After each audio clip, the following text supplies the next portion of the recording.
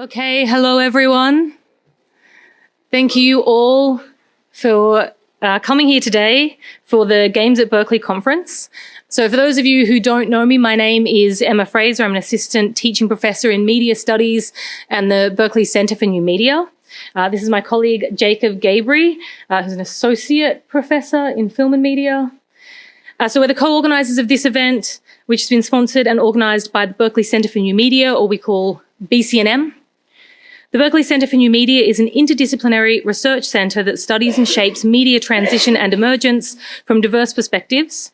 Through critical thinking and making, we cultivate technological equity and fairness in our classrooms, in our communities, and on the internet. Or at least we try to do these things. It's an uphill battle these days.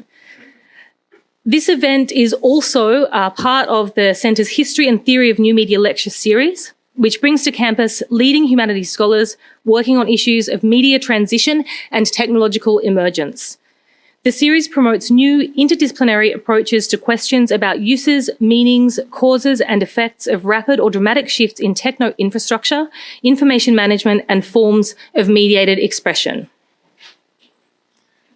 We want to begin today by thanking the many people responsible for putting this event together. First and foremost, the staff of the BCNM, Raphael Cohen, right down here, who's done an incredible amount of work, as well as Laura Wolf, who's not here with us today, as well as our many student volunteers who are going to be assisting with microphones later on for our Q&As and who are sitting outside and are also running the game lab downstairs that I'll talk about in just a second.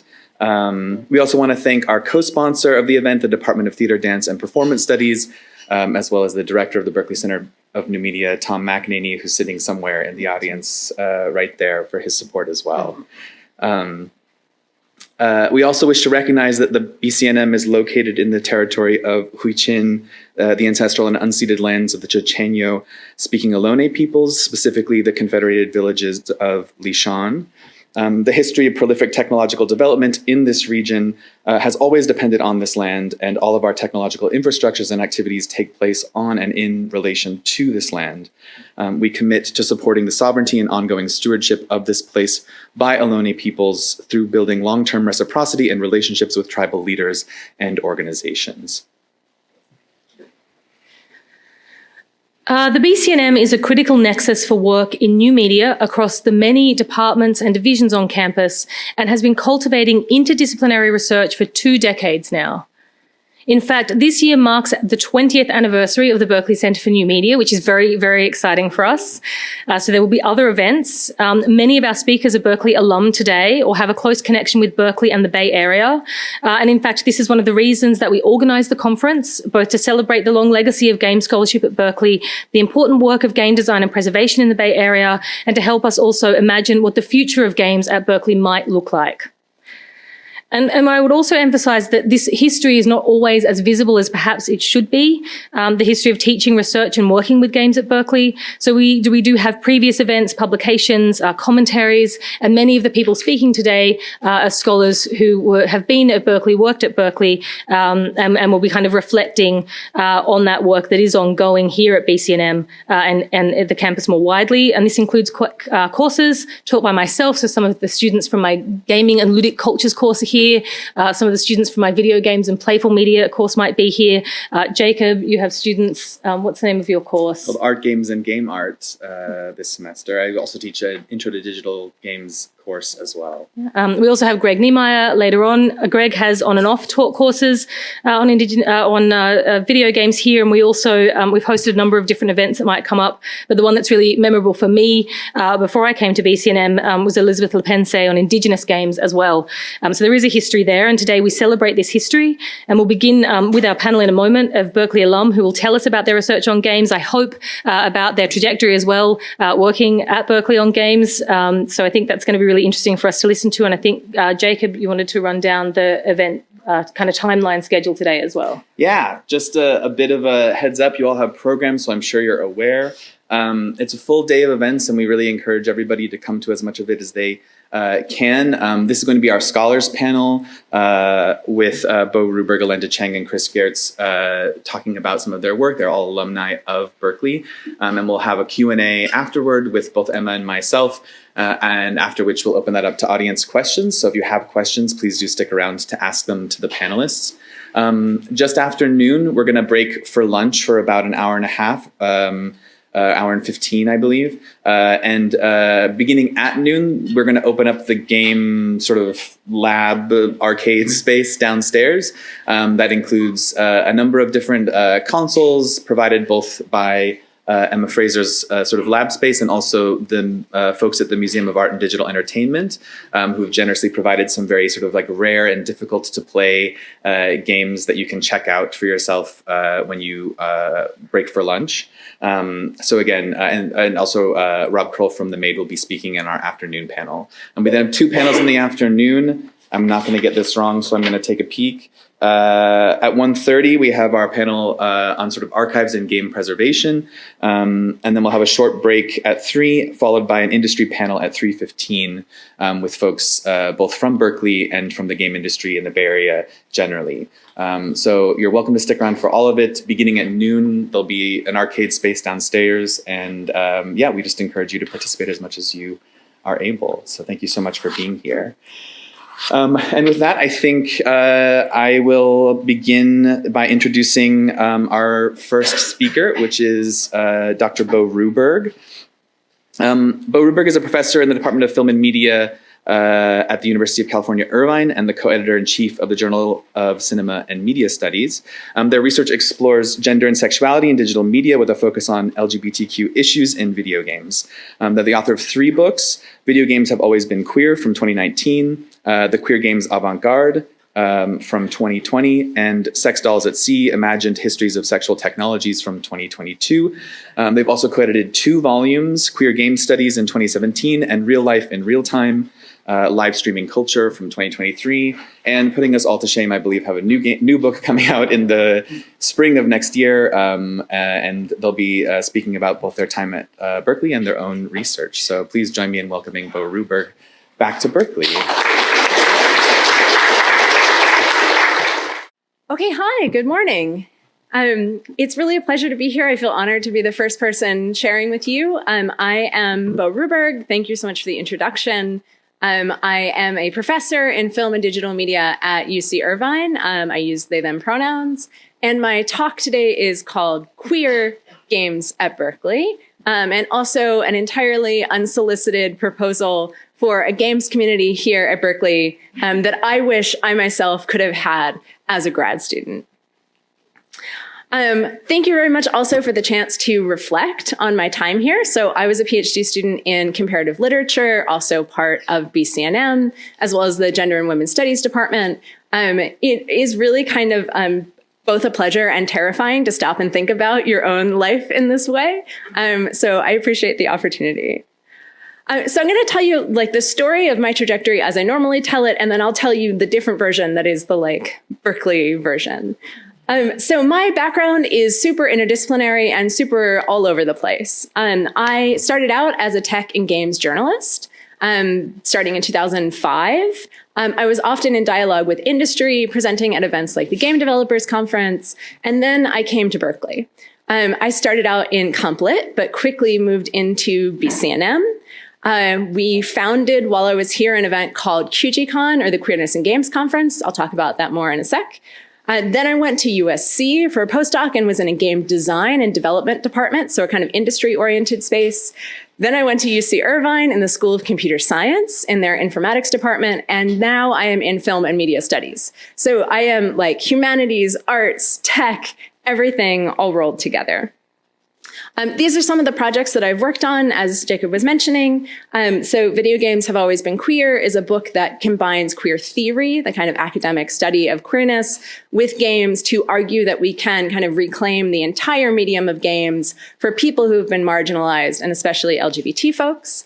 Queer Game Studies is an edited volume that brings together voices from design and scholarship to explore that intersection. The Queer Games Avant-Garde is a collection of interviews and profiles with queer and trans independent game makers. So these folks making what's kind of like a rising tide of these very scrappy, cool, avant-garde queer games. And then this last book, Sex Dolls at Sea, is not about games, but I recommend it. It's really fun. It's about the history of sexual technologies and especially sex dolls. I am also it's done. There is a new book coming out in the spring that is about queer world building in games, which is called How to Queer the World, Radical World Building Through Video Games. And the idea of this book is to get us to rethink what we even mean by world building. So when we talk about world building, often when we think about it in the context of games, we're thinking about these really huge games. So things like Breath of the Wild, Horizon Zero Dawn, these big, what we would call AAA games that have these vast worlds, vast stories that creators have built. But what I want us to think about when we think about world building in games is not that. I want us to think about things like this. These are games that do not look like world-building games. They're not particularly narrative-heavy. They don't have a whole kind of storytelling world, but they do really fascinating things with their mechanics, with their design, with their use of software, with their use of physics. See, whenever I talk with my hands, I smack into things. And the idea is that when we think about games, we can think about them all as worlds, right? Every game is a space that we step inside, that we inhabit, is its own world. And if we think about games that way, then suddenly world building doesn't just happen through stories. It happens through every choice that goes into the making of a game, including its software, including its systems. And if we think about world building in games that way, then we can think about world building itself differently. Because games model for us an approach to building worlds on deep structural levels, that we can remake the world around us in the name of social justice, in the name of queer and trans folks, by rethinking its fundamental structures. So that's the version I normally tell. This is a different version, right? This is the vulnerable little baby grad student version.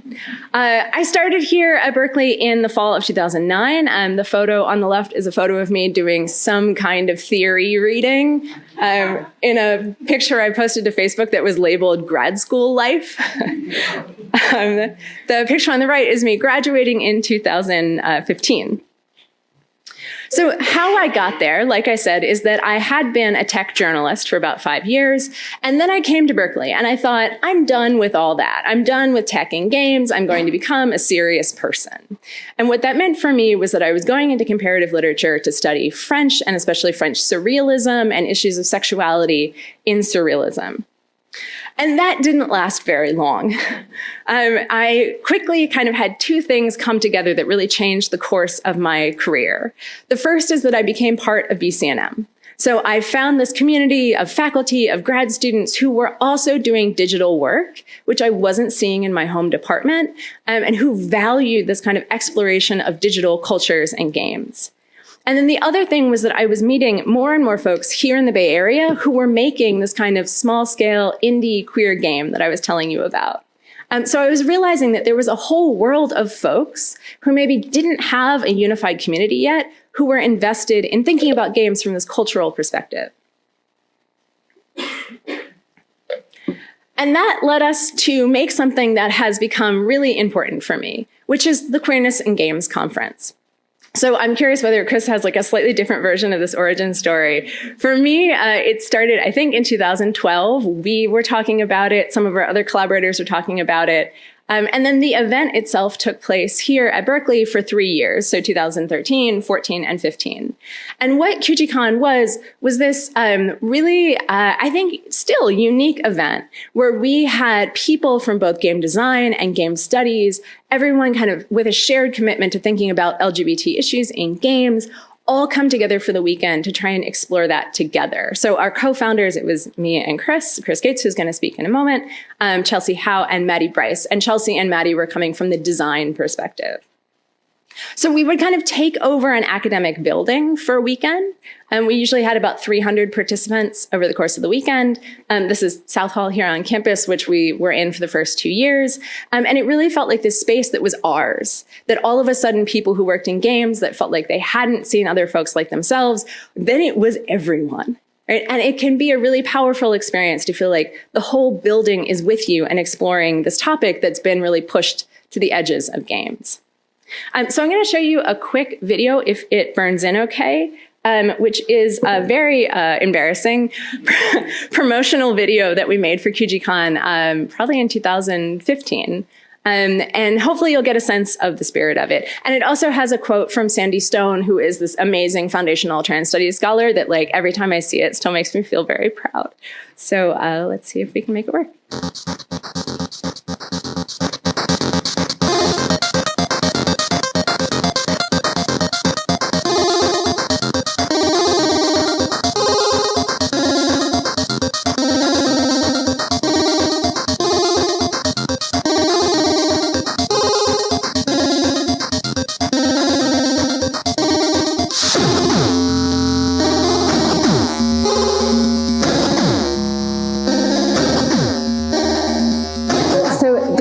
Games Conference is a one-of-a-kind event. It's unlike anything else because it brings together activists and artists and academics to explore the intersection of LGBT issues and video games. The initial purpose of QGCon was to unite game development and the games industry with the academic game studies programs. Both groups have huge overlap in interests and values, and we found that there simply wasn't a lot of communication between the two. Some of the reasons I attend: that I'm a queer person, make games. It's a somewhat small populational crossover, especially in my particular local community. It's a really great event for connecting with people, seeing sweet dance moves. So QGCon is, we really care about inclusivity. We care about creating a space for people to grow, people to have their preconceptions challenged. We have roundtables, we have keynote addresses, we have conventional panel presentations. Most other conferences are put on from an industry or entertainment point of view. This is the only conference I know of that brings in the academic perspective. And I think that makes the conference feel a lot more relaxed at one time, because it's not everybody trying to sell whatever their game or idea is. We have what are called micro talks. We have workshops where people design things to learn paper prototyping. I think what I really like about QGCon is that it's still pretty new and pretty small convention. So I really like kind of the intimacy of the whole entire convention, and talking to people who you've never talked to before about queerness in games. There's one thing that makes this conference different from any other conference I've ever been at, and that's everything. It's a different kind of person, a different idea in mind about what they're here for, a different sense of community, a different sense of purpose. I can't say definitely what people are going to take because I'm not other people, but I would like to hope that they take back a sense of community and a sense of belonging somewhere and feeling like your voice is valued, because your voice is valued no matter who you are. And a lot of people come here who are kind of used to not feeling like they don't really matter, and this is a place where you do.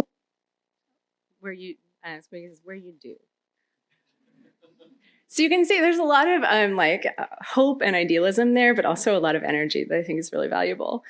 So what happened after that is that QGCon kind of hit the road. We were at USC in 2016, and we kind of took out from Berkeley and moved into other campuses.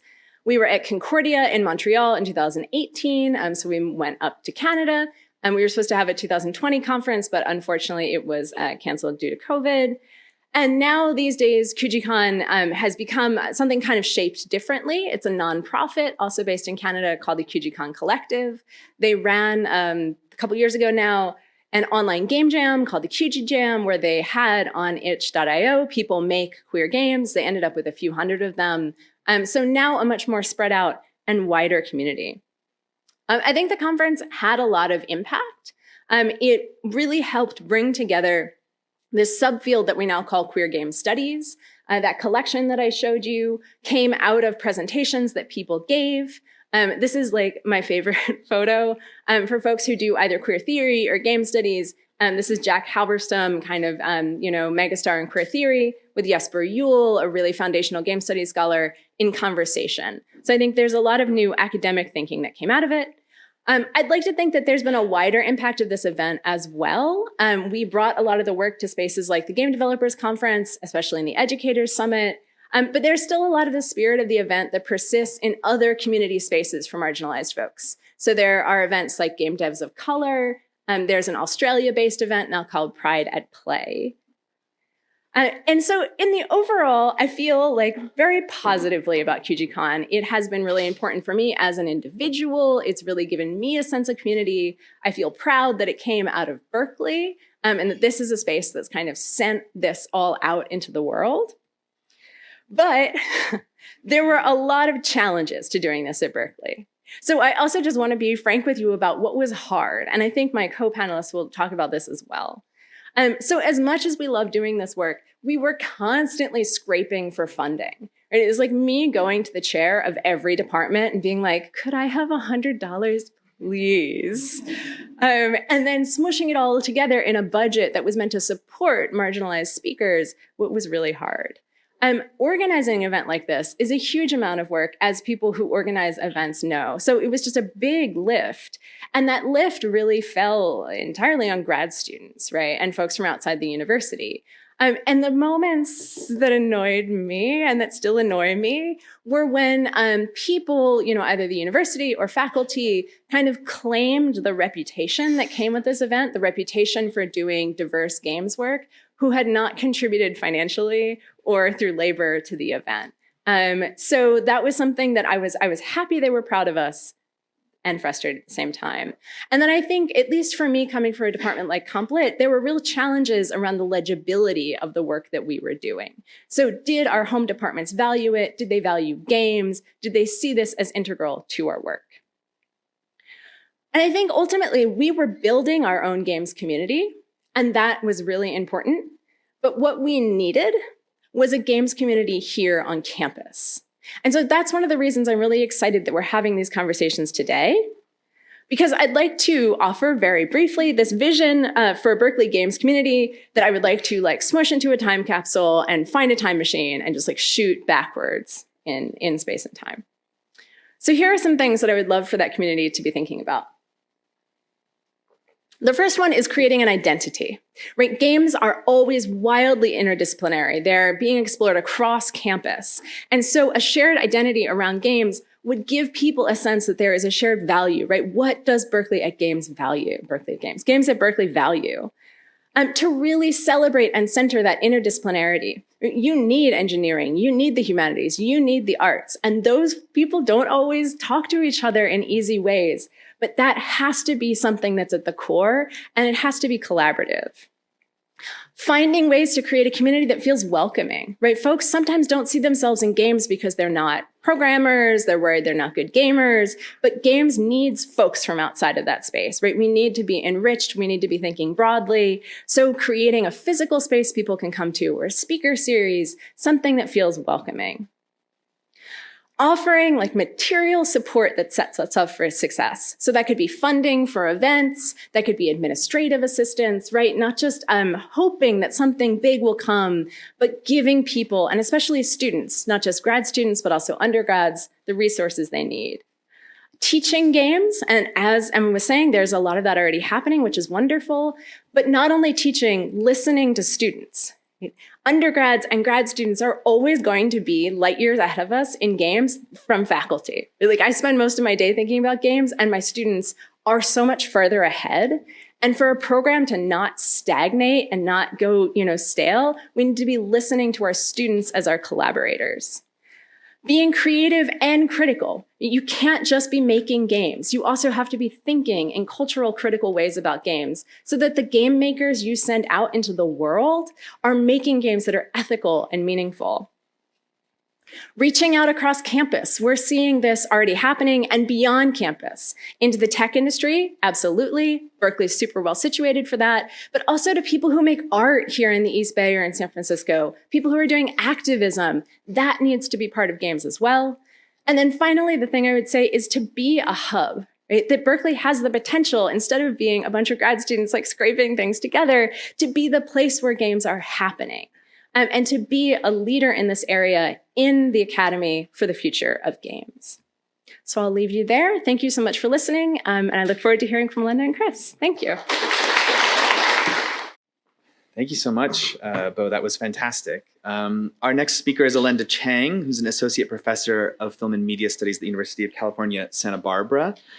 She researches and teaches in the areas of environmental media, game history, and histories and theories of the digital, science and technology studies, and sound studies. I'll mute that for just a second. Her book, Playing Nature, Ecology in Video Games, offers environmentally informed frameworks for understanding and designing digital games. And at UC Santa Barbara, she directs the Creative Computing Initiative and co-directs Wireframe, which is a studio that promotes collaborative, theoretical, and creative media practice with investments in global, social, and environmental justice. She's also the co-editor of the UC Press's open access journal, Media Plus Environment. So please join me in welcoming Alenda back to Berkeley. All right. I have to say, I don't have as nice slides as Bo, so sorry. That was so well encapsulated, so thank you for doing that labor. It's really exciting to be back in this auditorium. We're all reminiscing about our time here. I spent countless hours hustling in this auditorium doing tech for other speakers, so it's fun to be like the person who's actually up at the podium. And let me add my thank yous to Emma and to Jacob and to our friends who have made time to come and see us. And it's just a really nice opportunity to be able to reflect on the experiences that we had here 10 years ago. And so, we've really been part of BCNM's evolution from the very beginning. And to be honest, I think I'm going to say something similar to what the other panelists are going to say, which is that the work that we did on video games kind of grew out of a very homegrown kind of grassroots network, oftentimes really more influenced by our peers and by other graduate students and their interests than faculty or courses. Though I do want to thank, people like Greg Niemeyer, who did teach a games class, and, others who were, open to this, but that we were sort of inventing this bus as we were driving it. And I want to talk particularly about two working groups, which is our term for basically graduate reading groups that are funded by the Townsend Center. And it was my involvement in two of these that really, I think, helped me to arrive at my research topic, which is ecology in video games.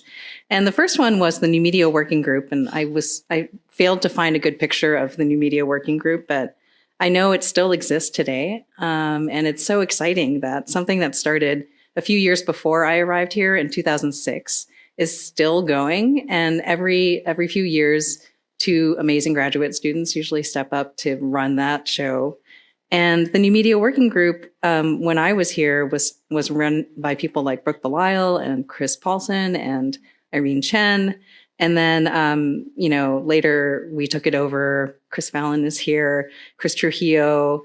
We kind of took over this group, and I'm so excited that it's still going. We did things like we went down to Stanford and we visited Henry Lowood at the Cabernetti collection at Stanford, which is a huge game archive. That was donated by the family of an alum. And we hosted senior game scholars like Carl Tarien, who is at University of Montreal right now and does a lot of work in game history. But we didn't just talk about games. We also looked into new media art and literature, theater, performance, history, cinema. So we were really thinking about not just games, but also how new media in general related to these other more traditional media forms that we were all interested in. All right. And then the second one here's the best slide ever. Here's like a grant letter from the Townsend Center for the whopping amount of $750. But this should be like an acknowledgement that even that little tiny amount of money goes a long way, because grad students make it go a long way. And so this is the working group that was called Mediating Natures. And I think it started in 2009. And it was after a seminar that we had with Professor Annelise Francois, who's a faculty member in comparative literature. We took a seminar on biopolitics and eco-criticism, and then we thought, oh, this is so great, we need to keep it going. So we got money to do this working group. And even though this one only lasted a couple of years, it was also extremely formative for my work, because we had all these intellectual collisions from students from all different departments. We had English primarily, so people like Maud and Juliana were from English, South and Southeast Asian Studies, anthropology, comparative literature, rhetoric, geography, other departments. And it was really exciting.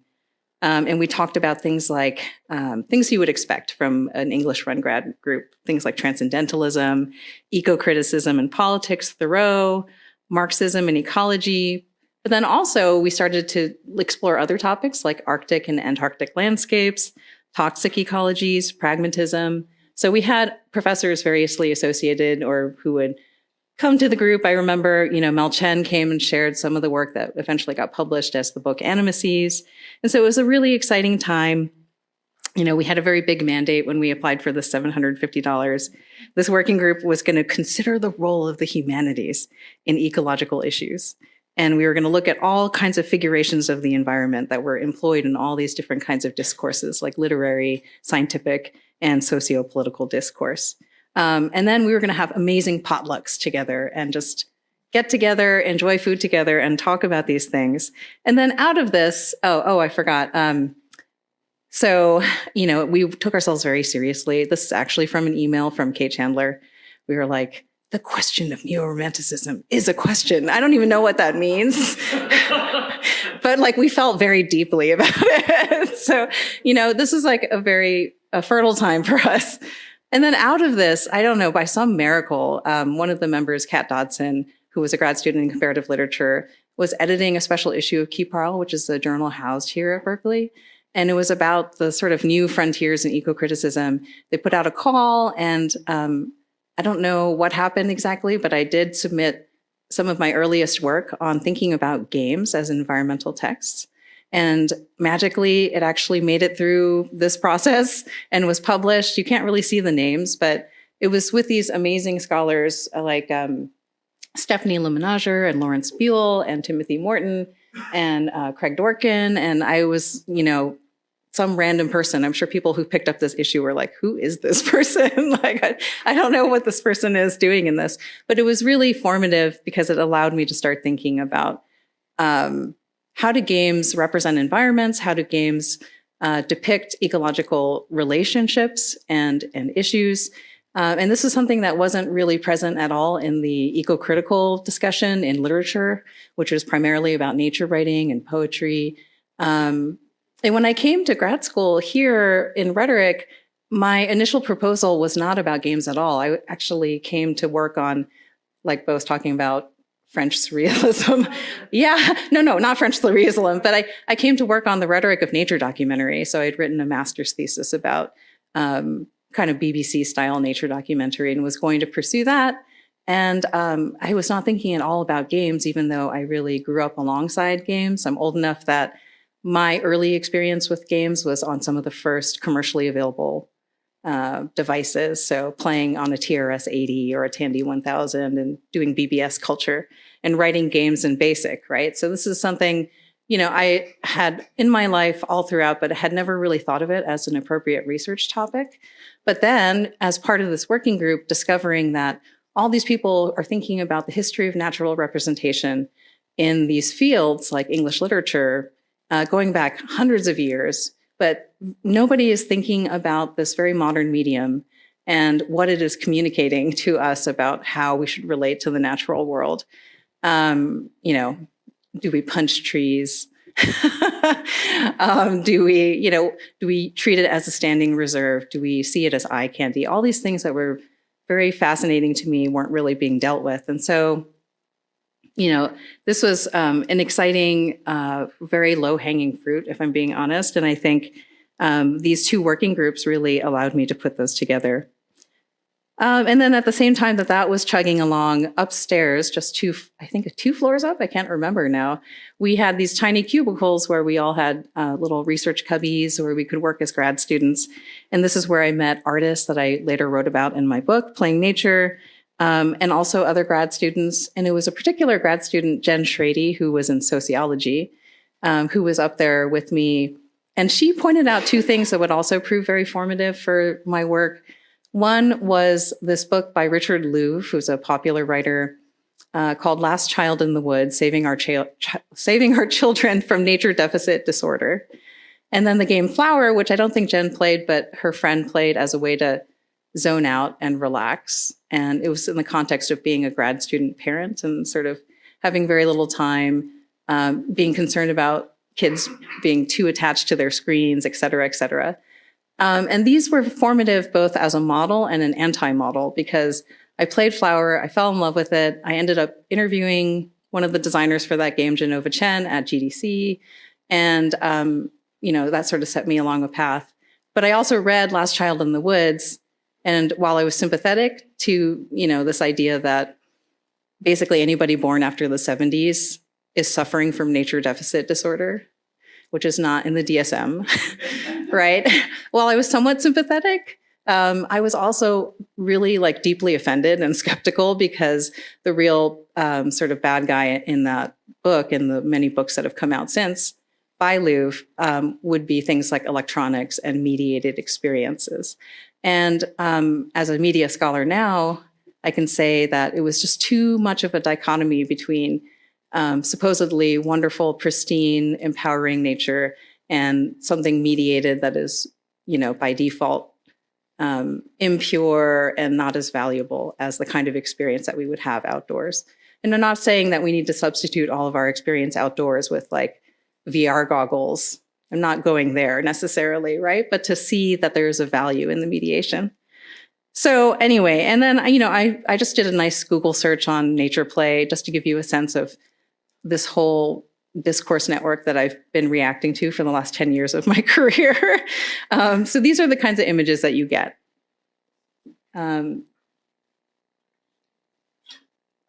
This one doesn't even seem physically possible. I'm not exactly sure what is happening, but they're like alien bionic children. Right, and then, this one, I have an 11-year-old. This is not what happens when you give a kid a magnifying glass. I love this one because it's kind of disturbing. This child has occupied some land-dwelling bird's nest and is going to be taken away in New Zealand or something. But there's a real lack of irony in these images and these image making practices. You can tell, it's mostly white children.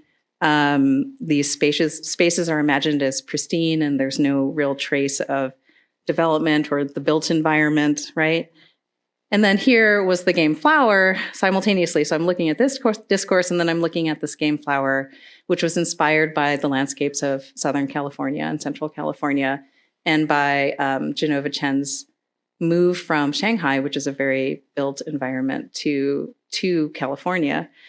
And finding this really magical, and finding that a lot of game scholarship couldn't necessarily describe what was happening in this game, where you don't even have a visible avatar and you're essentially playing as a disembodied wind, right? That's sailing through this landscape.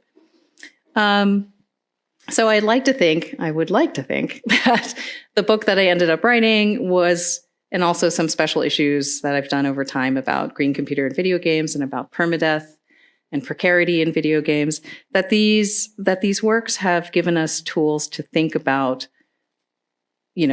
the images that I've shown you on the one on the left, but also things like the one on the right. I don't know if people saw this, but a game that came out just a few years ago, Terra Nil, was very popular and considered a very green, sort of sustainable game because it was inverting the premise of the city builder genre. So rather than sort of building up a civilization and and taking resources and growing, you were actually using technology to reverse environmental damage, with the goal being at the end that you would then remove all of the technology and leave the restored habitat to the animals that you've created the habitat for. And then you literally get in your spaceship like Elon Musk and like blast off to the next damaged planet, right? And then this was part of a giveaway that they ran when the game came out. On Twitter, they were offering this custom CPU, which you can see is like, has some Groot vibes. It's like very wood paneled. And so, I want to express skepticism for both ends of this, right? That these are both forms of greenwashing. And I'm just happy to say that since this kind of work where I felt like no one's talking about this, where very few people are talking about this, we have real like burgeoning of wonderful game scholarship that I'm so excited exists, right? About animals and games, about the experience of walking and the experience of traversing game space. Much more data-driven ones, like Ben Abraham's book about the carbon footprint of the game industry. And there are some edited volumes like Eco Games. This one actually isn't even out yet, but will be coming out next year. And, I think if we have time, maybe I'd happy to talk in the Q&A about more recent work that I've been doing on 3D modeling, and, Jacob's work on image objects has been helpful because I'm really nerding out about asset libraries and about these 3D assets that we often use if you're creating a virtual world or a game, but thinking about how these very popular asset libraries tend to reflect the biases, the cultural and ecological specificity of the people who make assets for them. So, there are a lot of European and North American hardwood deciduous trees, but, this is just one example, but you can't find a mulberry tree, which is very important to cultures across the Middle East and other places. Thinking about cloud gaming. So these are some things that we can maybe talk about later. And then in another hat, this work on video game environments has, in general, led me toward helping to carve out what is called environmental media scholarship or eco-media scholarship. So I wear these other hats where I am an editor of a UC open access journal called Media and Environment. And this is a kind of a sea change within media studies, right? Because film and media studies, we grew out of cinema studies, and then we became film and media studies. And now there are some of us who are sort of exploding the notion of media entirely to include our bodies, our environments, and acknowledging that our landscapes mediate as well. So not just looking at these traditional objects like cinema and television and digital media, but also thinking about forests or oceans, right? And thinking much more broadly. And you're lucky because you now have Professor Nicole Staroselsky here, who is very much a leader in this area. And I've also recently been doing work with a lot of museums. There's a real interest right now on the part of museums and artists in interspecies and multi-species futures. And there's an interest in using technology to promote those futures. So I feel like I'm there as both the promoter, but also the skeptic in the room with the Google AI people also in the room. So we could maybe talk about that as well and what that means. And then I just want to shout out one, because there is an industry panel later today. Another aspect of the work I've been doing just in the past few years is doing more collaboration with the industry. I was happy that Megan's here from Ubisoft because that company is very involved in these efforts at sustainability. But the IGDA, which is the International Game Developers Association, has various special interest groups. And one that started just a few years ago is the Climate Special Interest Group. And I was very lucky that, people in industry were actually reading my work, and they reached out to me. The woman who was working at Google Stadia, may it rest in peace, reached out to me and asked me to come to some of these first meetings. And they have various work streams, but they're very interested in creating climate councils at every major game company, or at least having some kind of climate, representative.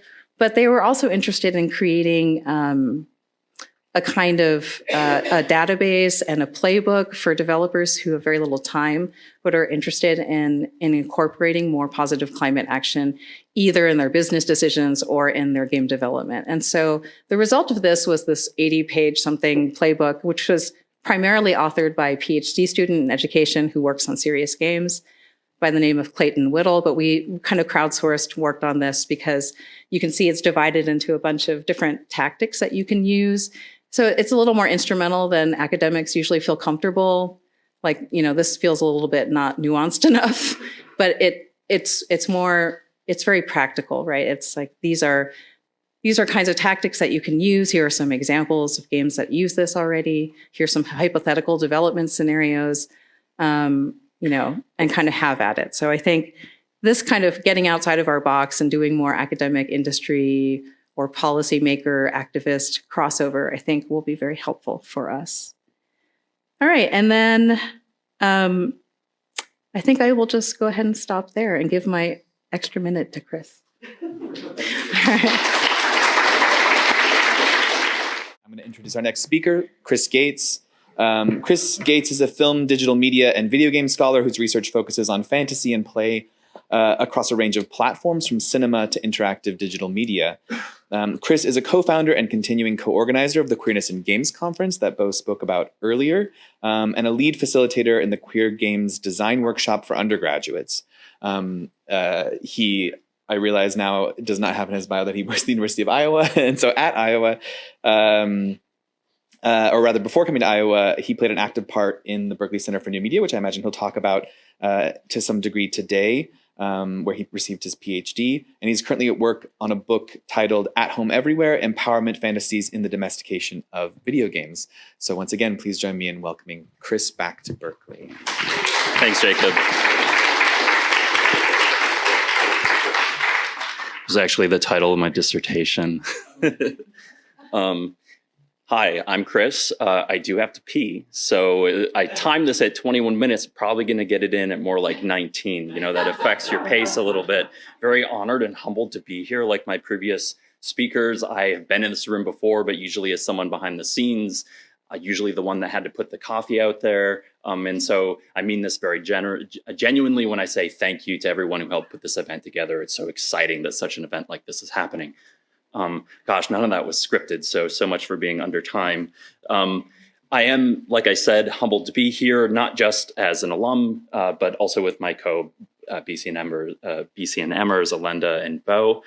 We were asked to reflect on our research and our time at Berkeley to maybe give a sense of maybe how Berkeley helped shape our thinking, but also to give a sense of the future trajectory of game studies here, which I feel like will be impossible for me to do, but I'd love to hear maybe about what the people in the room think at the end of this event, at the end of this panel.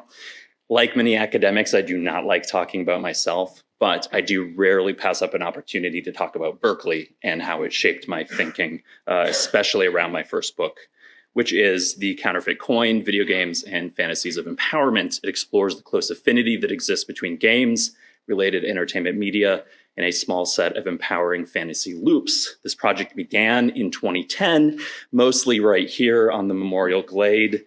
Back then, you could walk out, and if you shielded your eyes, you might be able to spot me out there in the sun reading with SPF 100, a big stack of books, and at least 2 of those disgusting sugar-free Rockstar energy drinks. Do you remember those? How did I drink those? For me, reading in the sun complemented my interest in games. The Bay Area seemed to just have so much space, literally and figuratively, for thinking way too deeply and way too long about something that interested you, space and time for finding your own path. I knew right away that I wanted to do a project on games when I came here, but I had no idea how to do that. I had studied cinema. I had never heard of a game studies course, let alone taken one. I floated the idea of doing game studies when I was a prospective grad student at Wisconsin. And I don't know if you know, that's like a very traditional program. And they're like, that's not cinema. And I'm like, well, okay, I'm not going there. There was nobody at Berkeley either, at least that I knew of, who did game studies, but it seemed like a place that would support like my freedom to explore this topic and see where it could take me. And so in short, I thought I might be able to spend the required time exploring a passion of my childhood. Actually, it was an obsession in my childhood. I'm talking about where getting the new game, playing it, talking about it with friends was all that I wanted to do. It is the reason I did my homework and chores after school. It's what I was doing when I was stuck in the car. If I had my way, I'd never not be doing that. And nothing's really changed in adulthood, actually. So even as a grad student, being out in the Memorial Glade was first of all about being away from games. And what can you do when you're away from games? Well, you read about them and you think about them. So if I was going to do a project on games, it would mean building on an interest and background in film and media studies, which also included an interest in psychoanalysis. I learned about both of these things in my home base in Dwinelle Hall, the Department of Film and Media Studies. Took these life-changing courses on these topics, but what I was missing was this obvious foundation in game studies. Partly I was going to have to find that on my own, but I did have some guidance, both in my home base and with the faculty at the Berkeley Center for New Media. I don't remember which one of you mentioned Greg. Alenda, you mentioned Greg? I think we were in that same game studies course together, actually. It's an amazing course, so hopefully get to see Greg later today. So it was a real no-brainer for me to do the new media designated emphasis. And as a result, bouncing between these three places kind of became my life as a grad student. So Berkeley was, again, a special place where I could read whatever I wanted. And it was also an extremely exciting time of invention and discovery. And I don't just mean in terms of research. I also got to pilot my own game studies undergraduate courses. And I got to work with the Media Resources Center to establish the university's first game screening space and protocol. Does anybody actually know what the game number 1 is for the MRC? I know this because I donated it. Actually, I really enjoyed teaching my students Laura Mulvey's famous essay on visual pleasure, and I asked them to apply it to something like a first-person shooter in GoldenEye, and I learned so much from those experiences, learned so much from my Berkeley students, and by the way, like Berkeley students are the absolute best. Like, I didn't know that when I taught here. I took them for granted. Y'all like actually did the readings. I still haven't figured out how to make that happen anywhere else because I think it's something that only happens on a cultural level. Like there's a culture of wanting to learn, wanting to grow, and wanting to be challenged. And as an instructor, I can give quizzes, but I do care about my evaluation, so I don't give quizzes. I found some other old images from those days. I hope it's okay to share this image of Alenda sneaking off with some cookies. And and one of those energy drinks that I was talking about. I should never have been trusted to get the refreshments. In the background is the amazing 4th floor collaboratorium. I think it's had other names. You mentioned the space, Alenda. So this was where the grad students had the cubicles where film and media person could sit next to comp lit or rhetoric or someone in art or theater, dance, performance studies, had lots of conversations with a computer engineer that was in my cubicle. Even late into the night, you could hear the energy drinks cracking open. Because, we used this space. We were always there. This is my desk from back then. It wasn't always this messy, but it was definitely a well-used space. If you know the covers, if you're a game studies person, you already can see some of the play theory and some of the game studies texts on my desk.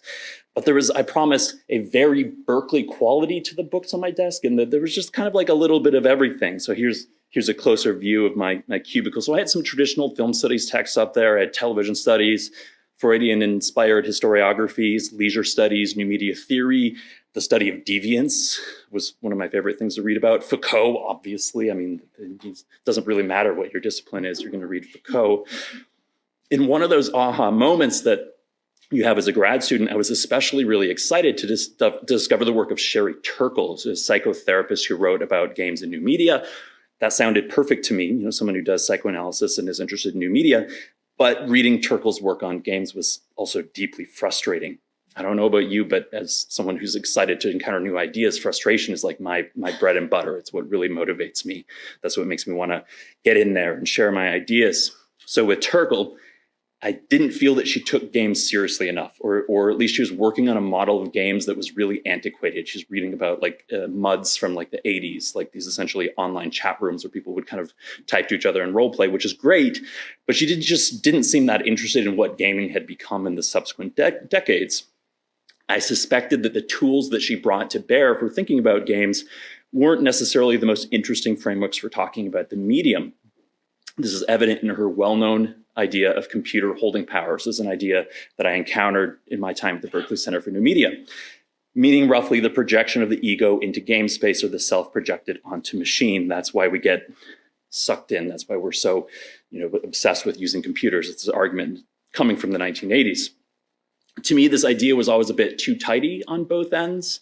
So I don't think that games that immerse us, that hold our attention for long periods of time, speak primarily to our waking conscious sense of self, our ego. Nor do I believe that most games set out to offer some sort of secondary virtual world that's meant as a substitute for the world we live in. Some games attempt this. I'm thinking, like maybe World of Warcraft, maybe a game called Second Life, if you've ever heard of that. But I feel like most are just doing something else with their virtual images. So again, I don't want to beat up on Turkle. I actually really admire her work.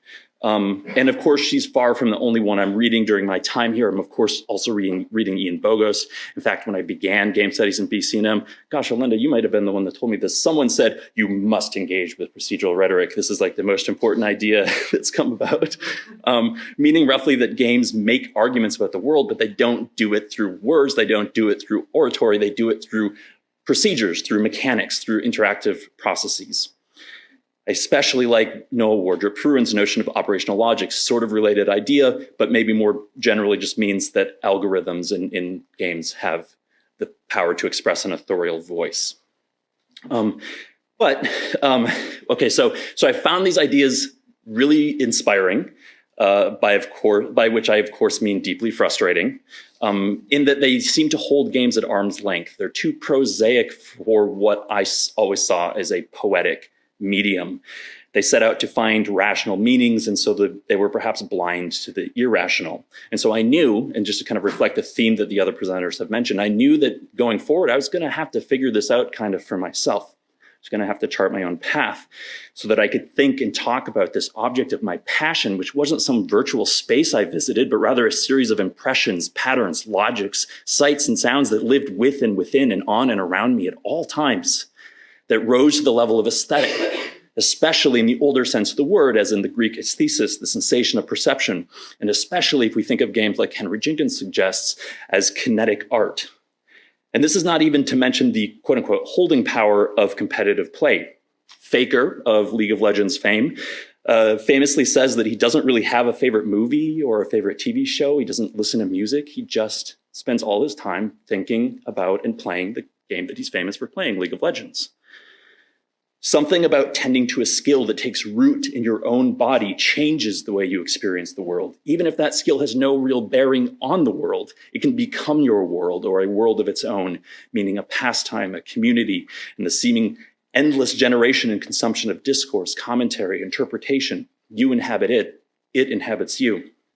When I close my eyes and try to sleep, I become like Mario, somersaulting through the air, the world turning around me. Mario's is not a world modeled on a lived reality so much as something that reflects my own sensory experience back to me and then gets stuck there on replay as sensation for sensation's sake. At Berkeley, I found ways of talking about the powerful experience of snuggling up to a game just as the sky darkened or it started raining. I knew some games were cozy. I liked playing them when it got cold out or when it started to rain or when I was sick, which was pretty much always. The two examples I have here of games built around one of the core fantasies I explore in my book, the tether fantasy. And by tether, I mean the pleasure of imagining exposure to danger and recovery to safety, the pleasure of dwelling on the transition between those two states. Whether you're talking about psychoanalysis or behavioral psychology, tethers are understood as both banal everyday experiences and as reverberations of powerful memories from childhood that stem from our relationship with our own caretakers, their availability in times of need, and their ability to comfort us. On the right is Valheim, a spiritual successor to Minecraft, where building a home base has become a bit more complex.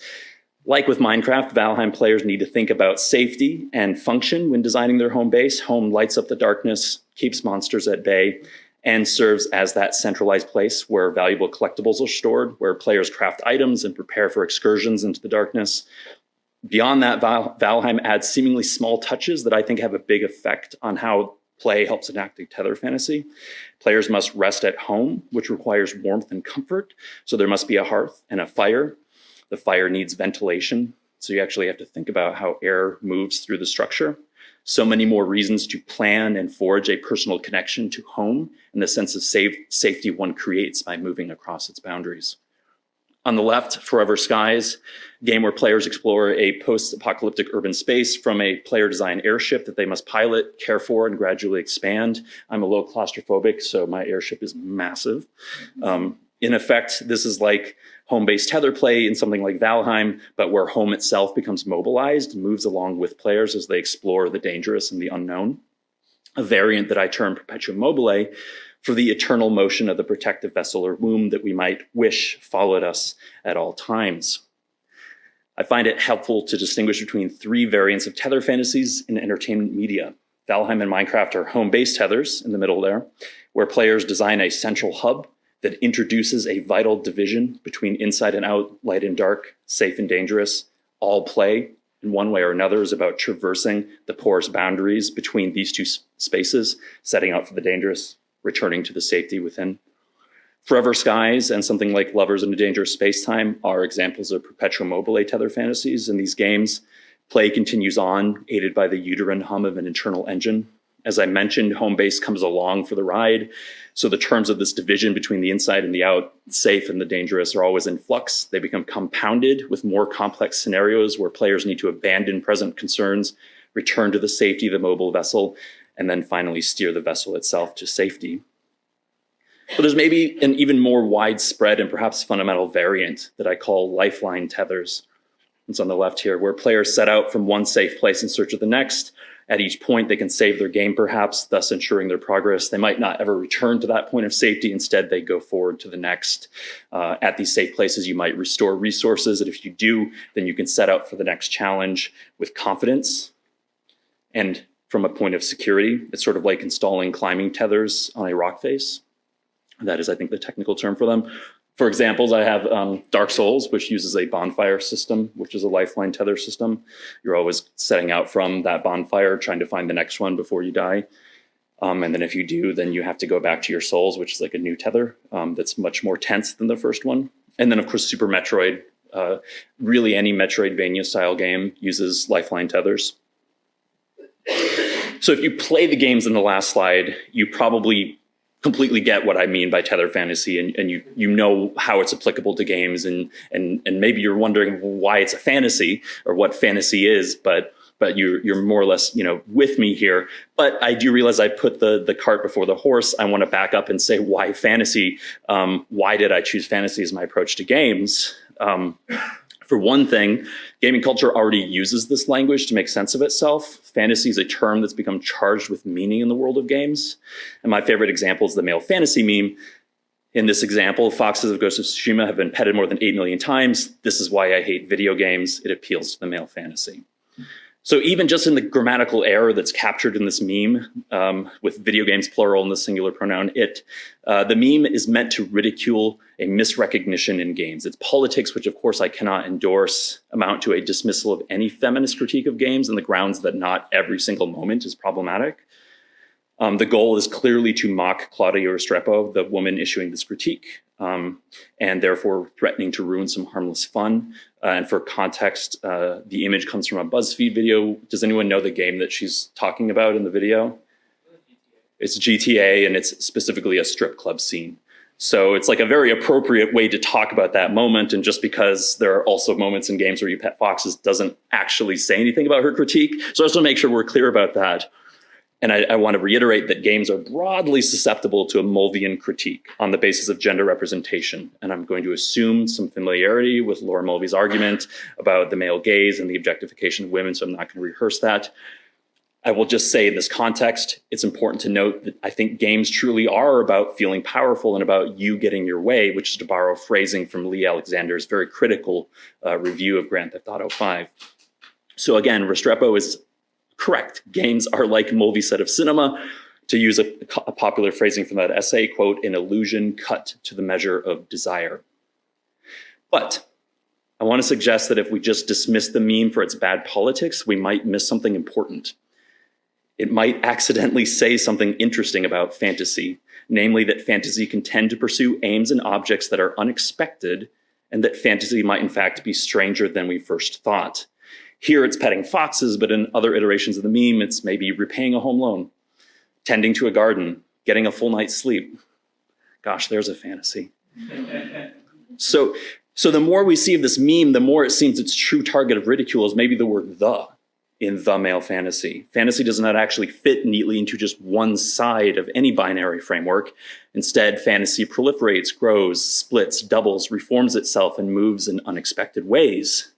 So beside why fantasy, we might add whose fantasy, and even, of course, what fantasy is in the first place.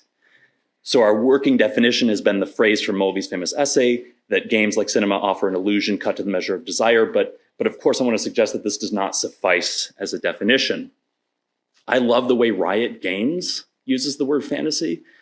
Is anyone here a big enough League of Legends fan that you've actually watched developer commentary on things like reworks? You probably never noticed it, but they use fantasy all the time. You know, they have an old champion that's been around since maybe 2010, and they've got to update it.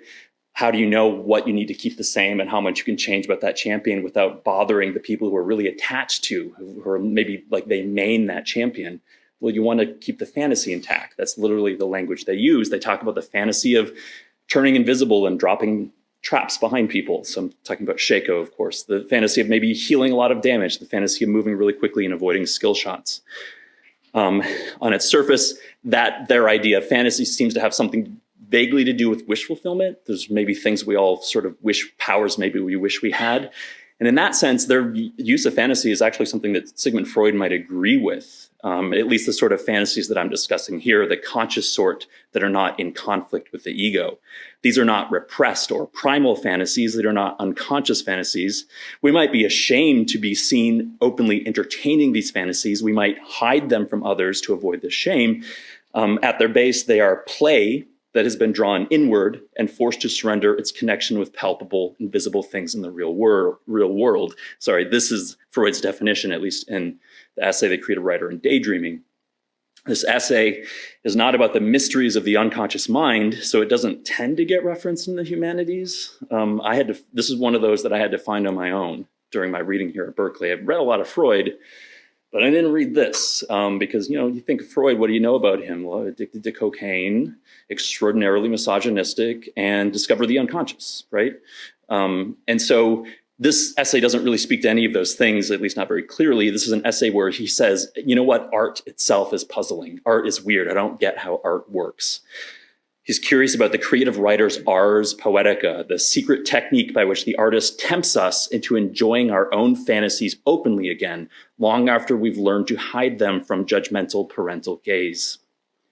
There are some interesting things about Freud's framework. One, both fantasy and play are wish-fulfilling, meaning they represent a desire as fulfilled. Slavoj Žižek has seized on this art to argue that fantasy offers us the very coordinates of desire. It is how we learn what we desire in the first place. Because the fantasy in question is conscious, it's akin to a daydream or something that we resist only because we want to avoid shame, its contents are not heavily distorted. So given the right situation, it can be enjoyed openly, directly. As a heuristic, then, this model does not require some opaque method of interpretation. I'm not going to step in and say, stand aside, I understand the unconscious, and I'm going to tell you what this really means. Would never have to do that, would be repulsed by that idea. At the same time, if this model is maybe a bit too neat and tidy, there is one other brief definition that I want to introduce before I conclude, and it comes from French psychoanalysts Jean Laplanche and Jean Bertrand-Pontellier, or more precisely from their reading of Freud's famous essay, A Child is Being Beaten. Has anyone read that? Well, I know Bo has. And it's the observation that our involvement in a fantasy scenario may or may not be weighted by the ego. What does that mean? May or may not be anchored by our waking conscious sense of self, our subjectivity. There may in fact be an absence of subjectification. If we enjoy a fantasy scenario, we may indeed identify with the subject who is acting in that scenario, but we could otherwise maybe identify with the object being acted upon, or even with the verb to act. In short, fantasy is a scenario with multiple entries. So this idea was actually embraced. I came across this through my work in film studies, my coursework. It was embraced by feminist film theorists in the 1980s and 90s as a way out of the corner that they felt trapped in by Mulvey's gaze theory, which presumed that identification took place along these sort of rigid binary lines of gender identity. So this idea, I think, is especially useful for thinking about games. In the original Freudian context, the verb in question was what? To beat, right? Because as a child is being beaten, that's the fantasy. Sometimes his patient is the person doling out the beating. Sometimes the patient has a fantasy or a dream where they're being beaten. And sometimes Freud suggests that what they're actually getting stuck on is the verb itself, the action. But, you know, I don't want to think about beating or being beaten so much here because I think it's maybe more appropriate to think about a different verb like to leap, or to leap and roll or throw one's cap at things, to name a couple of core verbs from Super Mario Odyssey. If we think of that, those verbs as our investment in an always unfolding gameplay scenario, it's quite different from the more traditional representational analysis that might be concerned with Mario's status as a white Italian plumber from Brooklyn, his supposed subjectivity. So there's this liberating potential I found thinking about when thinking about fantasy in the context of games, if we buy the claim that fantasy loosens that glue between our subjectivity and the subject of a scenario that grips us. I also have another highly kinetic game up here, Super Punch-Out. I think might even better illustrate this idea. So we have the avatar, Little Mac, clearly marked by race, gender, age, and ability. We even adopt Little Mac's perspective, right? Because we're over the shoulder, so our perspective is aligned with his. Despite this, he literally and figuratively must fade from view as we play the game. It's a deliberate design decision, which reflects the idea that he's sort of a metaphor for our grasp of the controller itself, which should, as we play a game, spend more time with it, recede from consciousness, its inputs become implicit muscle memory, a direct part of our central nervous system. Instead, the focus falls on the body and, importantly, the tells of the opponent. Gameplay consists of learning and mastering the opponent's kinetics, making them our own. Subject, object, and action are all broken down as we play. They kind of congeal together. They're part of the same growing chunk, to use a very technical psychological term, of information. Those situations that we encounter over and over, we eventually become able to recognize them in an instant and respond instantaneously without thinking. So my book argues that once we internalize these chunks of gameplay mechanics and kinetics, they in turn become the raw material for fantasy. After playing for a while, has anyone ever had this experience? You play a game for a really long time, and then later on, all of a sudden, you see the game, maybe before bed, or you close your eyes. This is called Tetris effect. It's a widely observed phenomenon. I've noticed when I've been thinking about Tetris effect that it sometimes comes with those triumphant feelings attached to it. There's something not just about the kinetics of the game that gets simulated in our imagination, but also that feeling that's very empowering and very, very exciting, because those things are all actually kind of glued together. And if they recur in our imagination, intrude upon consciousness, and interrupt present affairs, and seem to maybe serve as an envoy from some other part of our subjectivity, then they behave exactly like fantasy does. So I've taken a moment and reflected now on what fantasy is, and it's sort of built up to another question that I haven't vocalized, but which is kind of with us all along, and that question is, what is a video game? And so approaching games through the lens of fantasy changes how we tend to think of what they are. First, there's something that's been controversial that play theorists have argued, and I started off this journey reading a lot of the play theorists like Huizinga and Kaiwa and others.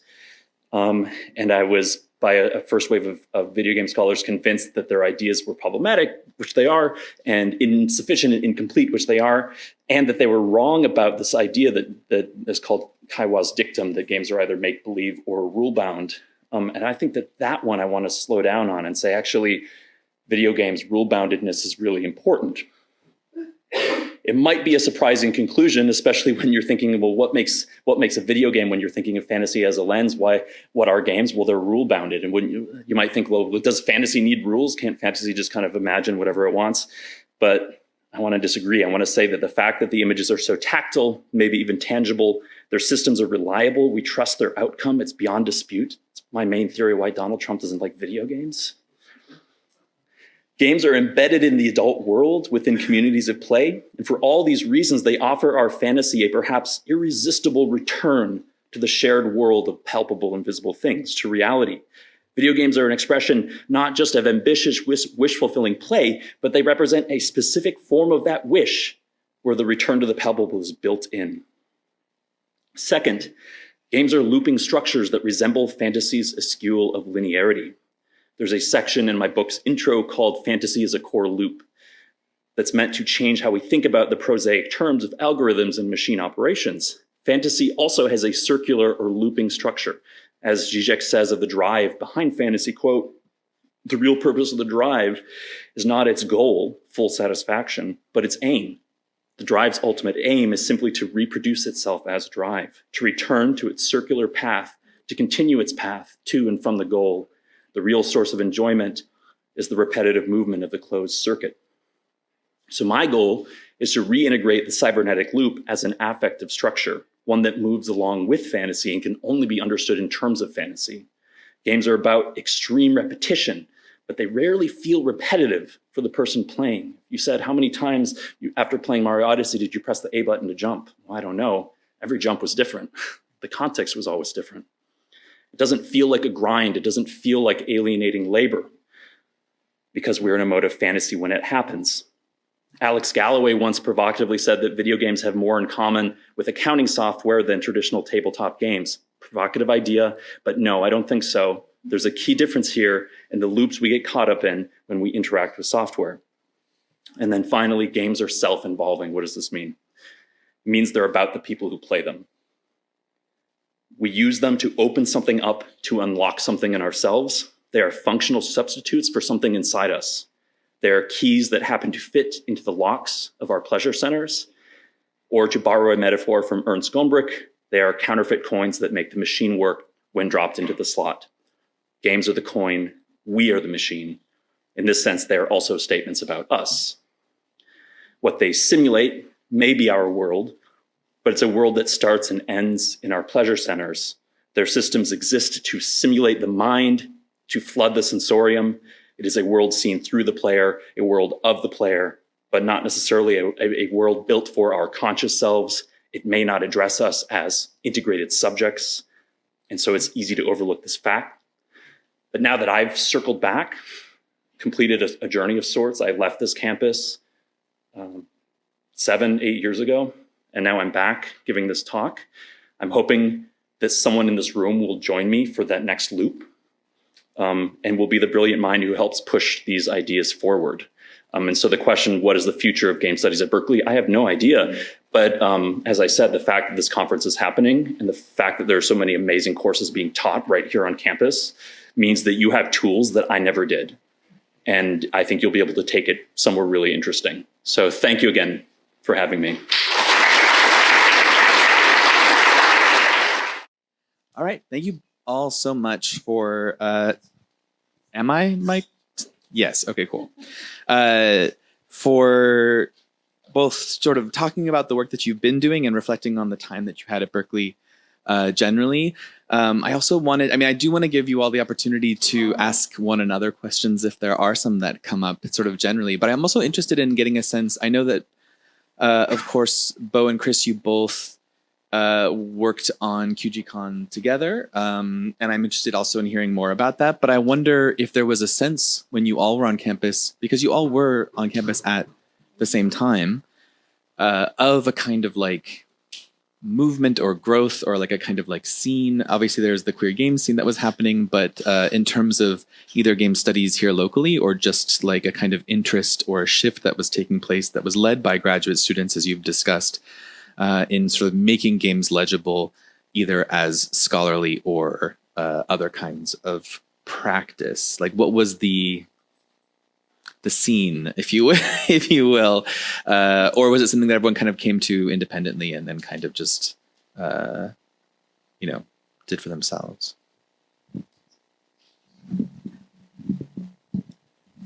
I could just say very briefly, Jacob, that I don't know if I would have had the confidence to do my project if Bo and Alenda weren't there, and a couple of others as well who aren't here today who were working on game studies. As far as what we left behind, it almost kind of felt like nothing. Like we departed, and there was no indication at the time that game studies was a commitment of the university. Then, within a decade, now there's a tremendous amount of evidence of that. So I think that it's safe to say maybe we didn't realize what was left behind at the time.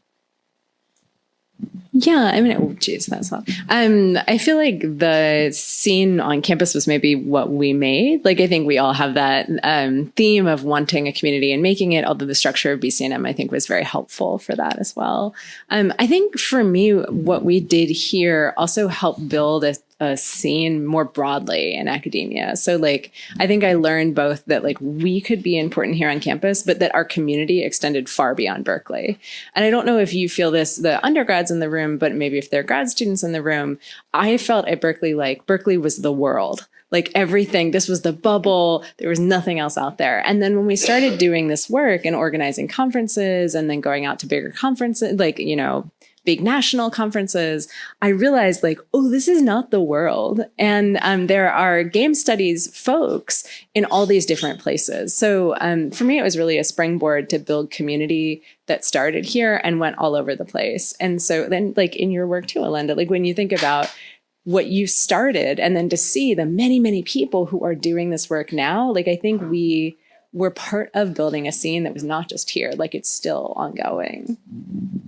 Yeah, and then I think we share some things where we had both worked in industry before you as a games journalist, tech journalist, and I had worked in Silicon Valley in internet startups for several years after graduating from undergrad, which was not here, and seeing the .com boom and bust, but feeling a real comfort with tech and with game culture, and I think just a little bit different, I guess, feeling like I could reach out to people in industry and it didn't feel uncomfortable for me. I always like to tell the story because when I was a wee high school student, like after I graduated from high school, my first summer job was working tech support at Bethesda Softworks. You might have heard of them. And this was like a while ago in the late 90s. Mid 90s. So my job was helping people who called us on the phone line. I helped them modify their autoexec.bat and config.sys files so that they could actually run Bethesda's games off a boot disk, or because the games were too large to run.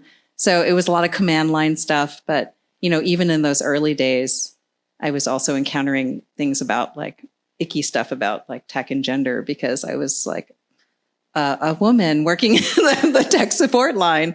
And there were times when I would have to involve my supervisor because like this guy is being kind of weird, like after talking to this person about getting stuck in a wall, right? So anyway, so just saying life experience like can help you to get outside of that bubble and to expand, your understanding of what you do here.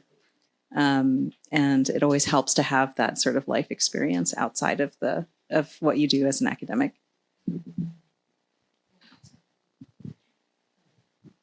Yeah, I think I want to sort of segue a little bit sideways into that, but just address the notion that, the campus is super supportive of games. BCNM is super supportive of games.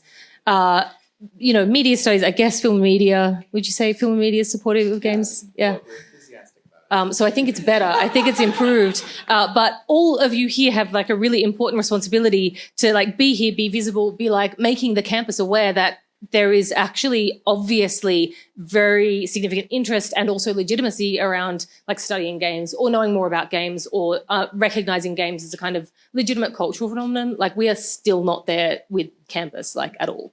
And I'm hoping that there is someone really important here listening to this, but there's probably not, which is kind of the problem. But the sort of segue is that yes, BCNM has even if it's sort of implicitly in the openness to all different kinds of new media, been sort of broadly supportive. But I think a lot of that comes down to this question of interdisciplinarity. And so in different kinds of ways, you all articulated that it's not visible to, different disciplines, different departments, different places where you might be on campus that have a very strong idea of their remit, that games can be studied from all those different disciplinary areas. And so there is also, game studies, which is a field, but many of you know this, but it exists. Some of you also articulated that particularly early game studies is a little dodgy, place studies a little dodgy. But I'd just be very interested in all of you, especially in your destinations where you are, to kind of articulate this dynamic between discipline and interdisciplinarity in thinking about games, because that's part of the problem, I think, of that legitimacy and visibility. And I have been talking to my students about that as well. So maybe I could just start off by saying that, like, if you go look at my CV, not that you have to do that, but most of my work has been published not in game studies venues. And so like a lot of that work was coming out in just like sort of theory journals or environmental criticism journals, like literary environmental criticism journals. And so I've kind of always felt almost like an outsider within game studies, because my real investment is in sort of environmental media studies and thinking kind of broadly. But so I think it's really clear from all of us that we all have our passions for things that are not games, like psychoanalysis or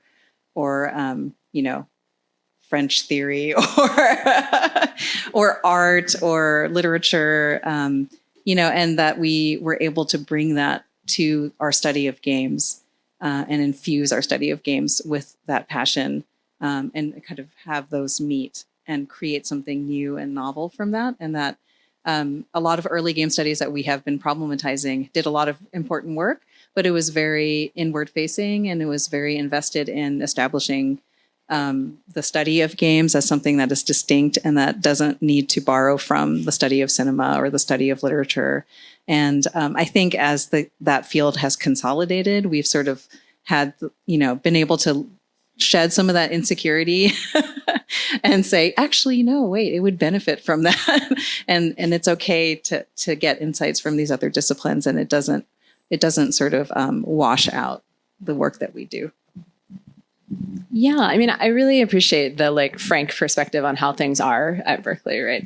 I think games, it's interesting. There's a difference between games in a university where everyone's in their own department and it feels very disciplinary and separate. And then when you get in a space that's just a game space, like a games conference, like something like DIGRA, the Digital Games Research Association conference, is all games, but it's we all come from different places, right? We're engineers and human computer interaction designers, and we're sociologists. And when you get just games folks, we know that we're a hot mess of things, and that's great.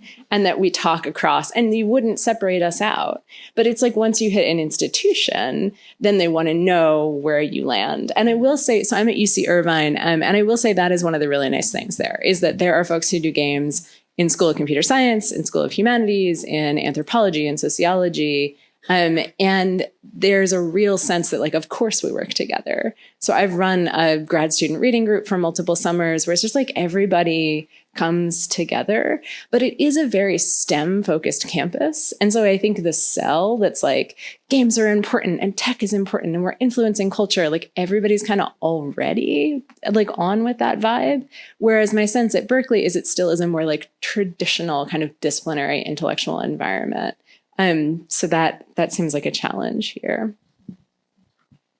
And I think that you both touched on things that I would have said about interdisciplinarity and about game studies and how it's changed. And so maybe I'll just take an opportunity to talk about another maybe angle of this question. You're sort of suggesting that we think a little bit about maybe where we are now or where game studies fits in our current institutions. So I'm in a department called Cinematic Arts. And I sometimes wonder why I'm in a department called Cinematic Arts. I'm definitely the game studies guy there. And I don't know if and for a while, I'd get emails from people in history. They're like, oh, I heard that we have a game studies person on campus. So I was the game studies guy for the entire University of Iowa. And that's kind of a weird, isolating experience. I don't know if I like being the game studies guy, and I'd really love to be in a program of game studies so that I could have my own identity or not just be thought of in that way. And the sort of request would come at me would be really weird, and they always kind of reminded me of what I used to encounter when I was younger, where someone says oh, you're gay? I have a friend who's gay. You might like each other. No, I think it's a little more complicated than that. Yeah, tokenism. And so, but I think the question of where game studies fits into the institution, into academia, is a really important one. My department has sometimes faced pressure to sort of join a broader media conglomerate, and we've just instinctively resisted that. We like our identity to be distinct as cinema and cinematic arts. And I sit there kind of meekly like, yeah, but like, should that include game studies?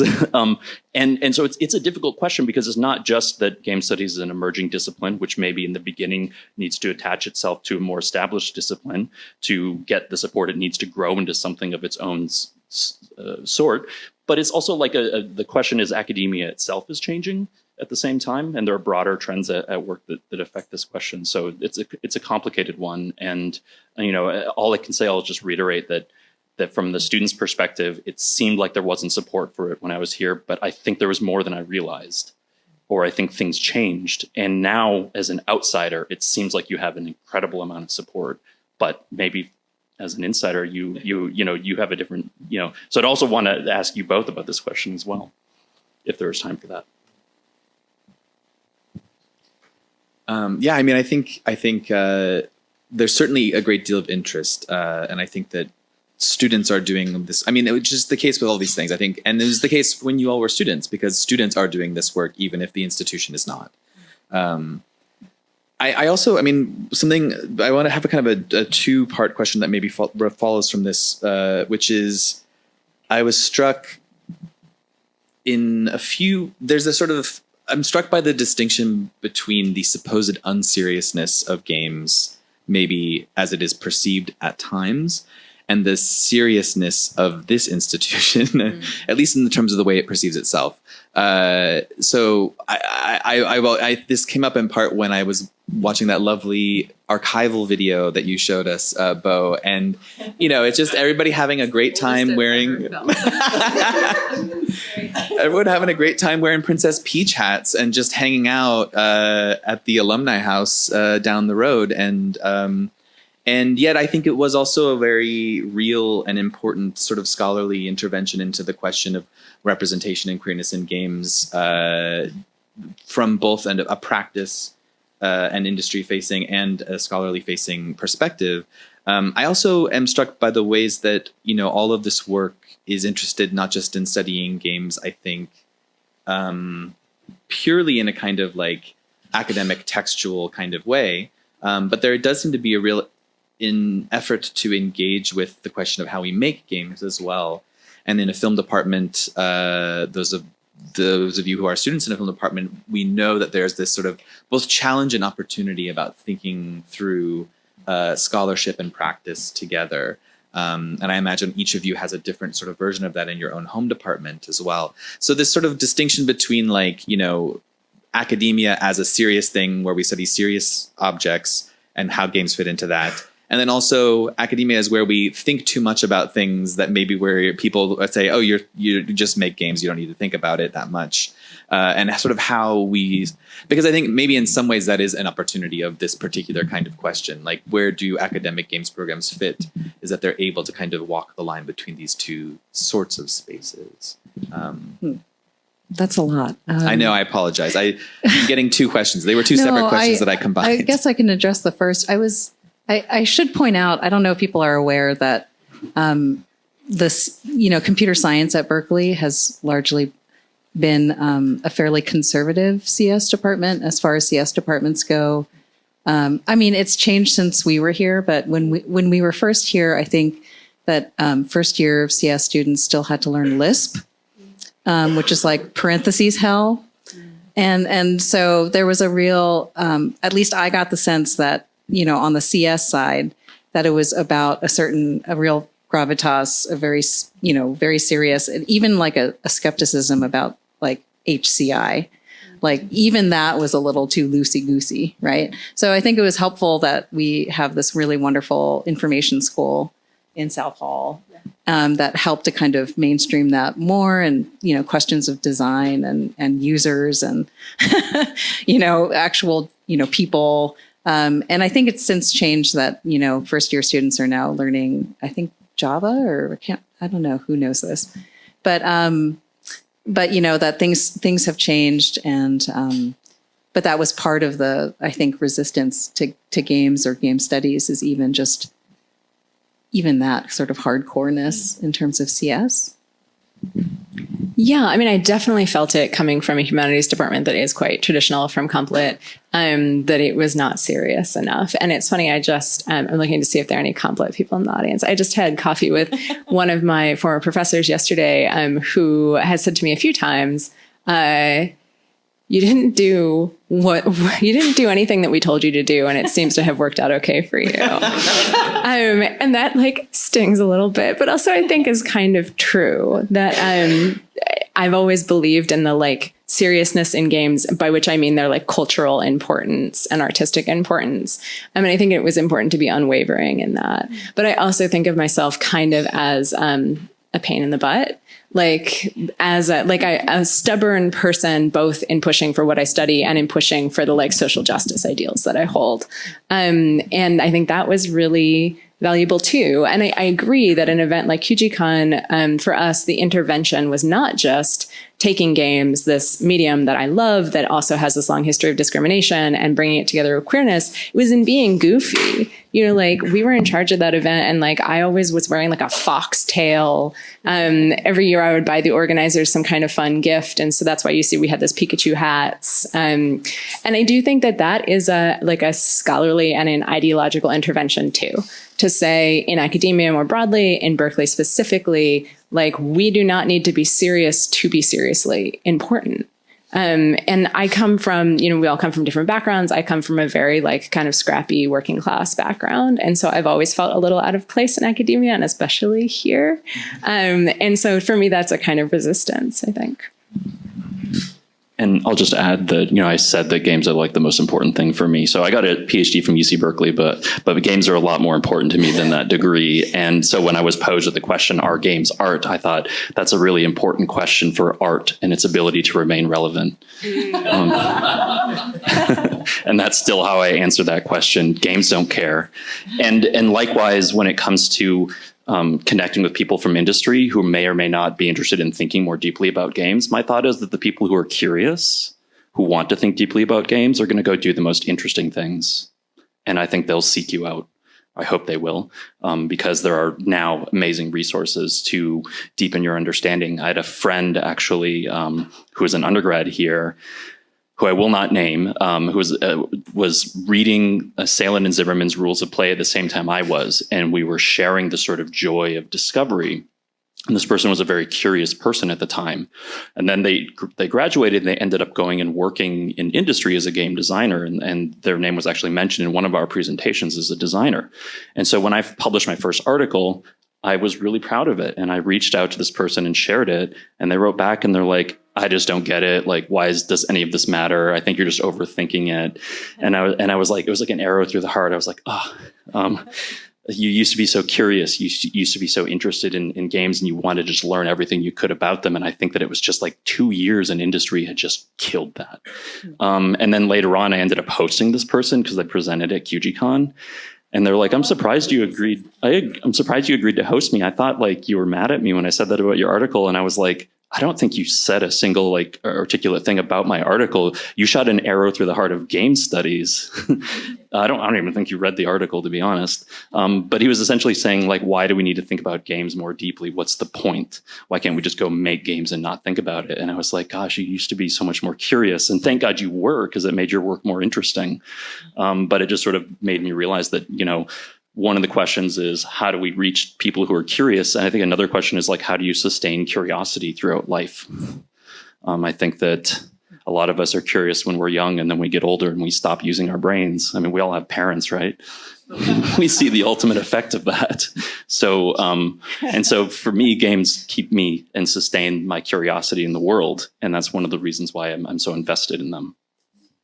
I was like, who is that person we mentioned? And now I know who that person is.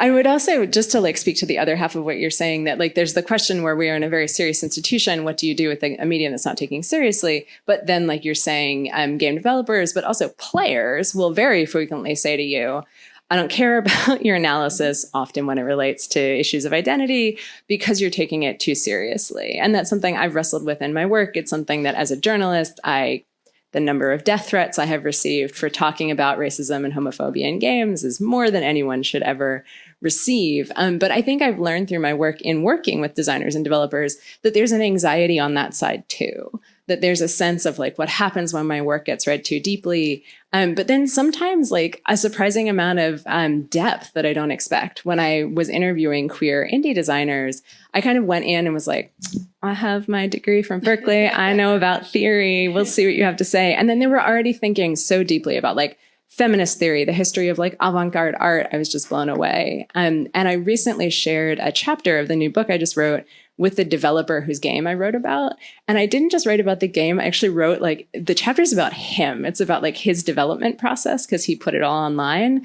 And I was like, I'm really nervous. I'm going to send you a chapter about you written from a queer perspective, a queer theory perspective. And I was just so relieved that he wrote back and was like, oh my God, this is so cool. Because I was really worried it would be like, why did you take this all so seriously? So we're all in like an anxiety loop, I think, about that.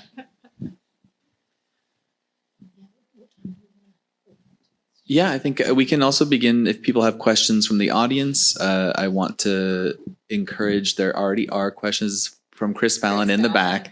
Oh, there's already a mic. Okay, great. Why don't you give Chris the mic? I just wanted to say thank you so much. This was amazing on so many levels.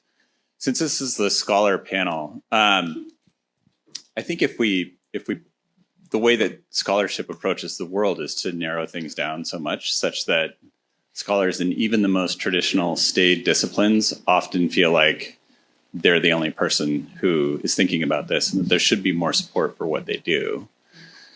And I think, Bo, in your really nice account about listening to students as a way to keep the field alive in a way, I wonder, it strikes me hearing about all of the stuff that you shared, that the work wouldn't be so interesting or cool if it had gotten the institutional support that it didn't get, right? Which is not to like retroactively justify a kind of institutional neglect, but I wonder if since we're thinking about fantasy and world building, if we can imagine kinds of institutional arrangements where we could support the work that so urgently needs to get supported, but also not like let it grow into something that is conservative and serious. And what might that look like? It might not be a building with a name on it. It might not be a department with a cannon and a chair. But is there some middle thing that we could create that would be different? I think that's a great case for benign neglect. And then I know other people who really believe strongly in the strength of weak ties. So also, I think that's kind of what you're seeing at work is that BCNM created this kind of like, networking without the strings necessarily. And, I should say my advisor, David Bates, in rhetoric is a scholar of Enlightenment political thought. So it was a case of we had people in our lives that were, open and receptive to what we did, but didn't necessarily have anything to like contribute in terms of like, I have strong feelings about mist or something, So, and other people, I had Gail DeKosnik, who is very, versed in the digital sphere, but, the other people on my committee were like, experimental filmmaker and like a sociologist of reproductive technologies. And so, the people that, they offered something else that was more like a corrective to my own journey. Like, I'm sitting here doing all these things. So yeah, I think that's a good case for that. Yeah, I think it's a great question. And it's one that I think about at UCI because we do have some more institutionalization around things that make money.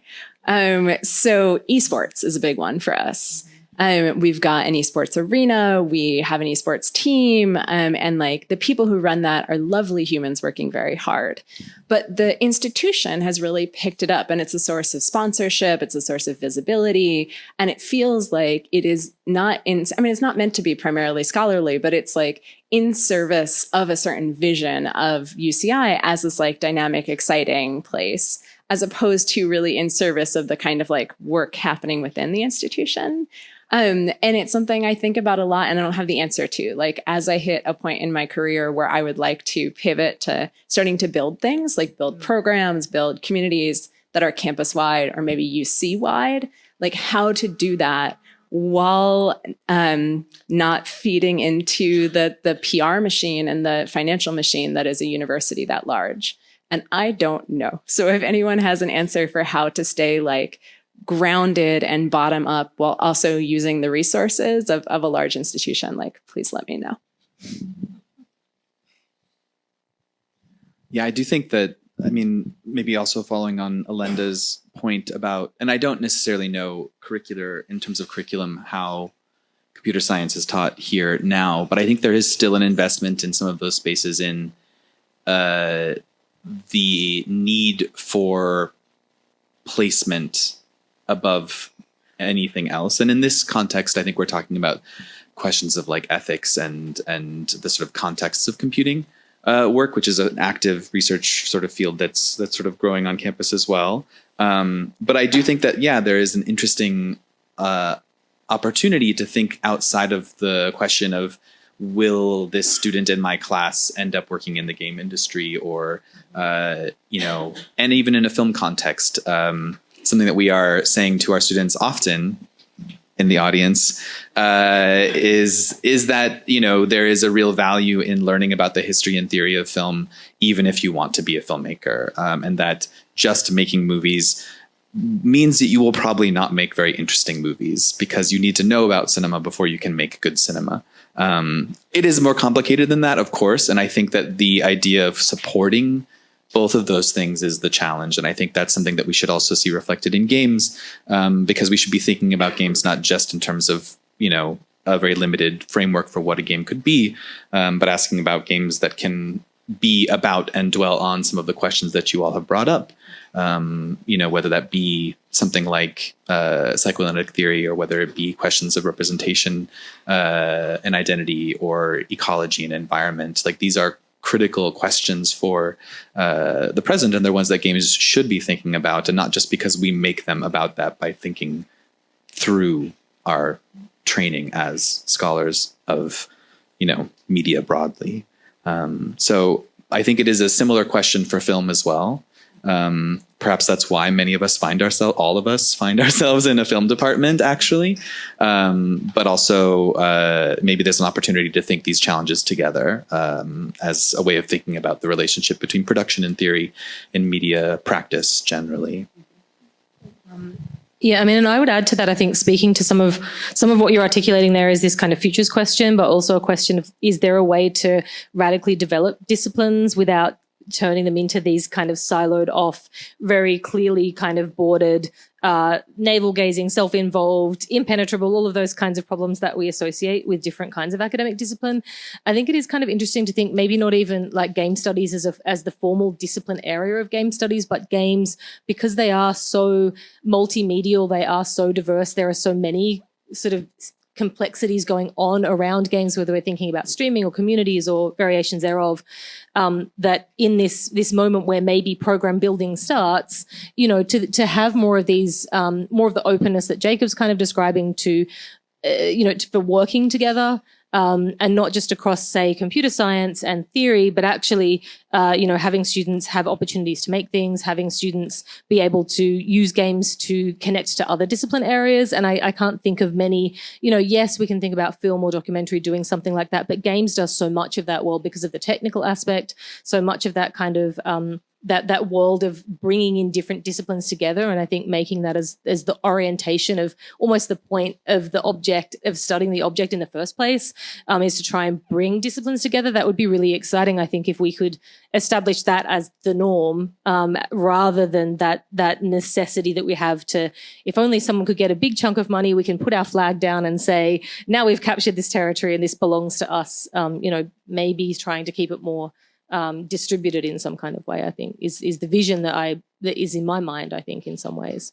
But yeah, I mean, all of your professors, I would like to imagine, occasionally show you clips or films, you know, no matter what discipline, not necessarily within film and media studies. And ideally we would get to a day when your political science professor could come in and show you Cart Life or Papers, Please, as just a way of illustrating a point without having to sort of like highlight the fact that it's a game, but that it's just another cultural object that has validity and relevance, right?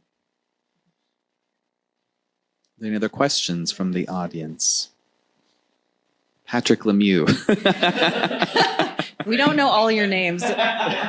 I'm not just calling on my friends, I promise. Hey, thank you so much for the panel. It's so exciting to like hear about the history of your time here at Berkeley and to learn about kind of the institution. I was thinking about kind of the history of institutions, and if we think about like the emergence of game studies as a field, like Game Studies Year 1, 2001, and like the publication of Rules of Play 2003, right? It seems like we could think of that as like Generation 1 or something in the 2000s. Of course, there's people who've written about games for, decades, hundreds of years even. But that's Generation 1. Then, maybe those folks are all in different types of departments, right? There's no games programs really at that point. People publishing books. So the Bogos or the Mary Flanagans or even the Jane McGonigals, right, are in like kind of different settings. I feel like our generation of game scholars is like Generation 2, right? When in the mid 2010s, many universities had games programs and specifically were hiring in games positions. And if you look at like the UC system, the majority of the UCs have games programs, or at least faculty that are hired as games. Like their job is assistant professor of games or games and blah, blah, blah. And if the UC is like a model public institution, we can kind of see this globally, right? Where games are now a part of the academic institution in a bureaucratic and administrative way, kind of permanently, right? And it's uneven, but now people are being hired, I think, in the 2010s, specifically for games positions. So what's Generation 3 look like from your position? Should game studies kind of think about the position of film studies in the 2000s a little bit? Should it dissolve a little bit more? Should it be less institutional? What's the strategy for like students at Berkeley thinking about game studies? Is it to make strong connections with other newer fields? Is it to, you know what I mean? Because I hear y'all talking a little bit about game studies as like, maybe it needs to be expanded, or maybe it's that moment of crystallization in the 2010s isn't as useful anymore. And I'm curious from like a strategy perspective, like if we're going on the market or looking for jobs as a Berkeley student right now, what's the strategy? What's the goal right now? Can I just really quickly interject and say that I would locate the first generation the previous decade with like Henry Jenkins, Dan Fleming, Marcia Kinder, and I'm probably missing people who, Jenna Murray, who did some really amazing influential work, but who are often coming at games from other disciplines. Actually, psychoanalysis and psychology were like some of the kind of major touchstones for talking about games back then. So I always felt like my work skipped over the like Ian Bogos and those and harkened back to that first generation. And I might even sort of answer the question similarly. Like I think that game studies had to spend some time establishing itself as a concept. And after it's done doing that, maybe it's those ties to the other disciplines that become more important. But I'm going to shut up now because I think we're out of time, but also like I don't know how to answer your question at all. I just wanted to quibble with the first part. Don't forget T.L. Taylor too. We have another 15, right? Oh, we do. Yeah, I think it's a really good question. And I know you have grad students and I have grad students. And so I think all about the ethics of what it means to send them out into the market with these expertise. I mean, I think my answer to that would be like learning from my students, right? To like see what they're interested in. And I think what I see from them is like not such a specific focus on games as like individual textual objects. As comes up at least in some places in each of our work, but instead about thinking of them as part of a broader digital ecosystem. So like live streaming, for example, is something I've done a bunch of work on over the last 5 years or so. I've got an NEH grant right now, and I look at sex and sexuality in live streaming. But the reason I do that is that my grad students, when I first got to UCI, were really fascinated by it. And so we started up a research group. We published together, we ran events together, and now we work on that in different ways. But like, I think that broader sense that sees gaming as part of like a culture of internet, you know, internet socialization, internet policies, internet regulation. For me, that's been one of the answers, is like thinking of it within the broader context of a digital world, as opposed to something totally separate. Yeah, I guess I would add, I think there's so much still to be done. So don't imagine that like this has already been hashed out and there's not much left to do, because actually we've only just begun and there's so much that needs to be done in a global context. Like listening to your students, I have advisees who are working on gaming in China or in Japan, and, you know, really amazing, really interesting historical excavations of, you know, how game design is taught in Japan, for instance, versus here, or the ways that biraciality is modeled in Japanese games. So I just feel like there's just so much that is like by default centered here in North America, or and just thinking kind of like beyond that, and you know, expanding our worldview would be really healthy. I think part of the reason this question paralyzes me is because my general experience is that whenever I meet with like a dean or the provost or something, they're always like, "Oh, game studies is so cool. Like, we have to get on top of that. Like, you know, this is going to be the next thing. You know, video games are the preeminent like media object of the 21st century," and so on and things like that. And so there's a lot of support, at least in terms of the language used from the top. The people I have to convince that game studies matters is usually my undergrads. Because they come in and they're like, "Yeah, games are interesting, but come on, we're at college. I can't go home and tell my parents I'm learning about the things I waste my time playing, you know, all summer. I need to convince my parents that I'm learning something that will help me find a career." And so I think what I'm trying to suggest by that is that there's a broad cultural shift happening. We're in the midst of it. It hasn't fully happened yet, where as a culture and society, we acknowledge the significance of games. And I think that once that shakes out, then I think academia will be in a position to respond to it and react to it. We'll have no choice but to respond and react to it. And we might even see game studies programs that are like, you know, letting cinema in as a little sort of like appendage rather than the other way around. But I think that there are broader historical forces at work. At least this is how I think of it. But, you know, like I'm not the man in the Scent of Stan song by Ben Folds. But Bo, you were totally the man. And so like I don't know what this reference. How does it feel to be the man? To be the person in the position of power. Like, I mean, you're gonna build a world like at a university level. Or I'm gonna run away and take care of rabbits. This is how I have always seen you, by the way, as the one in charge and in control. Even when we're organizing things together, it's like, what do I do now? And so that'll never be me, just for, you know, constitutional reasons. Because like I said, I just want to play video games. And, you know, right now it's my job to play video games and to write about them and talk about them for my students. And the students always teach me things about them because they live and breathe them in a way that I never can. And so I think, I guess what I'm trying to say is that I think the university will have no choice but to respond to this. And I personally don't waste my time thinking about it. Maybe I should a little bit more. You know, I'm never going to, I think, pursue leadership. I'm never going to become like I might be forced to be chair of my department because, like, you know, nobody wants to be chair. It's so much work. And so unfortunately that might be me someday, but I don't think I'll ever go beyond that. I don't have that ambition. But I think that for people who do, you have to, of course, as you suggest, Patrick, think about this. But my approach is just to kind of wait for these broader shifts to happen. And then academia is going to really have no choice but to take games more seriously than they have been. I want to kind of add to this and build on this and kind of, again, keep coming back to this idea of futures, but also like the practical question that you're asking, Patrick, which is also like, you want to bring students in, you want to teach them about this stuff, you want them to go out and be successful, and we're still not sure exactly what those destinations are. So building on some of that, I think, yes, the idea of beyond the United States, so just a very practical thing is that it is possible, it's difficult, but not impossible for students to go from the United States, get a scholarship and do a master's in something like game studies or game design, sometimes with funding in parts of Europe, in parts of Australia. Those are options that can be considered, and you don't have to be the richest person. It can be a strategic kind of game.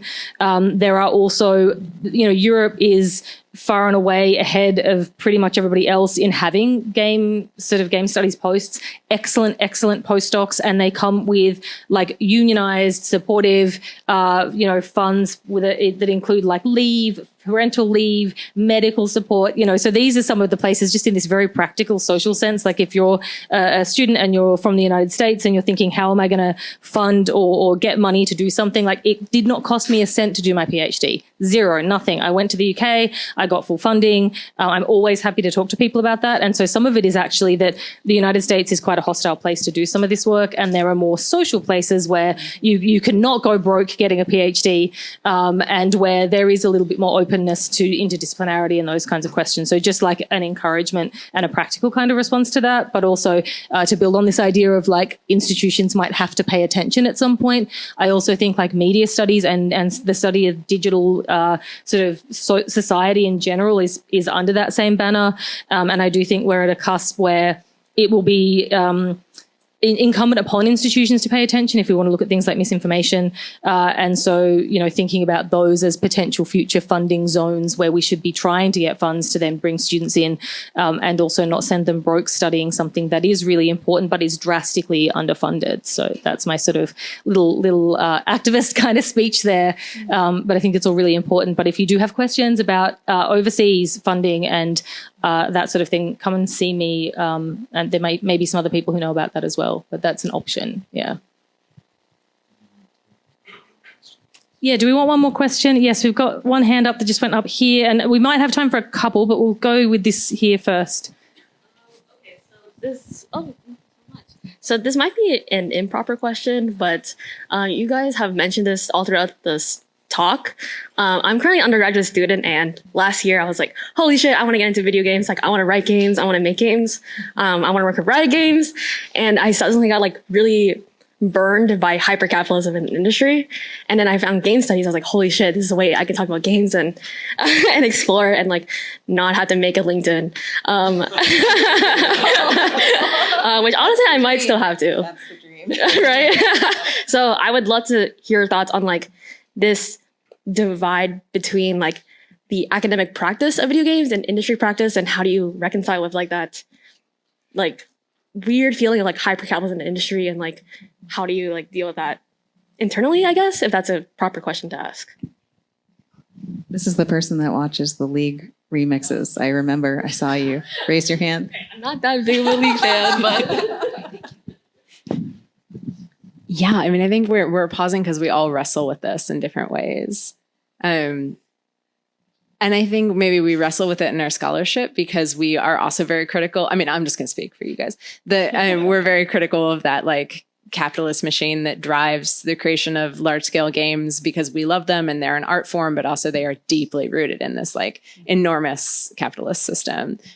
For me, that's meant turning a lot towards indie games and indie game communities. And looking for the people who are precarious and who are working outside those systems. But then like, you don't want to idealize that either because it sucks to try and like make a living wage as someone making cool indie games. I think sometimes that's how people end up in academia, frankly. Like when we started the Queerness in Games conference, we had a bunch of folks working with us who were indie game designers making really cool queer work. And they were, I don't know if you remember Maddie saying this at some point, but like they were like very skeptical of academia and very skeptical of Berkeley, of like, why are you the man, right? Why are you the person who's like part of this ivory tower? But over time, they've come around to academia. Like they've gone back and gotten grad degrees, they've become professors because it's one of the few jobs that gives you the financial stability, if you get that far, to make cool shit and also have health insurance, right? Which is why I'm here. So it's something I think we all wrestle with. I was actually on a panel earlier this week about critical game production, and it featured two other academics, one an Australian academic, Brendan Keogh, whose most recent book was from MIT called The Video Game Industry Does Not Exist. And it makes a really important point that thinking of the AAA game industry as the game industry is all backwards, right? And that actually the game industry is a bunch of people struggling to make games, and that the AAA game company is a weird aberration within that, right? And not a sustainable one. So that is always trying to make a bigger, more graphically intensive game and then hiring and firing. And he makes a really great point, which is that he thinks the game industry should be a lot more like the music industry, and that game studios should be like bands, because when a band has a really great album, they don't hire 50 drummers afterward to make a lot more of what they just made. They take a moment to think about what they want to make next and what is valuable to them, right?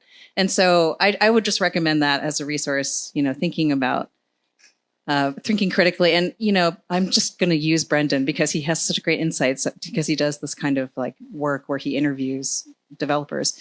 But he also says that in game studies that there's a real lack right now of people who are following the money. Like we need people who are interested in finance, who are thinking about where is the money coming from? Who is it going to? And I think there's a lot of room for academics to actually make really important interventions into the industry. And I would just finally recommend, if you haven't read it already, Marina Kataka is a trans game designer who works for Analgesic Productions with Melos Hantani, and their most recent game was Sephony, and but wrote a Medium post like 5 years ago now called Divest from the Video Game Industry, and I would just recommend looking at that.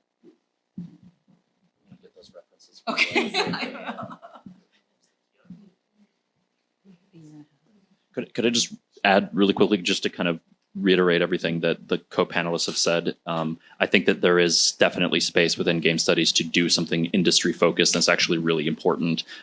You also are welcome to highlight the work of independent designers and artists. But there's also something to be said for thinking about games as a popular art. That's kind of how I approached it. So in the model of Henry Jenkins, writing about popular culture and fandom in particular. And so I think that there's a range of ways you could think about positioning yourself in academia with a relationship with industry.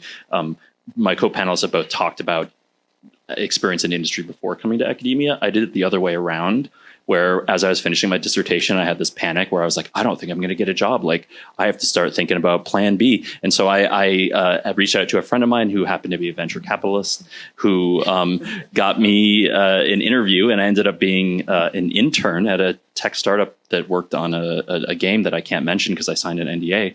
But it was like such a fascinating experience. And what I realized was that my academic training prepared me in absolutely no way to engage with what was happening there. Boy, was it a learning curve, and did I feel out of place. And like whatever academia was doing, it had nothing to do with what was going on in the industry, and there was no awareness of it at all. And so I think that there's a lot of fruitful space in there to think about not just a career that maybe goes back and forth, or that tries one or tries the other, draws on your experience of one to inform your experience of the other, but there's also just a lot that the academy needs to learn about the industry as well. We are at time, so I'm going to thank our panelists for their wonderful talks and answers to our questions.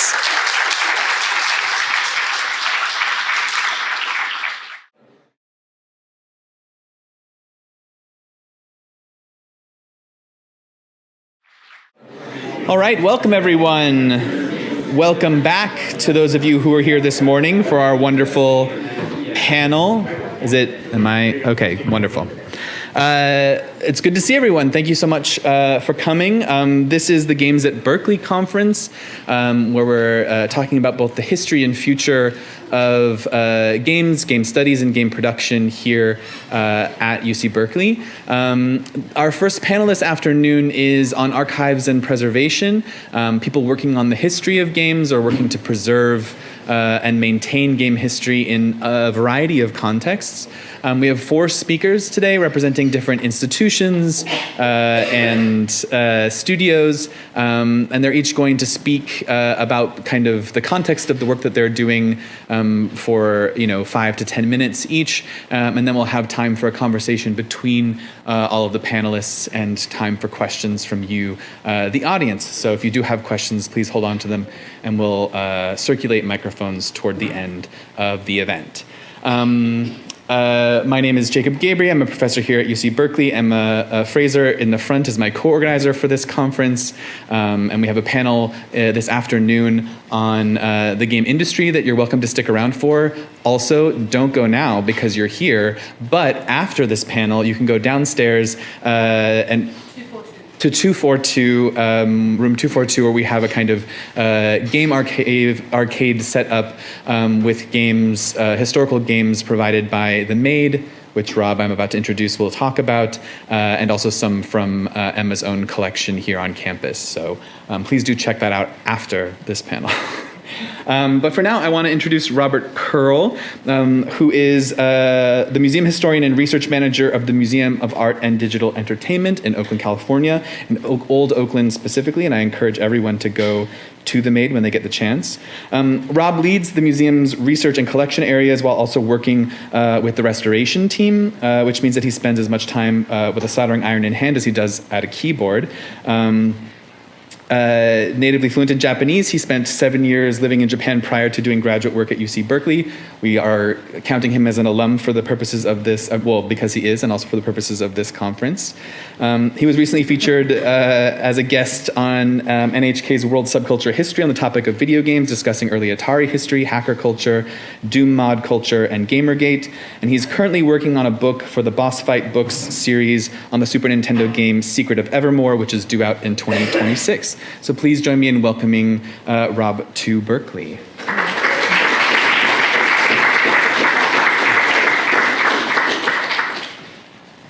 Thanks so much, JPoog. I appreciate it. And yes, I am a UC Berkeley alum. And as I was listening to our wonderful panelists at the previous panel, not only did I realize that some of them were here at the exact time I was, and we just never crossed paths, but wow, we have a lot of similar stories. And this is probably a very appropriate way to kind of segue into archival work and the work that I do at the Maid. So I'll paint you a picture. It's very much in line with the theme, some of the themes we were hearing about how game studies has maybe had trouble finding a sort of a footing of being considered serious, especially in certain conservative elements of Berkeley, which is a weird, sometimes people think it's a little weird when I describe Berkeley as conservative, but those of you who have been here absolutely understand what I mean when I say that. Just a quick example. So I was on the JET program for a number of years. I taught English in a very small town on the Pacific coast. And I spent a lot of time in Dendenmachi in Osaka, and also of course, in Akihabara, all those wonderful places. And when I decided that it was time for me to go to graduate school, I applied to UC Berkeley, and I was lucky enough to be accepted. And the idea is that I was in the groups in Asian studies in their MA program with the intent of moving into a PhD program afterwards. And when I pitched all of my thesis options, and I started saying, well, you know, I'm kind of interested in Ura Nihon, so things like hikikomori, things like otaku, video games, those sorts of things. My advisors advised me to not focus on that so much and focus on something a little more serious that would be useful for my career. And then 2014 comes around, and I'm watching Twitter, the same as everybody else involved in the game space, and I start seeing that certain individuals that are attacking women games journalists and game scholars, all of them seem to have anime profile pictures, and super strange, like what's going on here? It turns out that the tactics that the Japanese netta ukyo, if you're familiar with Japanese right-wing nationalism, there is a certain character that exists in the in right-wing nationalist discourse in Japan that spends all their time trolling on the internet. Like, that's all they do. And the tactics that these Gamergate people were using against usually specifically female journalists or folks who were defending people like Zoe Quinn really matched pretty much one-to-one the tactics that Net Ukil use. And when I went to my advisor, who's in the history department, and said, hey, I think there's something here. This is really weird. Like, there's like this undercurrent of nationalism that's present in America and present in nerd culture that really needs to be studied. And he said, nah, I don't think so.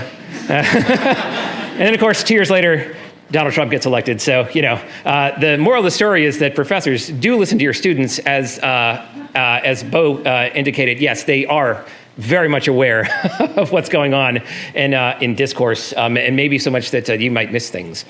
So when I finished at UC Berkeley, I did end up studying Japanese right-wing nationalism just from the 1930s into the 1950s.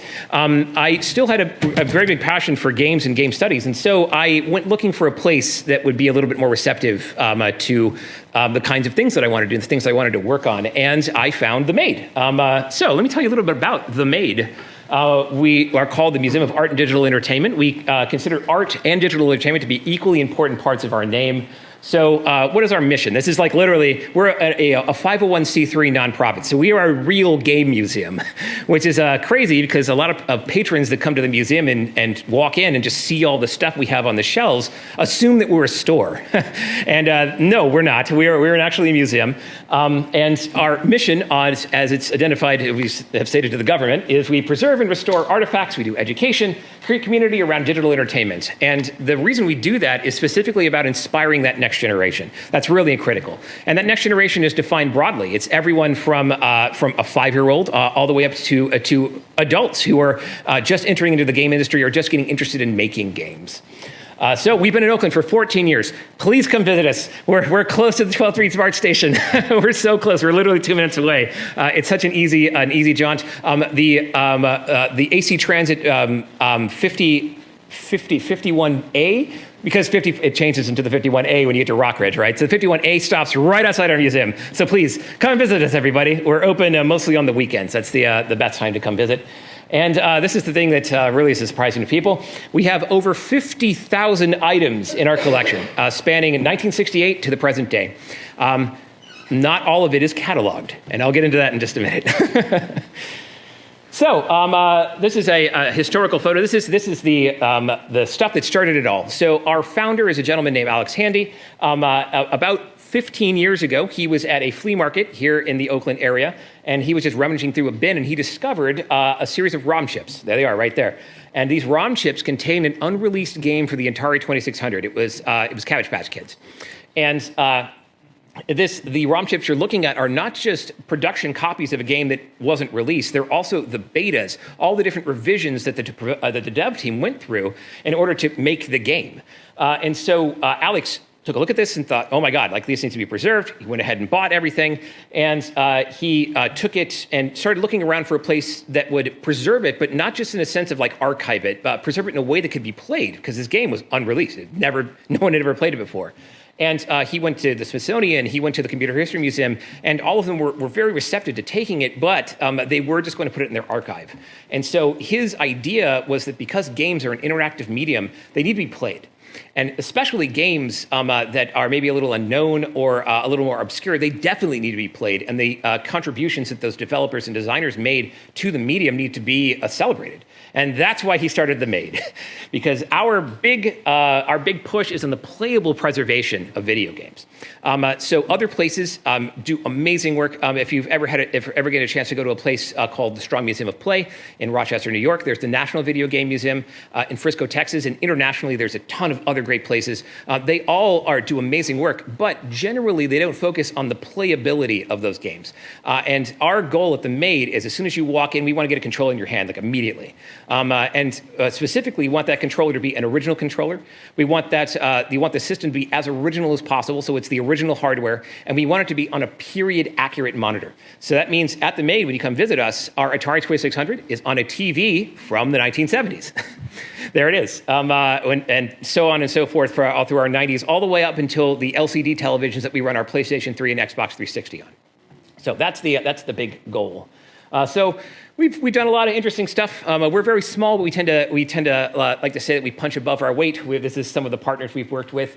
The most famous thing that we're known for is that in 2014, we were partially responsible. Again, we were a small part of a much greater effort from a bunch of other folks in creating the first exemption that the U.S. Copyright Office gave for the purposes of preservation, which means that we have a weird gray area where we can break DRM in order to actually preserve games on site at the museum. It's very important. It has to be. It's geographically linked to our location. And the reason we did all that is because we were trying to preserve the first MMO ever created, a game called Habitat. And if you'd like to know more about that, please go to neohabitat.org. You can play Habitat, a MMO from 1984, in a browser right now if you go there. I promise you, it is very strange. Very strange experience. But we've also had like game jams that have launched companies. The latest game jam game that we're responsible for just launched on Steam a couple of weeks ago. We have a lot of different stuff going on. So I wanted to kind of tell everybody about the four basic parts of what we are. So we have kind of 4 arms of the museum. So we have an education arm, a museum arm, a research arm, and a community arm. So what does that all look like? Well, the museum arm is the most important work that we do. And so here's some photos. This is what the actual museum looks like. Yes, if you go to the museum, you can play, I think that's the Japanese version of Mario Kart they have right there. Original controllers, everything's original. The only thing that's, at least on the patron first floor exhibition space that's not original is that we do use flashcards. Because in order to show off every game of the library, both international and domestic, it does make a lot of sense for us to be taking cartridges in and out all the time. And if you have 100,000 visitors a year and you're taking the cartridge out, tens of hundred thousands of times, that does damage the artifacts over time. So we do try to use disk emulators as much as possible, and we use flashcards to prevent all that kind of damage. Oh, just more pictures. We also have a microcomputer exhibit. This is a kid who he is a frequent visitor, and he just really likes to program in BASIC on the Commodore 64. It's just very strange, but he just loves it. We have a Fairchild Channel F and a exhibit on Jerry Lawson available. And I believe our systems designer is Anders, as you hear. Raise your hand, buddy. There you go. So Anders there is responsible for this exhibit on Duck Hunt and early light gun games. Hey, quick trivia question. What's the first accessory Nintendo ever made for a home video game console? Oh, do you know? The light gun for the Odyssey. Thank you. That is exactly correct. And if you come to the Maid, you can see one. So there you go. Exactly correct. Yeah, 1973, Nintendo made a light gun for the Magnavox Odyssey. That's a fun little trivia question for you. So what other stuff do we do? Well, we do a little bit of education. So we do free classes. We do lectures and interactions with the academic world, just like where we are here today. More fun things, lots of kids coming and learning about their digital history.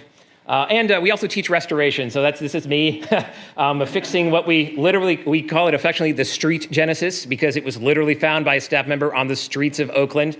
And once we recapped it, once we changed all the electrolytic capacitors in it, it worked just fine. So it's now one of our event things. So this is the part that I'm mostly responsible for, is the research arm. We have a bunch of different active projects. The one that we're most excited about currently is something called the Odyssey Phoenix Project. We're working on with the University of Pittsburgh, where we're trying to rebuild the Magnavox Odyssey in its entirety and then sell it as a kit that you at home could create. You could solder yourself and have a Magnavox Odyssey ready to go. There's also potentially, we'll see what happens, this is for all the undergrads in the audience, we'll see what happens with our grant application, but there's a project on the horizon with the Berkeley Center for New Media Studies that we potentially could be doing, so hopefully, let's all cross our fingers it's going to work, involving 3D scanning of old hardware. The last and most important part of how the MAID works is our community arm.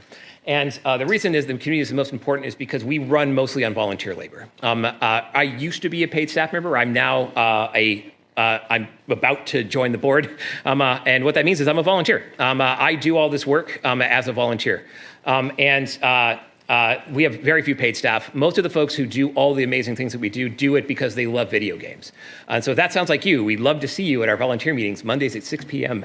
Because to take a line from one of our next speakers, Phil, this is such a great line, I have to steal it. I've said it every time since your talk at GDC.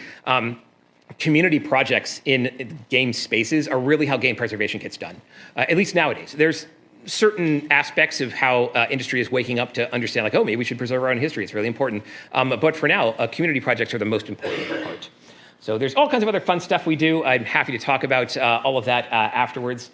But I just really want to end by encouraging you to come and visit us at any time, but especially if you're interested in getting involved in any of the projects that we do.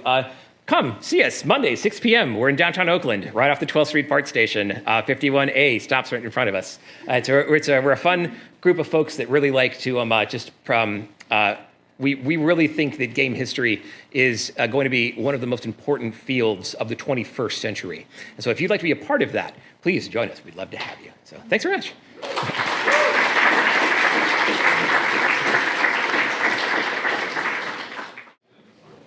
All right, our next speaker, already queued up by Rob's final quote, is Phil Salvador, who's the library director at the Video Game History Foundation in Emeryville, right? Is that where you are? Yeah, good. In Emeryville. He's the author of Survey of the Video Game Reissue Market in the United States, which is a groundbreaking study on the state of commercial video game preservation. His research on video game history and preservation has been featured on NPR, The Verge, and Game Developer. And prior to joining the Video Game History Foundation, he managed the audiovisual preservation program at the American University Library in Washington, D.C. as a founding member of the Academic Libraries Video Trust. And he'll be talking to us about the Video Game History Foundation. Come on up, Phil. Please join me in welcoming. Is good? Yeah, we're good. All right, there we go. Hi, folks. I'm Phil. I'm the library director of the Video Game History Foundation. We're also a nonprofit based here in the East Bay area. I like to say we're in Emeryville because outside of here, nobody knows what that is, and we just say Oakland, but you know what Emeryville is probably, so that makes it a little easier. So I want to explain a little bit about who we are, because we're kind of an unusual organization in terms of the place we occupy in this field. So again, we're a nonprofit, and we like to say we're dedicated to advancing the field of video game history, which is a really broad charge, and it's maybe a little paralyzing to think like, well, what do we do about that? How do we actually advance video game history? We see ourselves as being in a unique position in that you've already heard from a museum, you're going to hear from academic archives. We see ourselves kind of at a middle point between a lot of these areas. We have a diverse, I think, group of experiences in our organization that lets us approach issues around video game history and video game preservation with a unique perspective. Our founder, Frank Cifaldi, started as a game journalist and game producer, but also was really involved in the video game community dumping prototype video games back in the early 2000s. As Jacob mentioned, I used to work at an academic library on the East Coast, but I'm also an independent game historian. So we have this kind of intersection of we're able to work with academia, but also within the community, and I think we do a good job translating between those areas in a way that I think is often needed sometimes. I think there are things the community does and knows that maybe aren't seen by what's happening in institutions. I think there's great work coming out of academia that maybe doesn't have the kind of mouthpiece it needs. So we see ourselves as occupying kind of a middle role between those things and trying to move forward this field by helping everybody who's involved put their work out and communicate it better. So we have a couple ways we approach this. We see it being kind of three prongs. We advocate for video game preservation, we celebrate the history of video games, and we also help preserve video game history, which that is more of my focus as library director, so we'll focus on that for just a little bit at the end. The first thing is, in terms of advocacy, I think one area we've emerged is that we've become kind of an authoritative voice on video game preservation issues. Jacob mentioned the survey of the video game reissue market in the United States. I am really curious of folks who are here, if you've heard the stat that like 87% of video games are out of print. How many people have heard that number? Okay, that's awesome. That was our research we did last year. We were really happy with that because it put a number to something I think we all kind of inherently knew about, yeah, you can't get most video games. There had always been these very frustrating conversations when people try to get new copyright exemptions or work on game preservation programs where people say, hey, most games aren't available, and the game industry representatives say, yes, they are, and you can't really advance a conversation that's just anecdotes like that.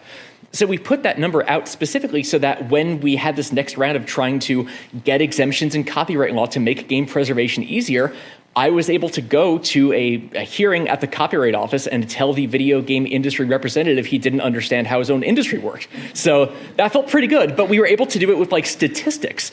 So that's what we're doing here is we're able to work not just with the community, but also this is our founder speaking at GDC at the Independent Game Festival Awards, just kind of advocating for like, hey, we need to start moving these things forward and we can talk to all these different audiences and we know how to share this information with different groups.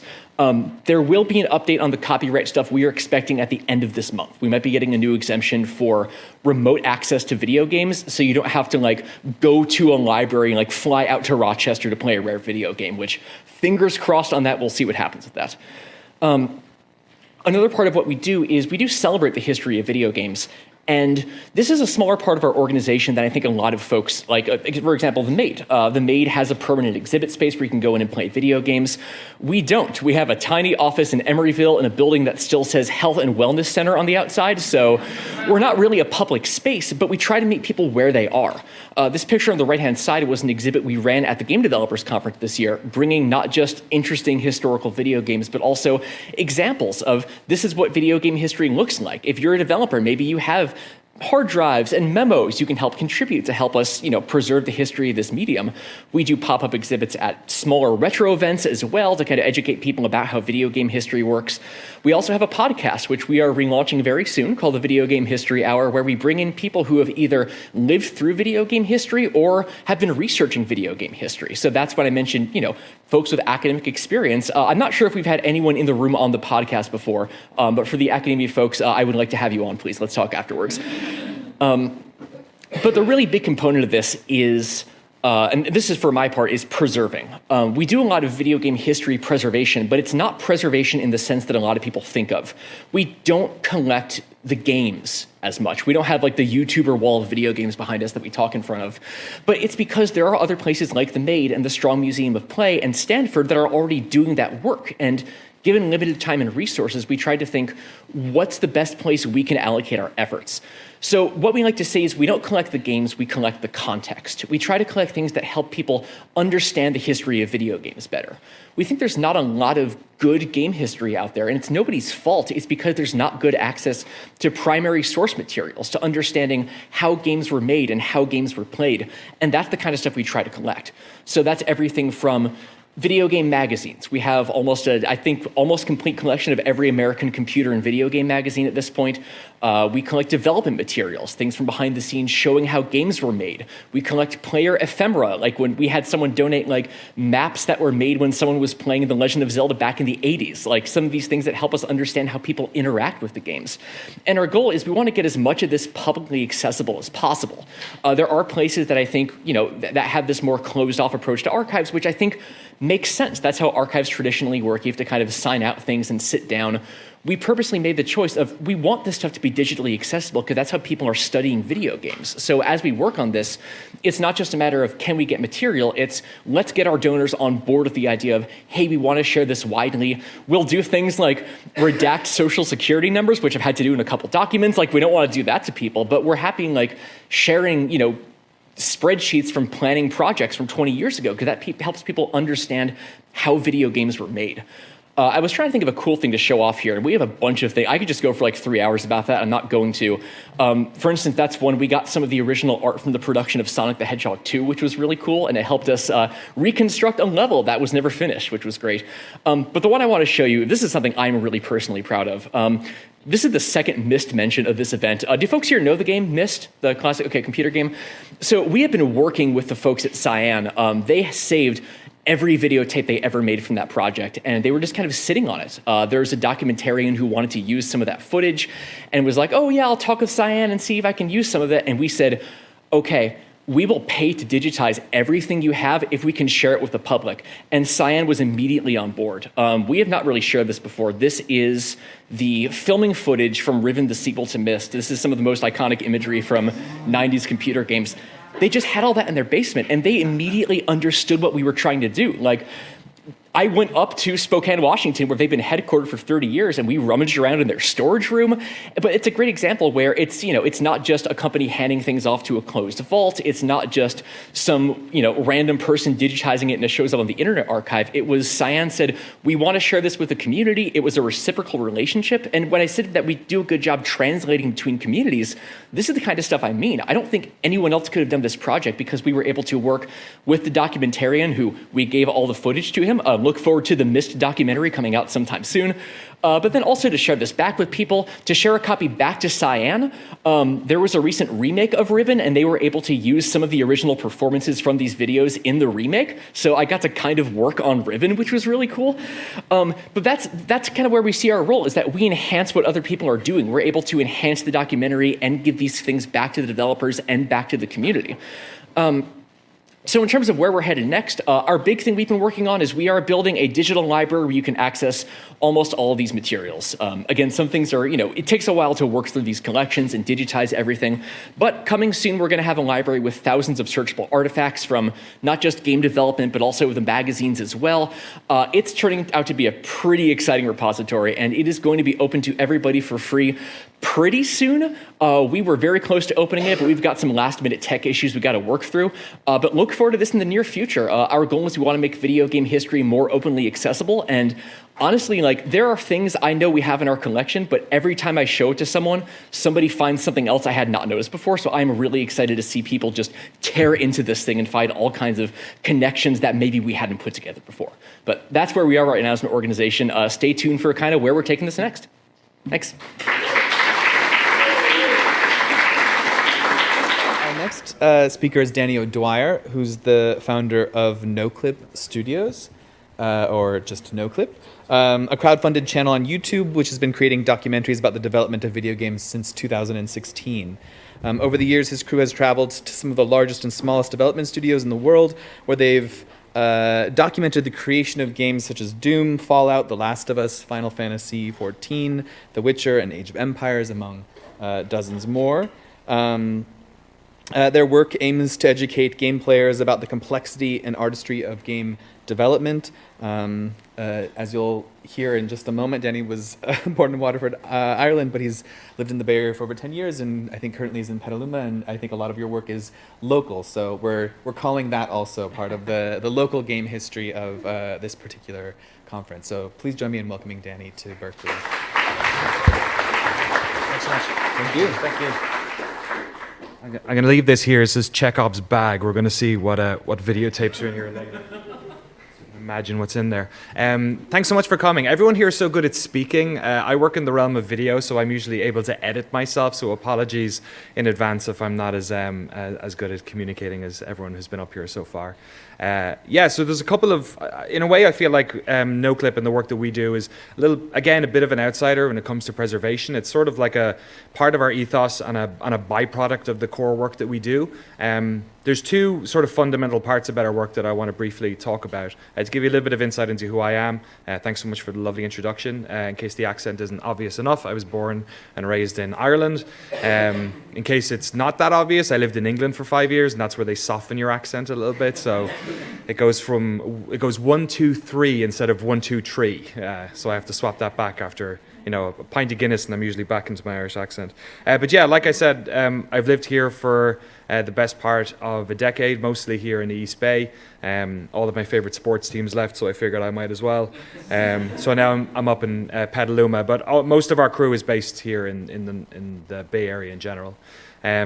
I was educated in my hometown of Waterford, and I did a course in multimedia applications development, which for years and years I thought was actually maybe something that I diverged from pretty quickly when I went into video production. But I think it actually gave me a nice sort of foundation and a lot of natural inquisitiveness into how video games are made.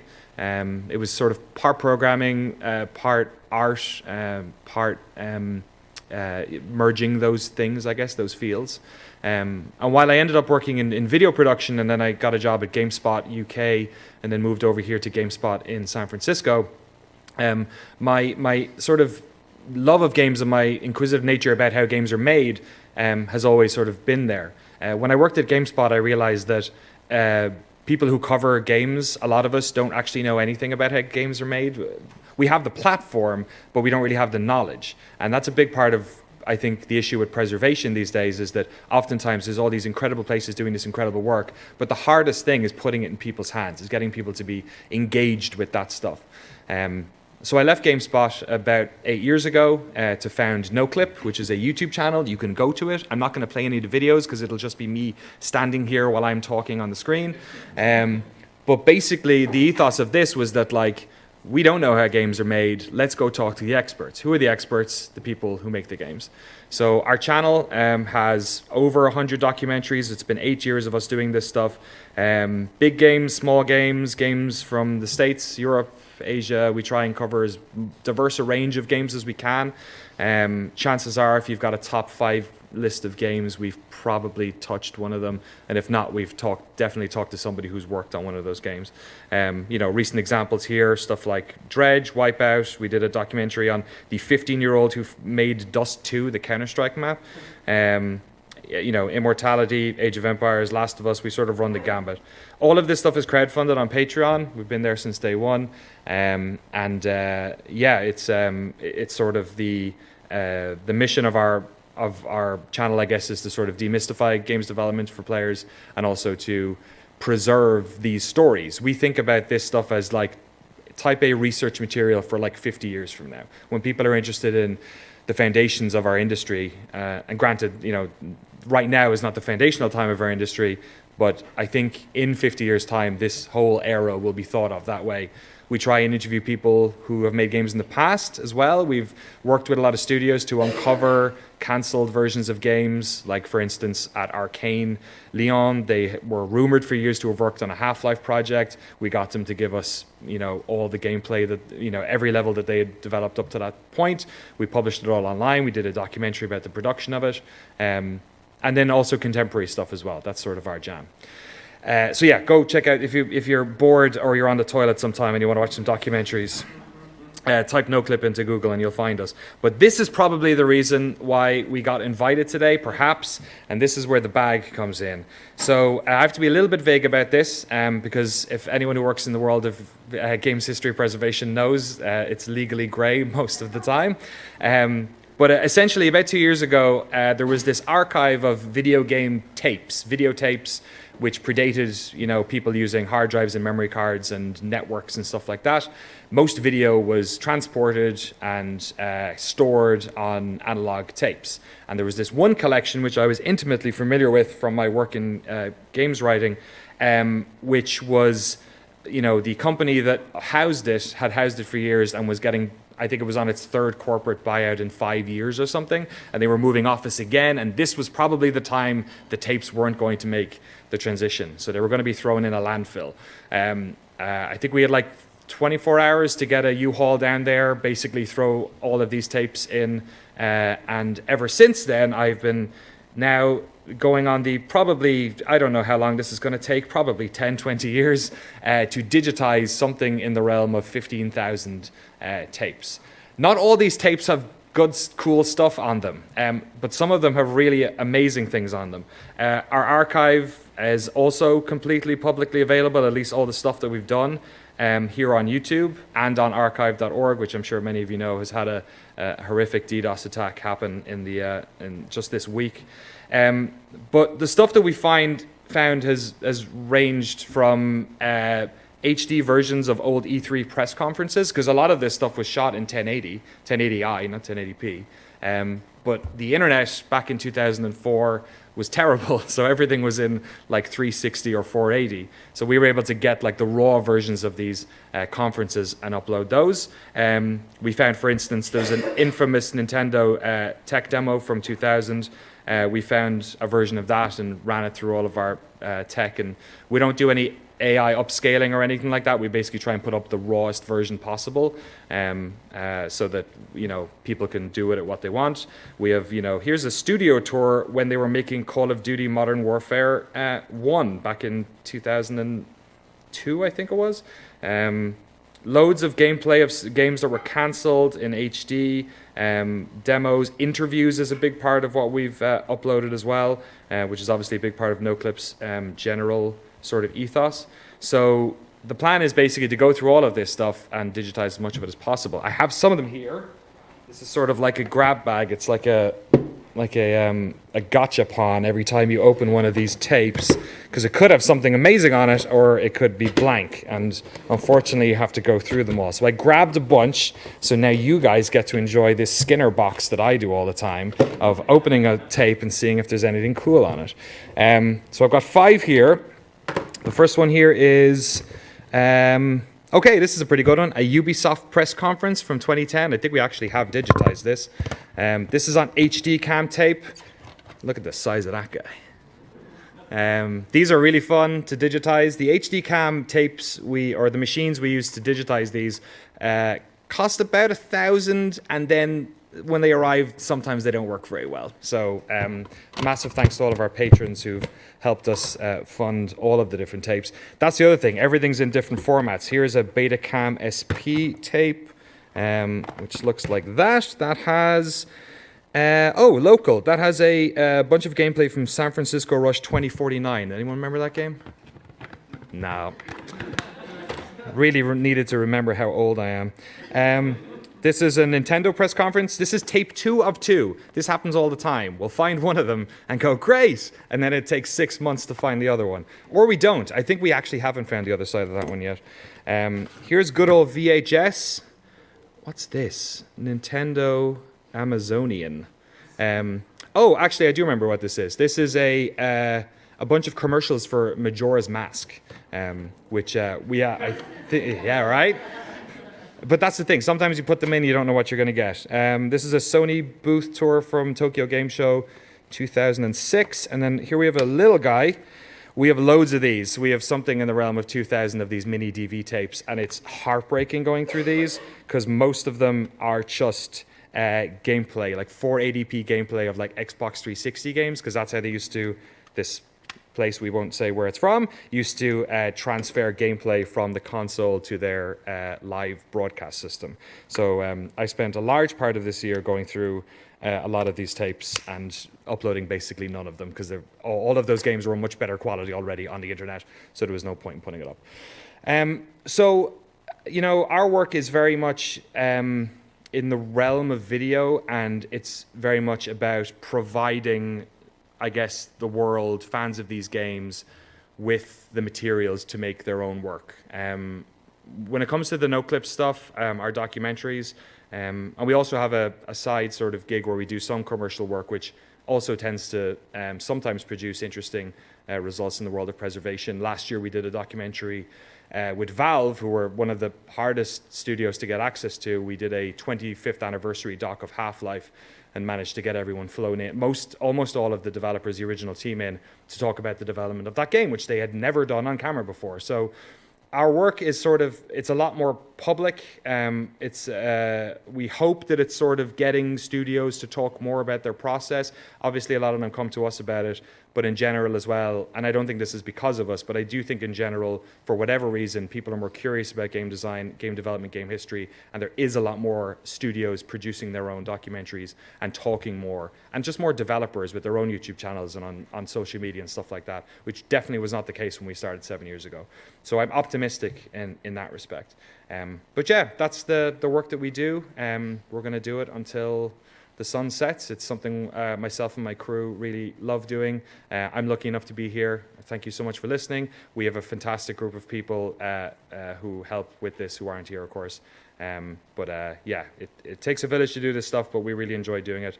And please, like I said, if you are interested in any of this stuff, please check out the channel, share it, enjoy it, subscribe. We don't run ads on any of this stuff. It's there, and the whole point of it is for people to watch it, so please go and watch it. Thank you so much.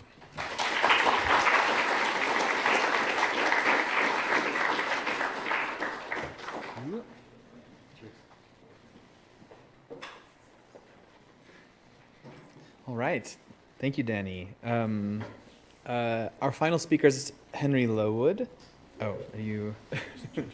A woo for Henry. Henry Lowood is the Harold C. Hoag curator at Stanford University, who's responsible for the science and technology collections and the film and media collections of the Stanford Libraries. He has combined interests in history, technological innovation, and the history of digital games and simulations. Has headed several long-term archival and preservation products at Stanford and leads the Silicon Valley archives at Stanford. He also co-edits the book series Game Histories from the MIT Press and is an editor at the journal ROMchip, which is a journal of video game history. His latest book, Replayed: Essential Writings on Software Preservation and Game Histories, was published in 2023 by Johns Hopkins University Press. Please join me in welcoming Henry back, as he is an alumni, to Berkeley.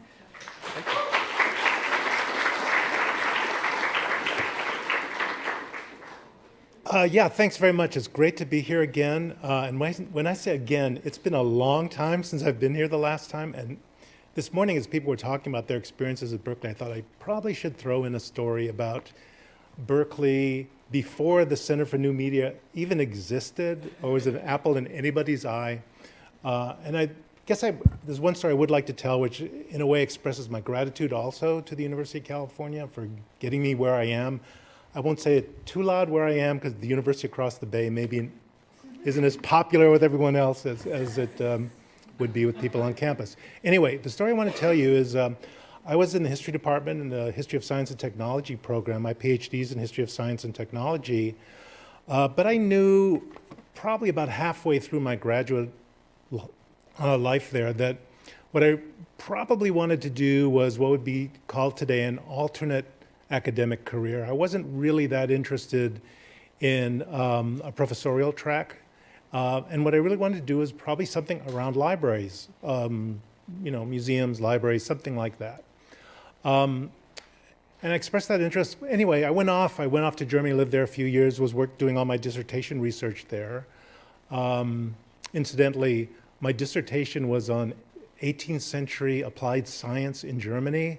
So that should be, it's never too late to switch to game studies is sort of my message there. But at any rate, I came back. I needed to make a little money while I was writing my dissertation, so I got a job in the lowest rung of work in the library at Stanford, where they were beginning a History of Science and Technology program. Figured, okay, it was a good start there. I was doing well. They said, you really should get a professional degree, and you would be all set. Innocently, I walked into the school, what was then called the library school. It wasn't the iSchool then. I walked into the library school and asked if it was possible for somebody already a PhD candidate in one program to essentially double major as a graduate student in the library school. I thought, God, they're going to throw me out for asking this question. There's no such thing. And they said, oh, actually there is. You can do that. You don't have to take the GRE. You don't have to do anything. You just double major. And I was in the library school while I was doing my, just finishing up my dissertation. Went to my first class on technical services, that's cataloging and things like that in the library.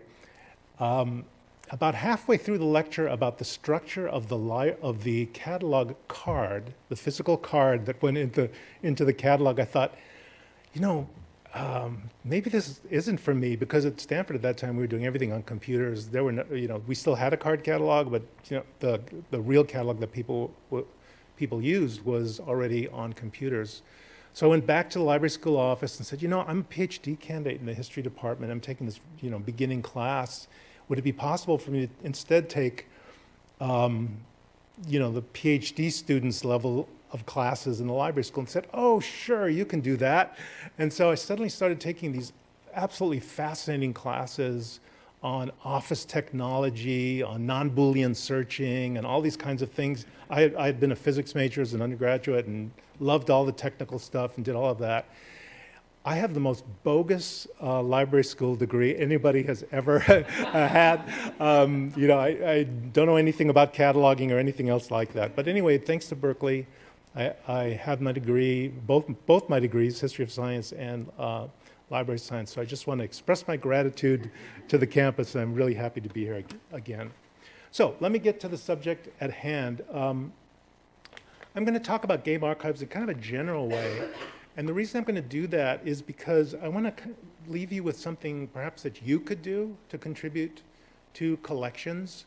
The collection that I manage as a curator is largely what you would expect in a library: books, rare books, manuscript collection, archives. I head the Silicon Valley archives. And so many of the materials I bring in are various forms of documentation. They can be paper documents, they can be electronic documents, they can be photographs, they can be images, moving images, video, and that sort of thing. So I'm going to tell you a little bit about collecting games, which we started doing in the late 1990s, and then tell you about a problem and one thing that perhaps you can do about it. The fundamental problem I'm going to start with is that games don't really tell us that much about themselves. If you play a game, for example, you don't learn anything about how that game was made. To do that, you need documentation of various sorts. You need materials that open up the development process of that game to you. It's very difficult just playing a game to understand the development of the game. So the game library, the tens of thousands of game titles you might have in the library, of course that's very important. We have such a collection. That's not going to get you to the question of how games were made. Players have played a major role in exposing how games are put together. This is an example from the Nagaholics, which was clan in World of Warcraft that figured out ways of various exploits by which they could get into areas that hadn't yet been released in World of Warcraft, and they would document them. That sign, you can't read it very well. It basically says under construction, do not enter, something like that. And they would then create videos showing these various spaces to other players so they could learn about the game and see what was coming up next, see how things were put together and all of that stuff. Next to that, you see documentation from one of the collections we have from an Atari designer named Michael Chang, who was one of the people who designed the physical cabinets for the Atari games that were in arcades. And we have there his design materials, mock-ups, little prototypes, usually a smaller scale, things like that, to help you get into the process of how those games were designed and put together. Rayford Gwynns has written a book called Atari Design, appropriately, using a lot of this documentation. Games also don't tell us how we played. If you play a game from the 1980s, for example, you experience that game for yourself. As a person living in 2024, you know about, in one way or another, you know about the technologies that have existed since the 1980s up to 2024. You use different technologies now, use more, your phone is as powerful as most of the desktop computers that were available then. You're familiar with various ways of controlling objects in games and all of these things. So when you confront a game from the 1980s, it's very unlikely, for example, that you'll be surprised by something there, as somebody playing that game in 1984 might have been. You may also be frustrated by that game as well. If you find out, if you're playing Warcraft, the original Warcraft game, that you can't bandbox units, it'll drive you crazy. It'll drive you insane to try to play that game without that ability. The point is, the game itself is not going to tell you how historically a game was played. For that, you need documentation. You need materials that give you insight in the voices of the people who played those games historically in those time periods, expressing their reactions to those games. You can't recreate that from your perch in 2024. And lastly, games don't tell us very much about what we think about them. We rely on all sorts of media and people to construct our ideas about what we think about a game. We have influencers nowadays. We've had websites, we've had reviews in magazines, which was a way that a lot of people found out about games maybe in the 1980s and 1990s. We have all these different materials that form collectively the way that our society reacts to games, the way culturally we imbibe these games, all of these things, all of that happens outside the game itself. So we need documentation, we need archives to get to those questions, how that all happens. Here's some examples. The one on top is from a series of interviews, sort of like a podcast, but they were more like interviews that David Walensky did called Don't Die. He was interested in what happened around Gamergate and how that had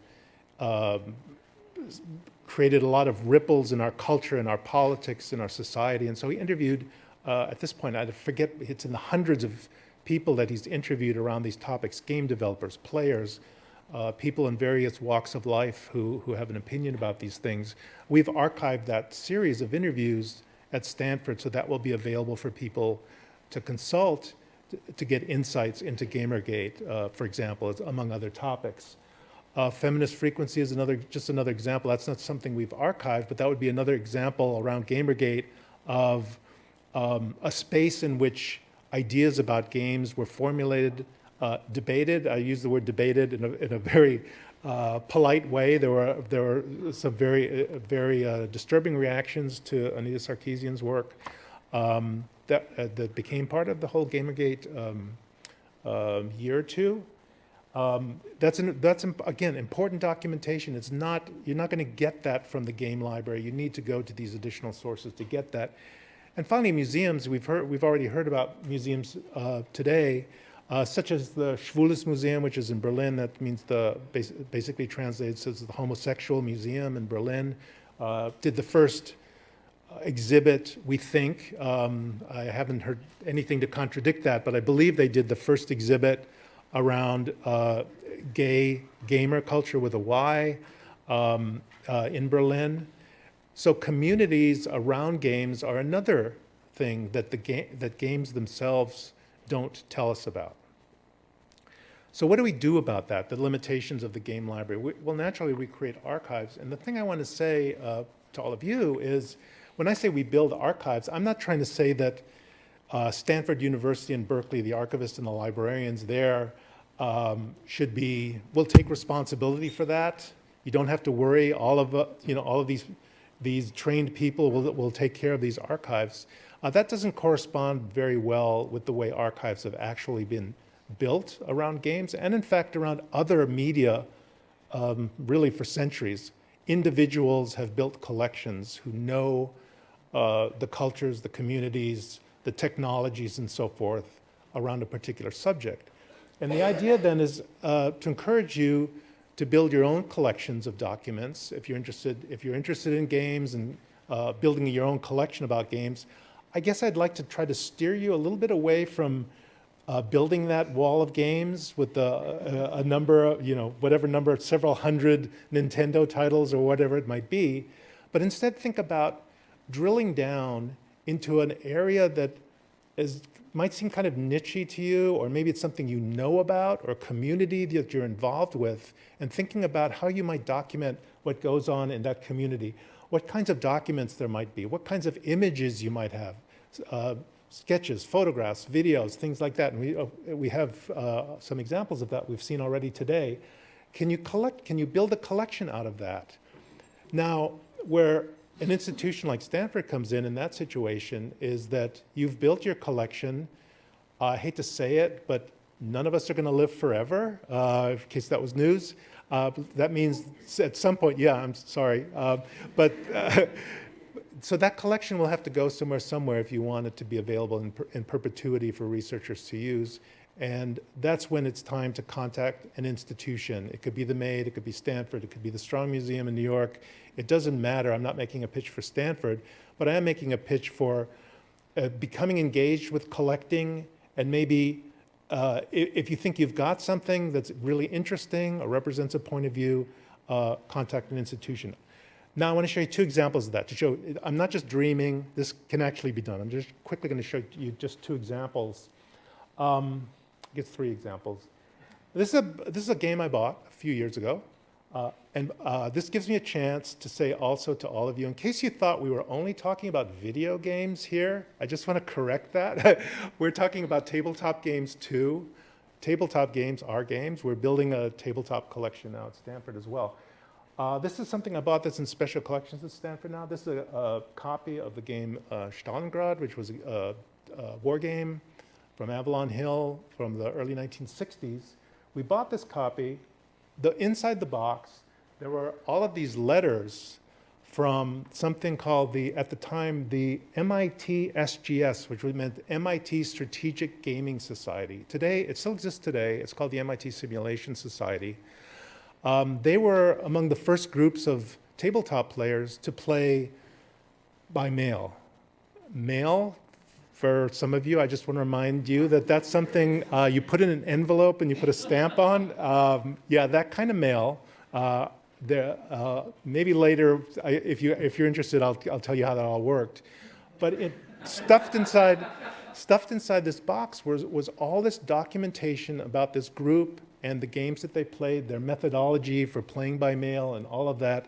There's a little archive right there that opens up for us early gaming at MIT, this whole idea of how do you play with people remotely in that time, like this, how does the community spread if you're playing tabletop games? You can answer these questions. It's a very small archive. It fits in one game box. Second example, I wrote about playing by mail. I have my own archive because I played by that method myself. And so what I did after I wrote the article about it is I gathered the documentation that I had, which is not a huge amount of stuff, maybe one box it fits into. I scanned most of it, and I self-deposited it into our repository so that now you can go there and say, hey, I'm interested in playing by mail and war games. This guy at Berkeley was talking about this subject. I'd like to see some of this stuff. I don't believe him that people could play this way.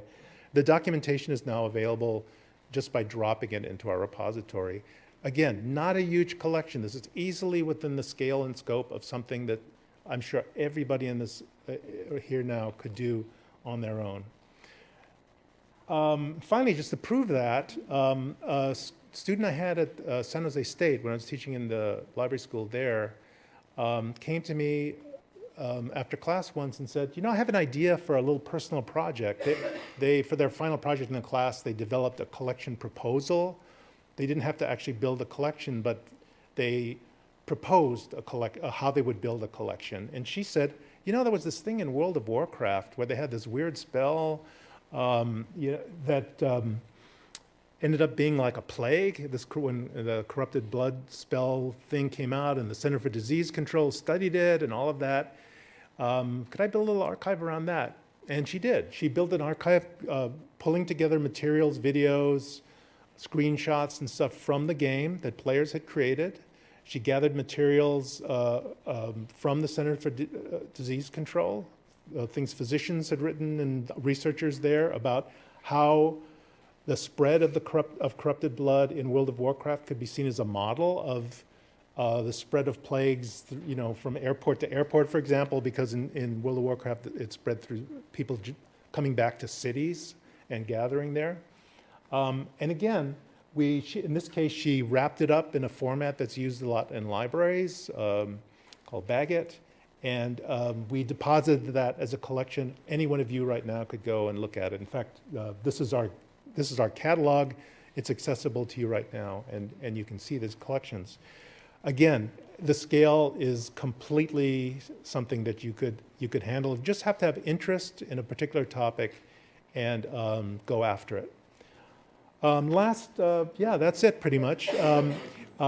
I only put the slide in here because I wanted to emphasize again the games are also a physical medium. Tabletop games are very important. There's a lot of fantastic design work occurring now in that space. And that's like the next frontier for me in collecting games. Thank you.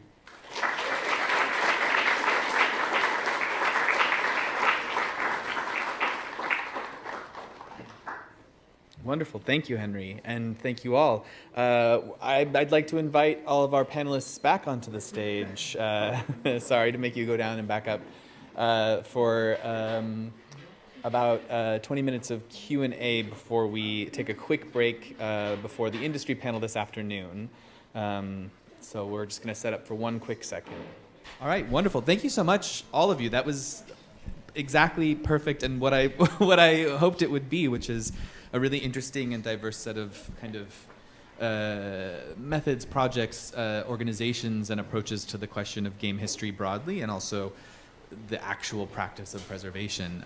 I want to not, because of the amount of time we have, and I imagine there are many questions, sort of ask too many of my own questions, though I do have a lot, just in case that is the situation. So I just want to have one question before we maybe open it up more generally.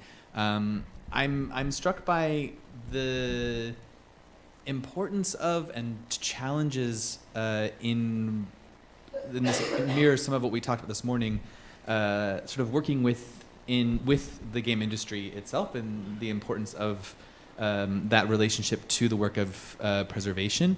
And this is true for both, I know, Phil, some of the work that Phil was doing around software and copyright, and everyone's discussed the Internet Archive many times recently. There can be an antagonism to preservation and the sort of financial impetus for wanting to hold on to the copyright for these things. But of course, with the work that Phil does, for example, very much about talking to and preserving the historical actors of the game industry, for example, or people who donate papers to Stanford and these kinds of things. So is there a kind of tension here, or how do you kind of put out these sort of olive branches in your own sort of practices, or what do you see as the relationship between the game industry and its preservation in your own organizations?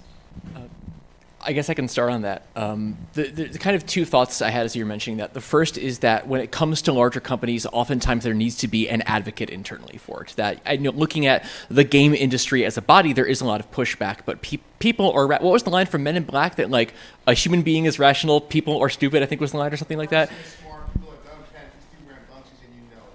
Thank you. I appreciate the fact check on that. Thank you.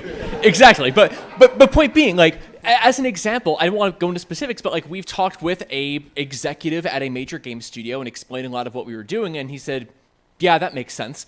And it's like you often need someone who's able to advocate for that internally. But I think also part of it, and this is the other part, is that you need kind of a ground up buy-in to this kind of thing. So working with Cyan was great because if you're trying to work with like an Electronic Arts or a larger studio, you have to go through their layers of legal teams and people buying in. For Cyan, I talked to Tony, and Tony said, yeah, great. And that was amazing. But I think you can lead by example that way. There was this recent push to try to pass laws or regulations to make it so companies have to keep live service games running indefinitely. And I think there's a lot of resistance to that because of the work that it will take and the burden it puts on companies. But there are a lot of positive examples of games like Knockout City was one of them, where they are voluntarily putting up the servers for people to play with. And I think you can lead from the ground up with companies where it's less of a risk than a Microsoft or a Sony putting out the source code to one of their games. So I think that's, from my perspective at least, where we're trying to go with some of it, is leading by example from people who maybe are not as at $1 billion level in terms of the companies. Yeah, just quickly, I think because I come from the sort of journalism side of things as well, I think there's an element of, at least with us trying to convince people to sort of not just give us access to their developers, but also like old assets and stuff, is that it's part of their story, it's part of their marketing, it's part of their PR a lot of the time, you know what I mean? Like Cyan opening up that door is part of another business effort that's happening within the organization, and there's sort of an impetus to do it because of that. We found that we have Noclip, which is our thing, and then we have this white label business, Secret Tape. Valve for years was a company we were trying to get to open up about their game development process for years. There was a couple of them. There was like Rockstar, Bethesda, and Valve were the three I've always wanted to get. We got Bethesda. Rockstar are never going to open up for reasons that probably they shouldn't, based on, talk to anyone who's worked there before, which is a shame because they made some great games. But Valve, it took them having control over the project to be able to open up. And sometimes that's part of it as well. So for me, we get around a lot of places because we come with this production value, and then they open their doors because they know, I guess there's a sort of a quid pro quo that's going on there where they know we're going to make something that people will watch and there's going to be an audience for it. But our side of it is, okay, then, show us what you got. Like, let's not just make this a marketing piece for something you guys are putting out. Show us your process, give us access to the right people, give us access to development materials. So to me, at least, will be forever. For instance, Soul Reaver was another one we're trying to get done forever. 4 months ago, I get an email from Crystal Dynamics saying, okay, we want to talk about Soul Reaver. And it's because they're putting out this new remaster in about a month's time. So sometimes, I think for me, that's a big part of it, at least. So one distinction I'd make is between companies and between people who work at companies. As head of the Silicon Valley Archive, so we deal a lot with companies in a lot of different areas in Silicon Valley. We don't really get very many collections directly from the company. Frankly, it's generally a dead end, Apple being the one exception to that. But boy, we work with a lot of people who work at companies, and there are a lot of pack rats in the world. People who had a role, maybe managing sort of a middle management role where they managed a lab. That happens to be the lab where you think something significant happened. And they've got all the stuff, the R&D around that. So that's been the sweet spot for us for a long time, is dealing not going to the top of the company and trying to get the blessing of the board and all of that. Generally, that's not going to happen. But finding people within the company who have collections, talking to people in the community, as you would expect. finding out, getting information about who's there and working with them directly, because that's just a much easier way to operate it. I'll mention one other thing in that vein.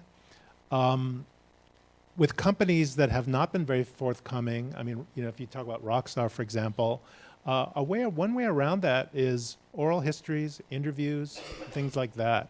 And again, now you're going to the people of the company rather than the company. And it really helps if they've left the company when you do that. If they've retired or whatever, they're not there anymore. On occasion, we have had people still working at a company have to come back to us, and after an oral history interview, for example, and say, "Could we take out, this sentence or that sentence because my boss or our communications person said you really shouldn't be talking about that." So it's best to wait till they've left the company, but then they're free to talk about things, and that's a great way to fill gaps in the documentation when you can't have access to the stuff that the company has in their vaults. Literally, we have a documentary on DMA design, which is the precursor to Rockstar because of that exact reason. So yeah, you're totally right. I think maybe I'll finish things off. Such great points from everyone, especially parts. It's not necessarily antagonistic. I think that's the number one thing to realize, is especially for us, since we're so community driven. The people who come and give us stuff, and who not only give us stuff but contribute to our projects, are themselves in the industry, and so it doesn't make any sense for them to be antagonistic to us, because then nothing would ever get done. Frequently, the people who are antagonistic to us, if they can even be called antagonistic, sometimes they're just cold, are the folks that are usually on the business side of things, and not in a way of like how terrible, you should never make any money from your things. Like, no, not at all. It's just the folks who are more concerned about the financials tend to be the ones that are a little more cold to us asking questions or suggesting ideas or collaborations or that sort of thing. But the folks who devs themselves, like people who actually go and make the games, they're almost universally supportive of what we do because they understand. I do want to make sure we have time for some questions from the audience. So if anyone has a question, feel free and raise your hand. Then we have a microphone. Yeah, go for it. I want to go back. There's a mic right there. Thanks. I want to go back to what you were talking about with the game Myst. How were you able to combine 3D and live action at the same time, especially when you actually get to the part where you're supposed to go to make the game go? Like, how did you guys do all that? So not having been involved in any of the Myst games, what I can say is they did actually save a lot of video of that process, and it is really fascinating to look at.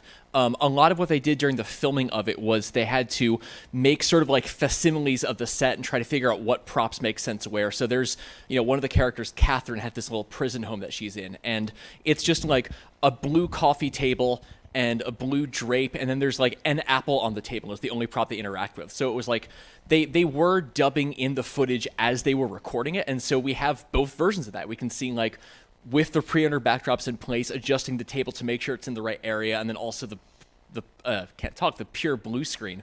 And they saved a lot of footage from like every step of that process as well. So even to have, it's very funny, like, I wasn't involved with Myst at all, but as you ask that, it's like, oh, I know the answer to that because I've been looking at 200 hours of this footage. So I think that's why this is useful and exciting material. I think for folks who are interested in that and how like that era of live action game was made, I think having a record of that is incredible. And I think just through all the steps of the process and showing here's how we cut it out, here's what the sets looked like, you get a really good sense of the limitations they had to work in, which is really interesting.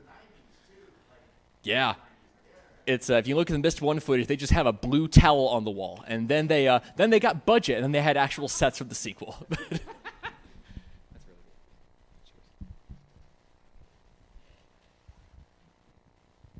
Hi, is there any conversation among all of you and other people, gaming, all these people super cool, preserving game history and development, trying to standardize how to do this? Like the film has not figured it out, but they do copy, master copy, they go to a vault, library, like, I don't know. Is there such thing?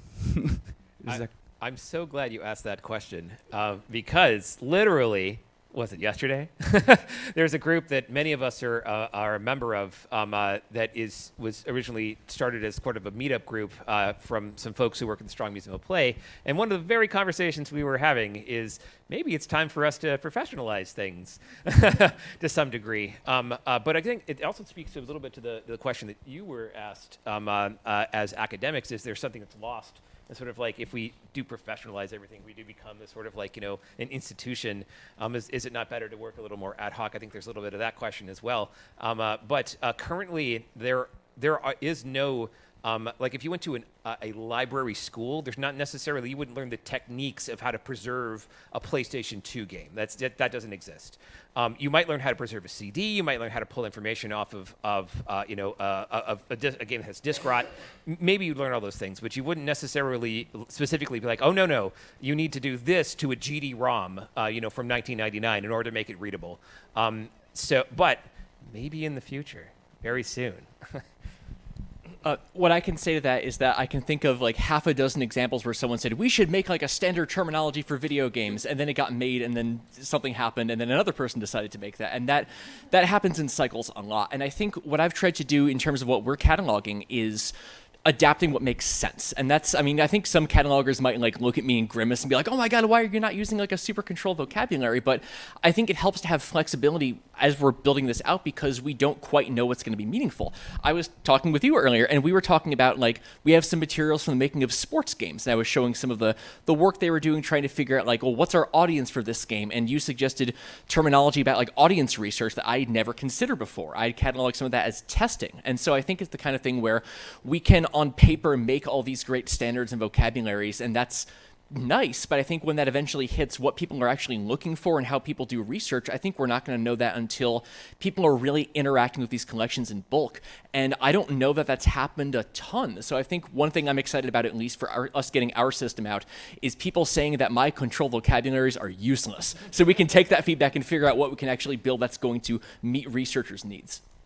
This is a great example of what they'll just spoke about, is that the MAID, one of the reasons I joined the MAID was to professionalize their collection process.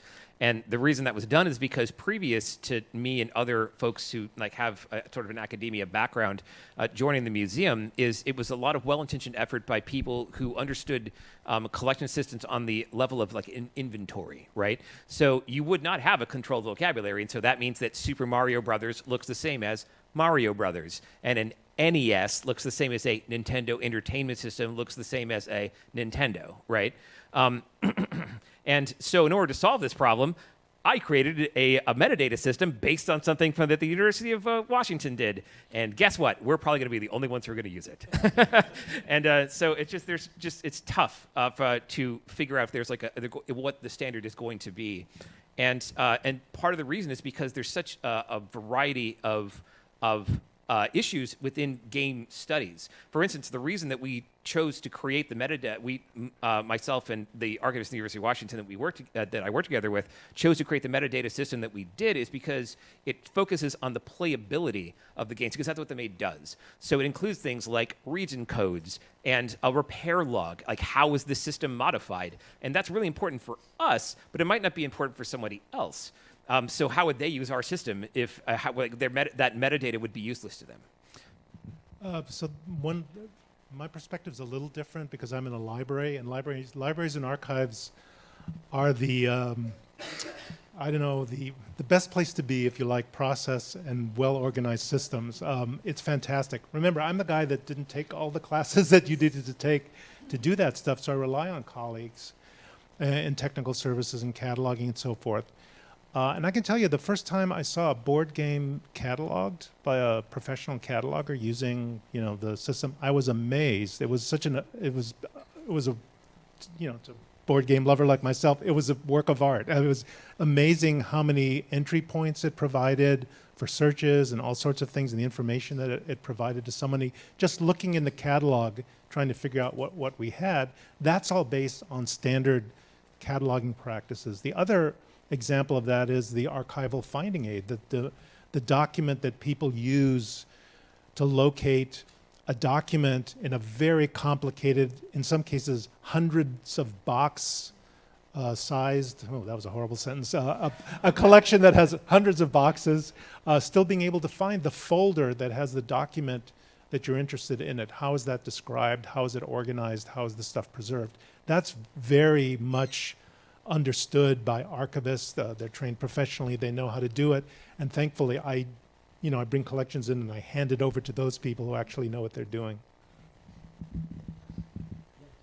Yes, hello. I've heard you all mention how important it is to talk to people who are making these games, and I know historically that video game credit preservation has been a very big problem. Is there any work being done in archival or library set places on preserving the actual people who made the video games rather than just the names of the studios? I'm going to take a different angle and say that's a labor issue, honestly. The fact that video game companies are so willing to erase the folks who worked on them as soon as they're fired or laid off, or they do like the Metroid Prime remaster that just said, thanks to the original Metroid Prime team. Like, great, thanks. So I think that's something where I think, it helps for us to advocate, but I think that is something that honestly has to happen at the level of like the studios. I'm out of words, but you get where I was going with that. I just wanted to echo, Phil, like it's a great example. The book I'm working on right now with Secret of Evermore. If you go to Moby Games right now and you look up Secret of Evermore's credit list, and you look at the credit list on the actual game itself, like absolutely, like you're going to go find some of the same people that I have talked to and will be interviewing over the next year. But what is less known is the people who they relied on, right? And I'm very much looking forward. I already know some names of the secondary connections I'm going to get from those folks and be able to talk to those people. But the only sort of official effort, I should say, is folks doing history, like writing a book or doing an oral history or something like that. There's not a website out there that is saying like Moby Games does this to some extent, but there's nothing quite on the level like IMDb out there. So I agree. I think it's more of a labor issue. I actually had one more thing to add to that, because as you're mentioning this, things are popping up. I really want to recommend the work by the historian Lane Nooney, who has been doing this really in-depth history about Sierra, the company that made a lot of the old adventure games in the 80s and 90s. And it's interesting because they're coming at it from the lens of people who did not work on the games. And they've been interviewing people who like worked the customer service line and that kind of position. And that's the kind of thing that I don't quite know how you capture that from the lens of a product. Like if we're relying like the credits for games, that's only going to capture so much of what the company is. And so I think Lane, their work on this project, I think they gave the talk at MagFest 2020 is the panel that's online. They were going to make it happen at GDC, and GDC 2020 did not happen. But that talk is online, and it's a really insightful perspective about alternate ways to approach video game history from that lens instead of looking at the product and its designers as the unit of studying history, which is real good stuff.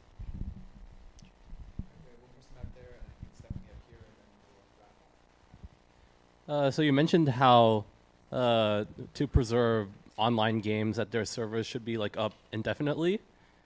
Well, like, do you think that's really sustainable given how like player numbers would eventually like dwindle in those games and how it would take a lot of energy to keep those servers up?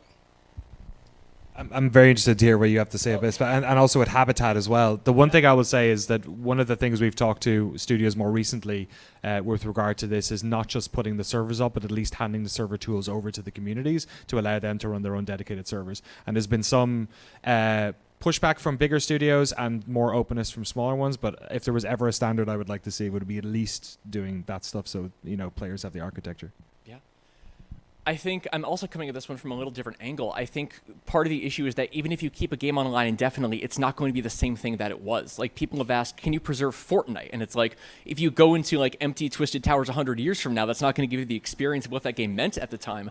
So I've come more and more comfortable with the idea of like accepting data loss, where it's like these games aren't going to last forever. And that honestly makes it a little easier, because then the way to preserve those games is through more traditional historical things like oral histories or the kind of work that, like the sort of like documenting how people play things. I think that seems like a viable option right now if it's not going to be possible to preserve what a game meant by keeping it online. That's exactly. So we can speak directly to this. As I mentioned, Habitat is available to play right now. And if you go and play Habitat right now, there will almost certainly be 0 people playing with you.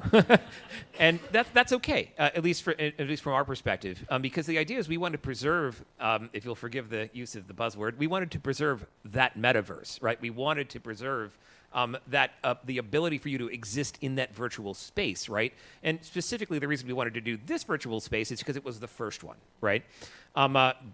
There's another project we've been working on for a number of years, but we've had trouble because it's difficult for us to get the server binaries, which speaks to the issue you're just speaking to, is Shadowrun Deadlock. I believe that's what Shadowrun Boston Deadlock, I think is what it's known as. And how many people are going to be interested in playing a third-person shooter from 2013 that's not quite as historically relevant maybe as the first MMO, right? But gosh, there sure are a lot of really passionate people who still want to play Shadowrun Deadlock, right? Not a lot of people still want to play Habitat. So very much so, letting companies putting the tools to make your own server in the hands of a community can see some really great results. City of Heroes, if anyone is aware of City of Heroes, like that's a great example. World of Warcraft Classic began as a bunch of pirated servers. that's how Activision Blizzard knew that there was going to be an audience for this sort of thing, right? So there's certainly there's tension here, right? There's some difficulty in deciding what the best option might be for something like World of Warcraft versus something like the top score servers for Geometry Wars, right? Like, do we really need to preserve that? Like, is that? I have a really good pacifist run on that. Oh, well, there we go. So, so I'm just going to make one really quick point. Like I mean, what everybody said is in line with my thinking. Like I said, games don't tell us about themselves, and if you have a massively multiplayer game with no players, it's not going to tell you very much about the players that had been there. However, there is I can think of one use case for private servers that argues for at least making it possible for people to recreate them, and that is that they are sets for movie makers.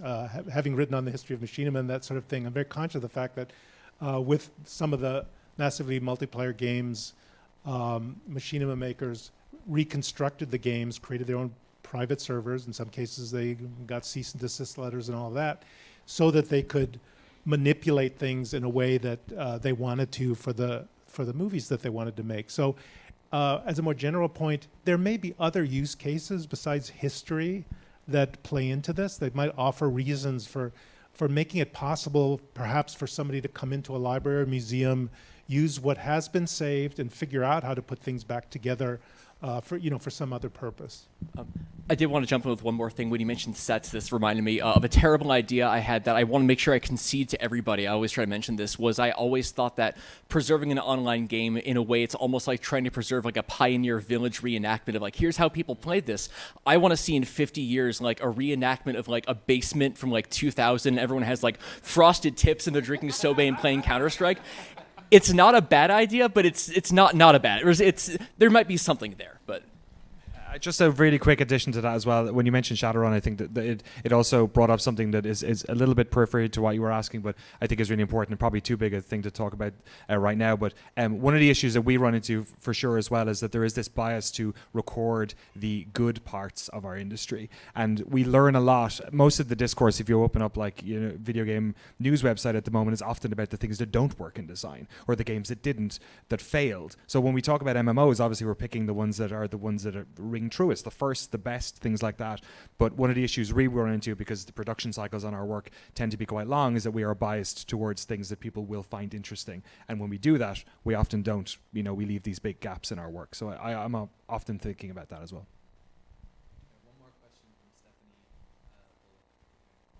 Hi, thanks to all of you for kind of expanding the way we think about video game history. This is basically just going to be a question about the legal stuff, because all of you in some way have mentioned or having to like skirt around legal gray areas, sort of work within, but perhaps outside of the law.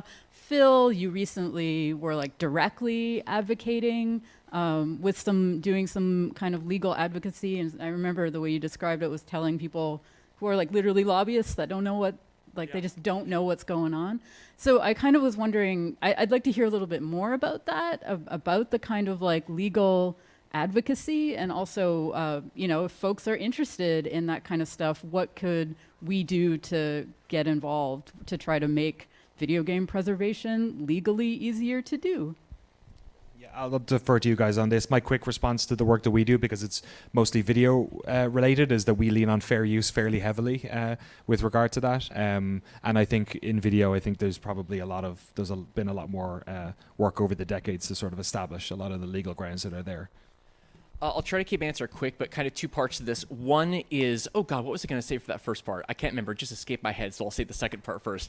When it comes to the actual advocacy work, it's a very slow process. It's a process of over years' time proposing something and it gets debated, and then you get a very small incremental win. So for like the exemption the Maid got in 2015, it was something to the effect of like, you can break DRM on some technology if you've been donated a server by someone, but this has to be the access limitations. And like, that's the level of comfort that the law tends to have around that.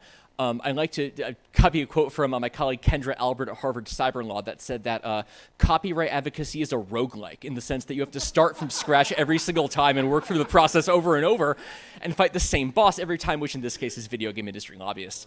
The other thing, that was what I remember I wanted to say. The other thing is that these kind of legally gray areas around preservation and dumping games, I think it's no secret that this entire field is dependent on a lot of that work. That like we are building on the backs of what people have done years ago in terms of figuring out like how to dump Xbox games, for instance.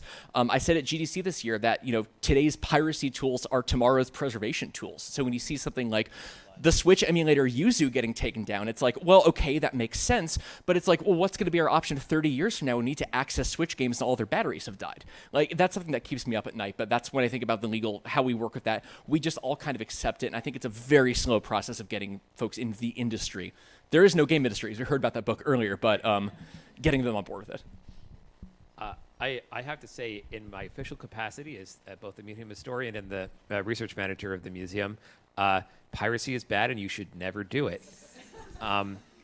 Never, ever, ever download a game, ever, that you don't own.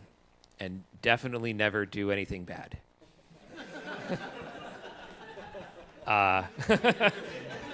Please don't do any of those things. Then I mean that. Obviously, I'm being a little facetious, but there is some seriousness to that because there is a personal risk, right? There was a couple of great panels that we've been on just the last couple of months that spoke to this issue of how piracy is kind of sort of preservation, but also kind of sort of not, right? Because if you think about what a typical pirate does is they'll just put the game up, right? And as Henry talked about, that's not preservation, right? Like, that's not the story of the game. That's not the story of the players. That's the story of how it was made, like any of these things, right?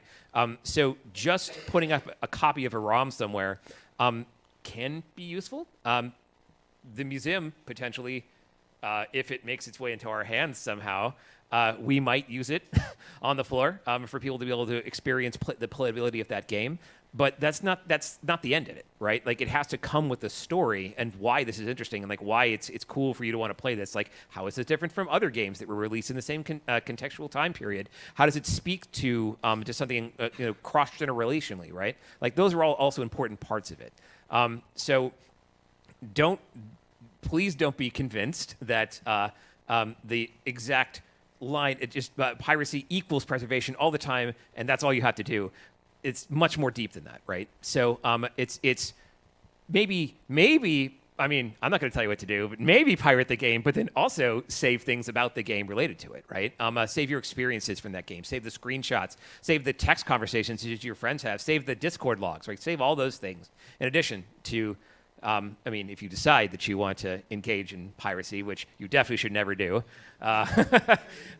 save those other things as well.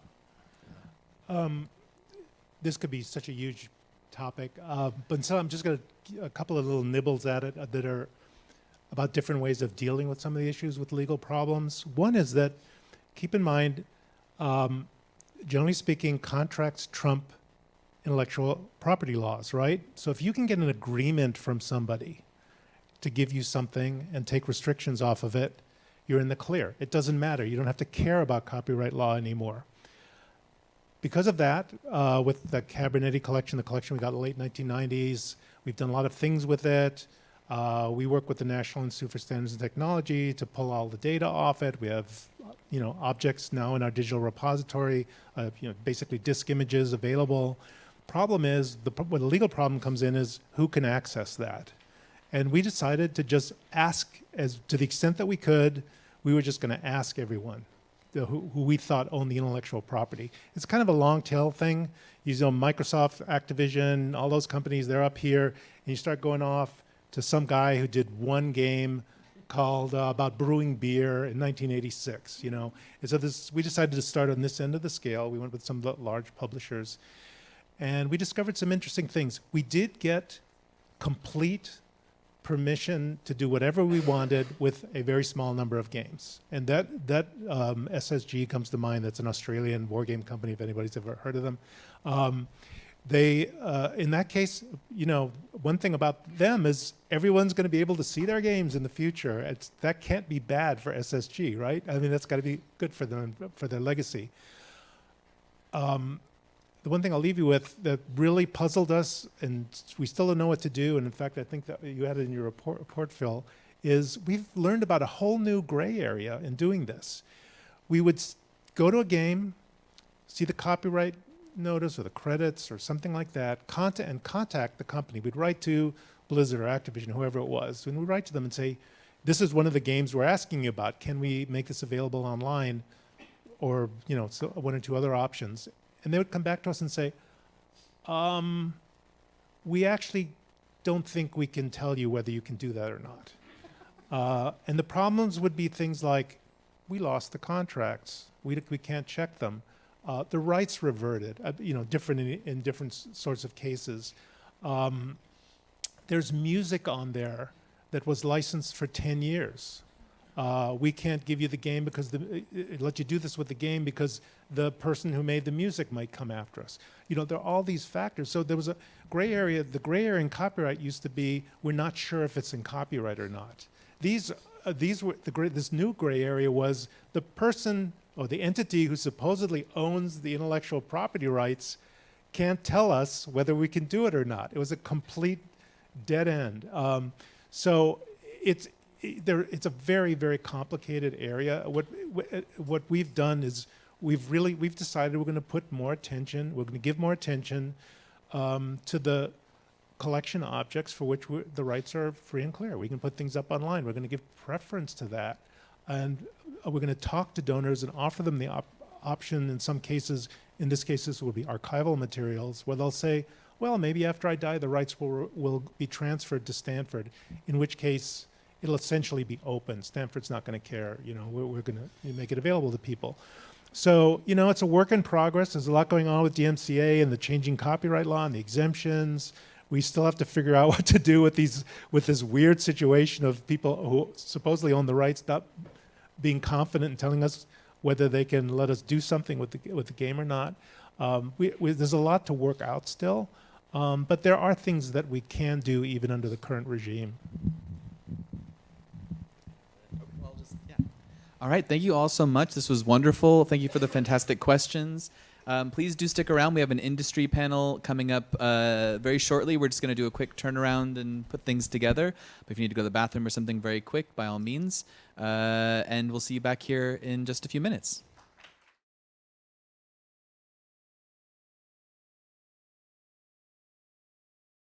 Great. Okay, thank you everyone for staying. I mean, we've maintained a pretty solid group of people. You're obviously very dedicated and very passionate and very interested in hearing about our last panel.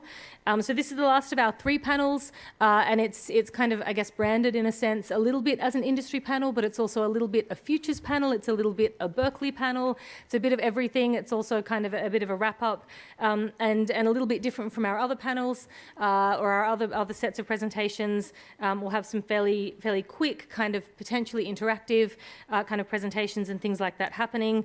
And we'll sort of try to keep all your energy up as well. So we'll just start off very, very quickly. I'll just read out for each person, you know, their bio, but I think you'll all probably expand a little bit yourselves on your kind of background and your connection to Berkeley potentially. So we're going to start off with Jane McGonigal. Jane McGonigal, PhD, is very important, specializes in games that improve mental health and simulate the future. She is the New York Times best-selling author of Reality is Broken, Why Games Make Us Better and How They Can Change the World, Super Better, The Power of Living Gamefully, and most recently, Imaginable, How to See the Future Coming and Feel Ready for Anything, even things that seem impossible today. Her work has been covered in the New York Times, Economist, Harvard Business Review, Wall Street Journal, CNN, NPR, MTV, and more. Her best-known game projects include Evoke, Social Impact Game of the Year, Games for Change, World Without Oil, Legacy Peabody Award, Super Better, which is the winner of the Youth Mental Health Challenge World Economic Forum, Superstruct, and Crypto Zoo. And so I think you can expand on all of those fantastic things. She currently serves as the Director of Game Research and Development at the Institute for the Future in Palo Alto, California. So join me in welcoming Jane up to the stage today. Thank you. Thank you. It's so amazing to be home. I did my PhD here at UC Berkeley in the same years when the Center for New Media was being founded. So thank you for having me home again. I'm going to take 5 minutes to introduce you to a little bit about my work, which combines game design, game psychology, and future forecasting. Trying to imagine the kinds of challenges and opportunities we might encounter 10 years in the future. It's a lot like tabletop role-playing games, except instead of playing at a table, you play online with hundreds or thousands of people, and instead of role-playing a character, you play as yourself and try to imagine what you would think and feel in these future scenarios. And to tell you about the work, I'm gonna play a little game with you today. So it's a game, actually it's a game for me to play and a game for you to play. The way that I play the game is I'm gonna start my slides and they're going to just automatically advance on their own at their own will, and I have to kind of keep up with the image that's on the screen and try to tell a coherent talk while periodically checking what's behind me. So you can let me know at the end if you think I won. And the way you play the game is I'm gonna ask you a bunch of questions during the talk, depending on how far I get, 12, 13, 14 questions. And the way you play is see how many of these questions you can come up with an answer to in the span of the talk. And afterwards, come and tell me what ideas popped into your mind. But we're gonna go very fast. Okay, I think we know how to play now. I'm gonna play, you're gonna play. Here we go. As a futurist, I think the two most dangerous words in the English language are unthinkable and unimaginable. So I want to invite you all to think creatively and courageously about some hard to imagine possibilities.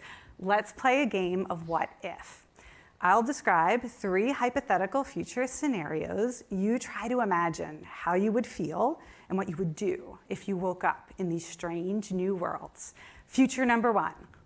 It's 2033 and extreme heat, wildfires, and droughts have been worse than the most dire climate predictions. So now geoengineering is up for a global vote. 9 billion people are eligible to vote yes or no on a 10-year plan of aggressive solar radiation management, injecting sulfate particles into the atmosphere to block some of the sun's rays. The election is called the sun exit. And they are saying a yes on sun exit could lead to a 10-year winter. But it could also solve some of our biggest climate challenges. Is it worth the risks, the unintended consequences? How would you vote? How would you educate yourself to be ready to vote? Scenario update, sun exit passed, we're doing it. Solar radiation management starts in 10 days. Now how do you feel? What do you do in the next 10 days to get ready? Okay, it's a year later, and the geoengineering is working, yes, but paradoxically, trust in science is at an all-time low. People are saying there are mental and physical side effects. Is it just misinformation? What do you do to keep yourself healthy? Okay, new future. It's 2029 and your federal government has gone full-blown zero waste, authoritarian style. It is now illegal to throw anything away. They literally took everyone's trash cans. Composting is still allowed. Recycling, it never really worked. And garbage, you're just not allowed to create any of it, nothing. But there's some good news. Psychologists have invented a new word to capture the positive emotion that defines life in a zero waste age. Zerophoria.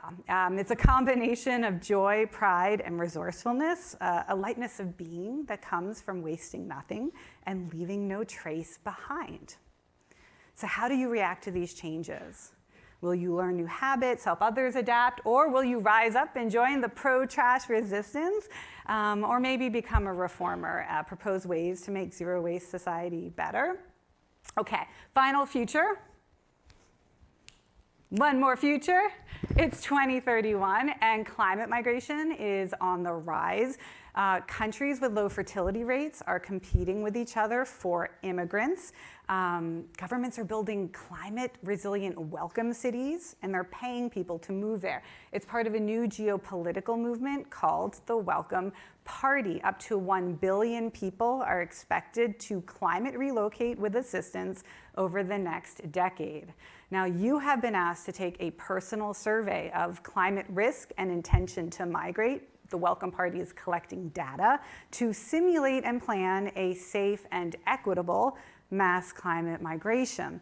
You have to name 3 climate-resilient cities you would be willing to move to given social and economic support. Which 3 cities do you name? How prepared do you feel to consider that question? Okay, why am I asking all these hypotheticals? Well, look at the data. These 2 charts show how often we use the words unthinkable and unimaginable in our journalism, and look how common they have become. We are so often shocked and blindsided by how the future turns out, but it doesn't have to be that way. At the nonprofit Institute for the Future in Palo Alto, I help people develop imagination leadership skills by simulating hard to imagine futures like the kind you thought about today. And our goal is to move everybody's scores at least +1 on 3 measures of future imagination, like mental flexibility, on a scale of 1 to 10. How realistic or plausible is this future? In other words, is it thinkable to you? Also, realistic hope. How worried or excited would you be to wake up in this future? We want you to be able to anticipate risk, but also opportunities for positive transformation. And finally, future power. On a scale of 1 to 10, how ready do you feel to help yourself and others if you were to wake up in this world?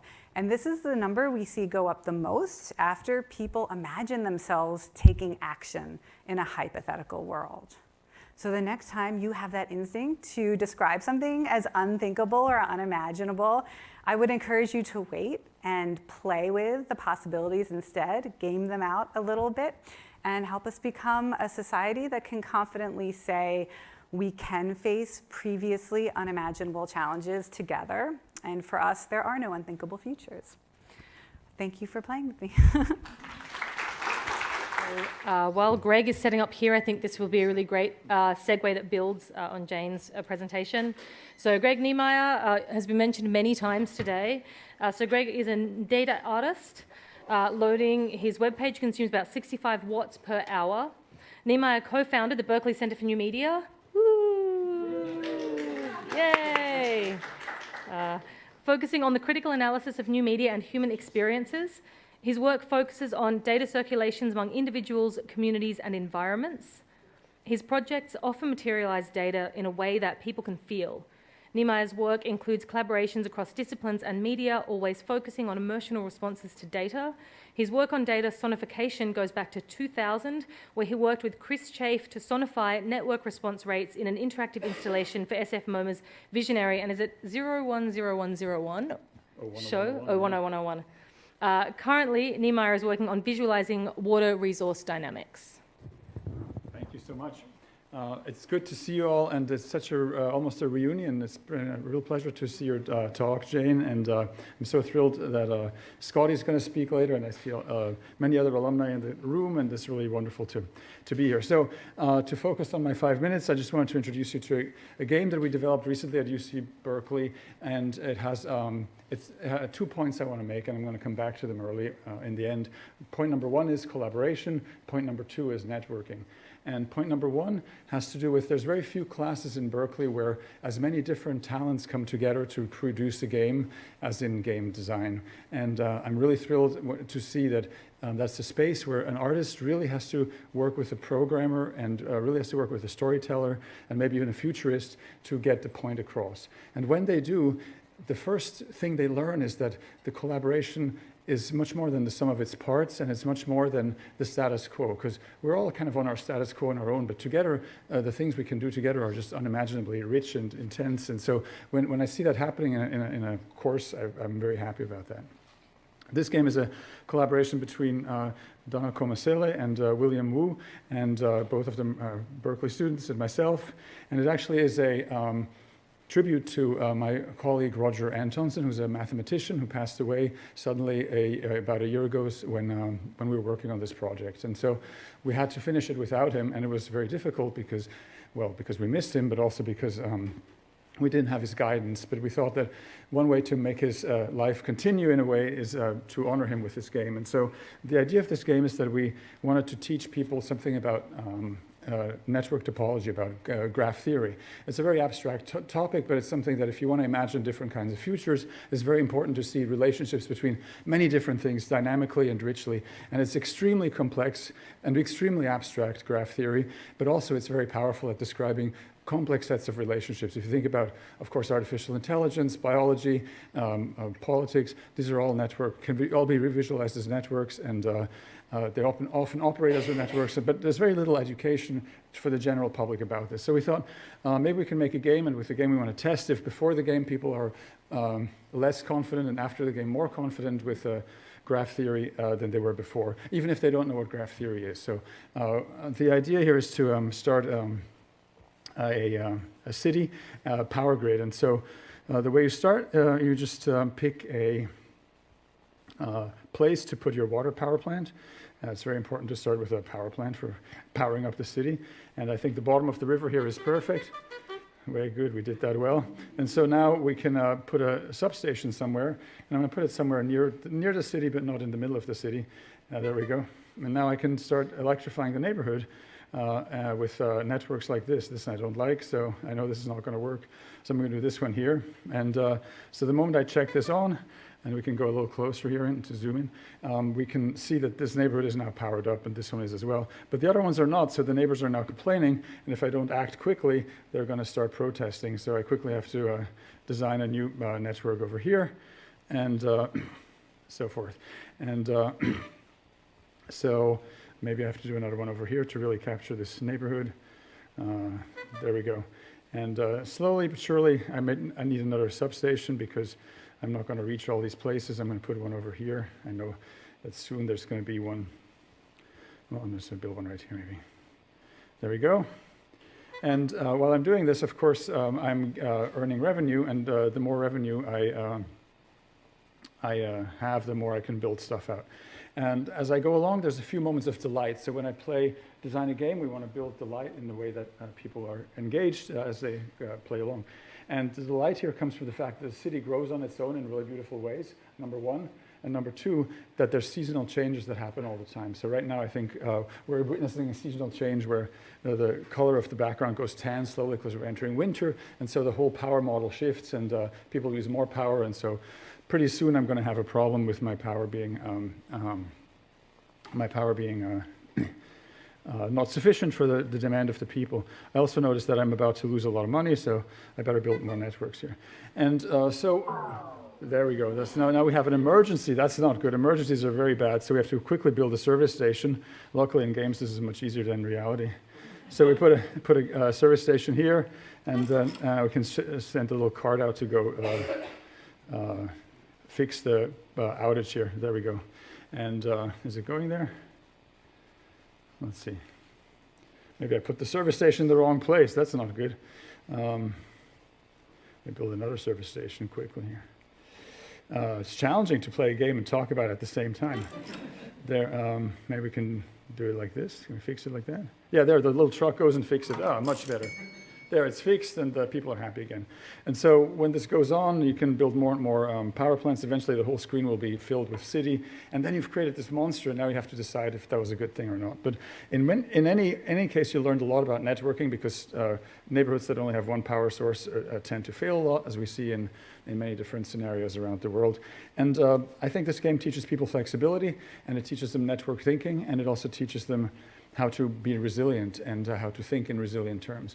But as we developed the game, we all got to know each other a lot better, and we got to learn each other's disciplines. The artist learned more about coding, the coder learned more about the color choices and art. See how the season is now blue? and all these little delights had to be built in collaborative ways. And so that's, in a way, how we fix the world in one way, because we teach students how to collaborate, and in the other way because we teach people how to be flexible and engage in the world in a dynamic way. And so games are a really wonderful object that's so dynamic and engaging. It teaches us about how to be dynamic and engaged in the world we live in. So with that, I think we're good, and we'll take questions later, right? Yeah. So I'll go back to building more networking. Look, now we're in the green season. Isn't it amazing how things just cycle through? I love it. And yeah, thank you very much. Okay, so I'll introduce our next speaker to introduce themselves in more detail, and we will do all the questions at the end, so write down all your great questions. Scotty Hoag spent over 15 years as an interactivity engineer.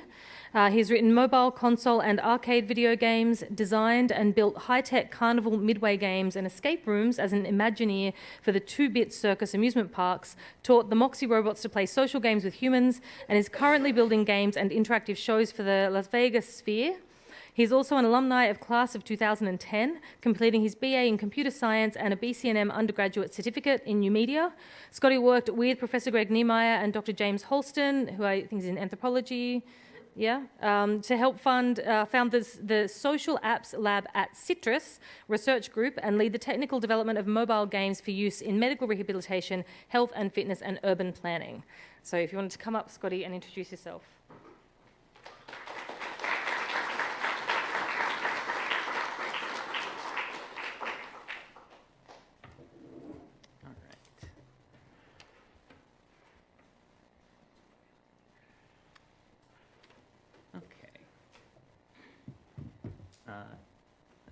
I just wanted to say before I start, to all of the sleep-deprived undergrads and graduate students in the audience today who have been very diligently writing, taking notes all day for their 198 and 298 classes. I've been in your shoes before. I understand. If you'd like to take a break for a moment, I'm going to be doing this in the style of a GDC rapid micro talk. If you would just like to kind of zone out and take a quick break, email me after the talk, and I will gladly send you the transcript of what the outline of what I prepared today. Okay. That being said, so hello everybody. Thank you for joining us, and thank you for the BCNM for inviting me today. My name is Scotty Hoag. I'm a games and interactivity engineer, and like mentioned, I've been working for the last 15 years in games, AAA, indie games, amusement park attractions, robotics, and currently working as a senior engineer and game developer for Madison Square Gardens for the Las Vegas Sphere. And also, spent a significant amount of time building lots of really cool games with Greg Niemeyer and for all sorts of fun health and fitness and medical rehabilitation. But today, what I'd like to talk about is some things that you're probably not going to be able to get the knowledge of in your engineering classes here, and it's going to be a little bit more practical kind of knowledge from in the field of making games. Today, we're going to be talking about making games for crowds, almost but not quite entirely unhelpful tips for designing multiplayer games. Okay, so what do I mean by multiplayer? I'm talking less about this and more about this. I'm referring less about players in game instances and more about players in social instances. When we go away from the couch and the tabletop as our game space and we go more into public spaces and venues, we end up having a whole different set of design and engineering considerations. With personal games, we're concerned with tailoring engaging and complex systems that can engross individual players, often for many hours at a time. With public spaces, people are looking for faster and more accessible social experiences, and that means engaging with many people simultaneously, not just with the people playing, but sometimes even with the audience.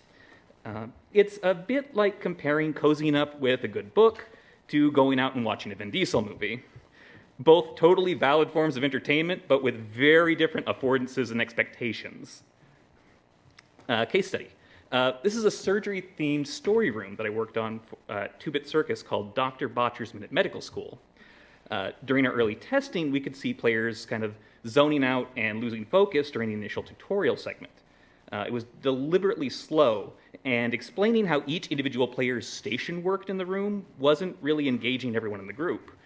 You need detailed rule explanations for deeper, more personal games, but here it was just distracting. In TikTok terms, we needed to tell you how to play without telling you how to play. So our solution was to borrow a tool from theater. Shakespeare would often start off his plays with an action scene to get people's attention. And who else could be considered our modern day Shakespeare if not Quentin Tarantino? New intro. The moment the attendant closes the story room door, the lights all go red and the patient immediately flatlines. Players are then guided into recreating the very iconic scene from the movie Pulp Fiction. I deliberately cropped the image for content safety, but if you know, you know. This had an immediate change in player engagement. It gave just enough hints to the whole group on how to interact with the tools in the room without actually explaining anything. All the players are excited and work together to figure out what to do, and everyone was much more engaged with the rest of the game thereafter. The problem that So the problems that I'm working on solving now, are with presenting games for theater audiences. What happens when you design a game for 50 players?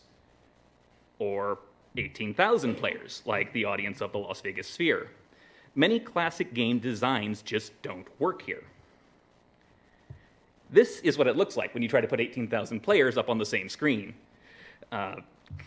Even one as big as the Sphere. Good luck trying to find your character. And then how does a theater audience even interact with a video game? So this is a couple pictures of the Club 01 interactive live dinner theater we built at 2-Bit Circus. Each table had network clients installed, and audience members could interact with sections of the live show through that hardware, assuming that the audience members weren't too drunk. Something to keep in mind when you are actually giving your players alcohol. Software devs here may have learned smoke or soak testing in engineering classes, but I'm a big proponent of Steuben testing. It's a concept that originated at Atari's arcade game division back in the 1970s, when engineer Dave Steuben would test for hardware durability by personally kicking the coin doors in, ripping joysticks off the cabinet, and literally pouring beer over everything. It is very important that the expensive custom tech in these dinner tables can withstand spilt beer. One last example here. This is a picture of a games talk from this year's SIGGRAPH conference, where the audience could play a number of games together, and the input mechanism was actually just hand wave gestures by the audience members. They used cameras and AI filtering techniques to determine the direction of movement of different sections of the audience. The downside here is that your input is not guaranteed inputs. You get more of a statistical probability distribution, but it's still really cool tech.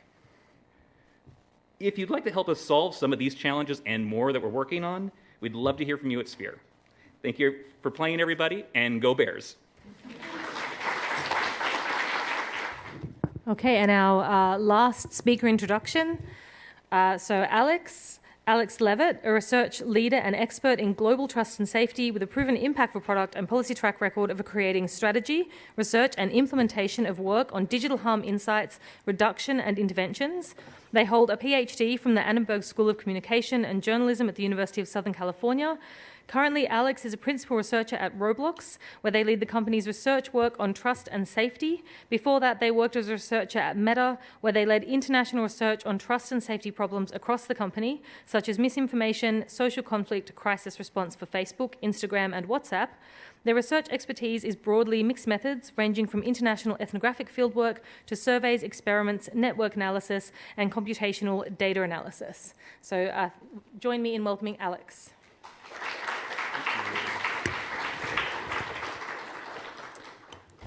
Thank you so much for having me, everyone. Hi, I'm Alex. My pronouns are they, them.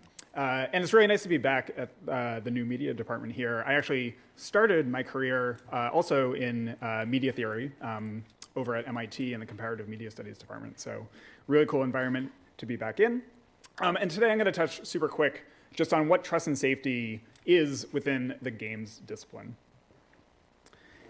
So just quick about me. Currently, I work at Roblox, which, if you're unfamiliar with, is a international gaming platform that provides games as well as other social experiences and is mainly used by many kids in a number of different countries around the world.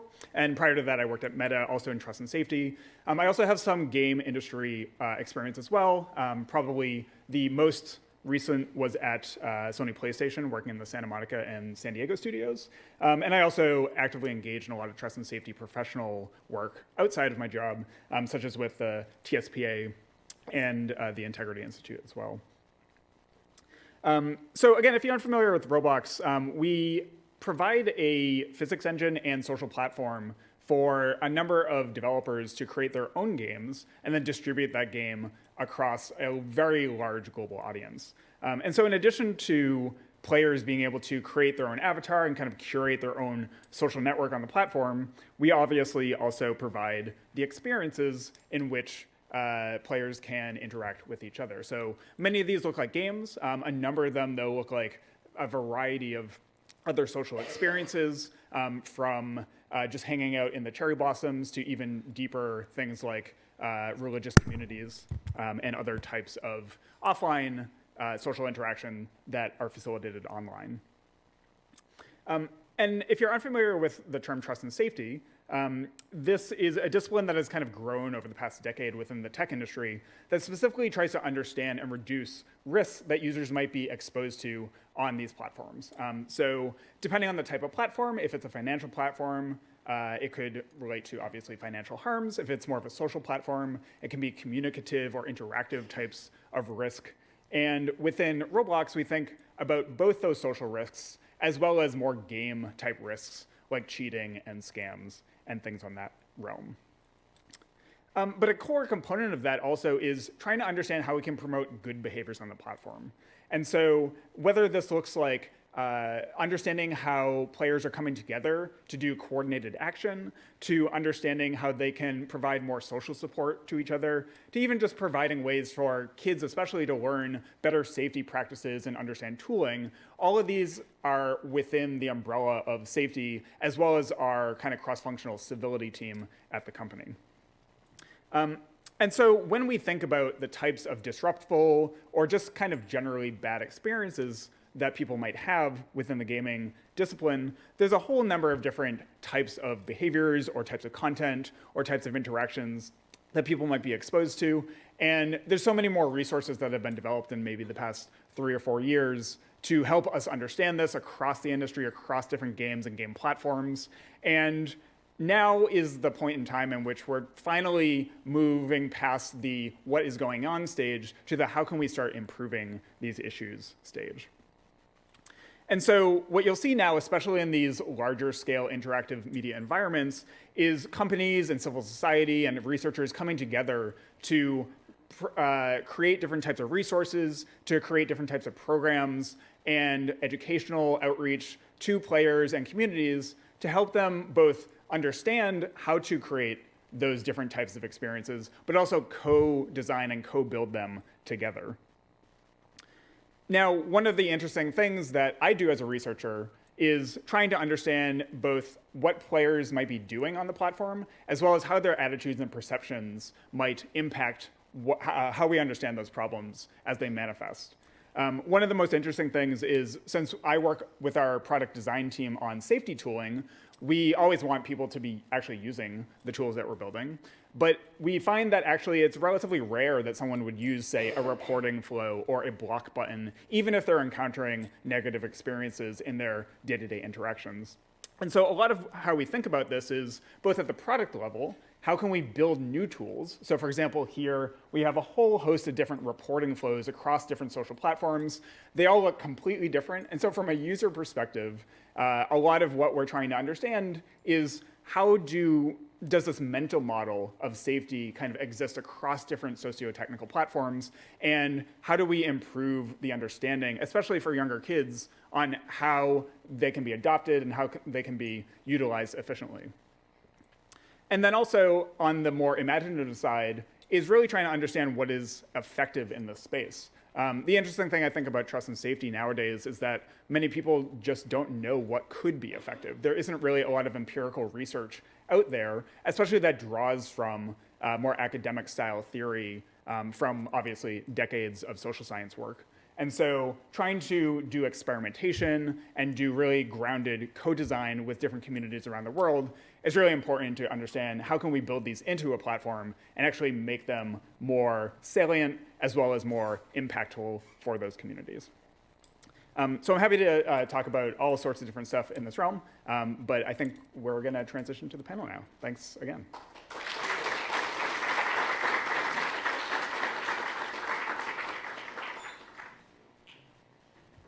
Okay, so for those of you who've been here all day, you'll recognize this moment. We magically transitioned to a panel format. So just a couple of moments for us to put the chairs out, and then we'll get started. So again, get your questions ready, and we'll open up the floor shortly. Okay, so we'll get started. So the idea is that we'll have a little bit of a conversation ourselves, but I'm sure we also have questions. So I'm not going to ask you questions yet, but I just want to get a show of hands for how many people have questions right this minute if you were going to ask questions, so I can time this adequately. Who's like, I'm pretty confident I will eventually want to ask a question? Oh, come on. I put you all on under pressure. You want to wait and see? Okay. Okay, we've got at least 3 or 4. Okay, 4. It's like an auction. Okay. Great, so that'll give me a sense of timing. That gives us quite a lot of time, so I can ask a question first. So what I want to do is just open the floor to each of you. It doesn't really matter if we want to do it in speaking order or precisely how we'd like to do it, but I'm really interested in this idea that what we're doing here today is thinking about the kind of past and kind of present and future of games and gaming at Berkeley, but I'm very interested in a kind of very broad industry, I say industry in this really flexible kind of way, perspective that we could come together around on that kind of question of history of games and gaming, and particularly thinking about, so I've actually written down keywords that you all came up with that crossed different presentations. We didn't coordinate this, folks. This just happened. This is the salience of everybody sort of thinking some similar things here. So, we talked about futuring, we talked about experiences, we talked about questions of design, storytelling, scenario building, and again, so experiences, the idea of experience came up repeatedly.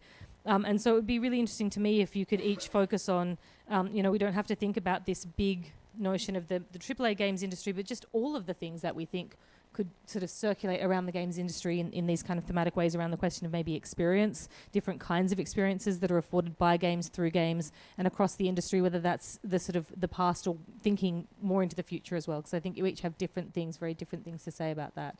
So I'm not sure who would like to start, but I will pass the microphone to Greg, because we're sharing.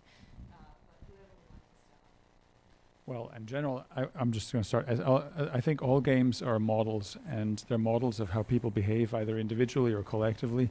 And as such, there is no such thing as a game that is not serious. If you think of all games as being models, then obviously all games are models for something. And oftentimes we look at games and we think, whoa, that's a horrible game. But it's just a reflection of a model that is actually very prevalent in our communities, and so it's a good idea to take every game seriously as a model for what happens right now, for informing us how to behave, for informing us how to imagine behaving in the future, and to inform us how to try out different kinds of behaviors, either individually or collectively. And so we always imagine that there's some kind of a boundary between games and reality, but the more I look at these things, the more I think that boundary is very tenuous and permeable. Although we all know that a game starts with entering a magic circle and then leaving the magic circle, but the magic circle is in the middle of reality, and it definitely informs us about what to do. So that's why I would say there is no such thing as an unserious game, and we should take them all very seriously. Even the Sphere, especially the Sphere. Can I ask the audience a question? How many of you are aware that a video game designer won a Nobel Prize this week? Are you guys hip to that? He was in the industry developing games, and later founded DeepMind, an AI company. But first I want to say good job, game industry. We finally got our Nobel Prize. But on the topic of AI and gaming, when I think about the future of games and what gamers will be doing and the future of work, as Greg said, games are models, and we're experiencing these exponential leaps forward in artificial intelligence technologies, and we're going to be using AI to simulate things. And the kinds of games that I make, we don't let the computer run the simulation. We have human input. We ask people, what would you do? And if we ask, hundreds or thousands or hundreds of thousands of people what they would do, we can learn about sort of weird things people might do or surprising things and very human things that a computer wouldn't predict. And what we're seeing in AI now, where generative AI, if you look at the sort of jobs that are opening up in the industry, they're paying artists, they're paying writers to train the models, and because they need human talent to help the models become better. So I'm thinking about a future in which we need to run simulations to understand the world and solve problems, but we need gamers to play them first before the AI can be good at it, because we need human intelligence to train the AI to think as creatively and strategically as gamers do. So that's just I think far out in the future. It's 10, 20 years playing games to help artificial intelligence be smarter will be a very viable career option for anyone who's looking for that.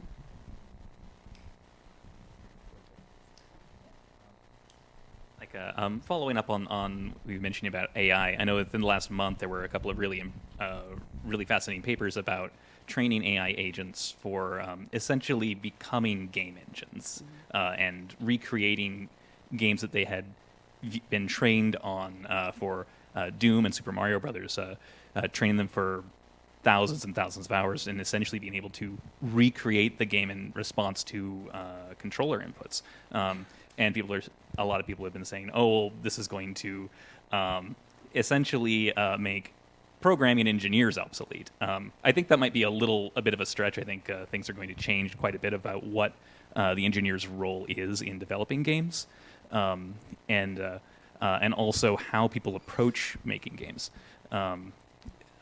With one analogy I like to throw out there is in the 1920s and 30s, to make a movie, you basically had to have a couple of mechanical engineers with you who knew how to build and maintain a camera. And that's where we've been with video games and the video game industry since its inception up until recently, where there are enough tools with Unity and Unreal for people who are less technically experienced to actually be able to jump in and start building and developing things on their own. There are a lot of really fascinating indie games that are one-man teams where one person has done all of the scripting or coding, art, everything. And I really hope that's becomes even more prevalent in the future. I really hope that you don't have to have a whole bunch of really skilled engineers on your team to make a story, an interactive story that people can engage with and interact with. Saying that as an engineer, I think there's still a lot of room for the technical side of things, but being able to provide the tools, and that's what engineers have always done with the games industry, is provide the tools for designers and people to help express what their vision and their ideas are.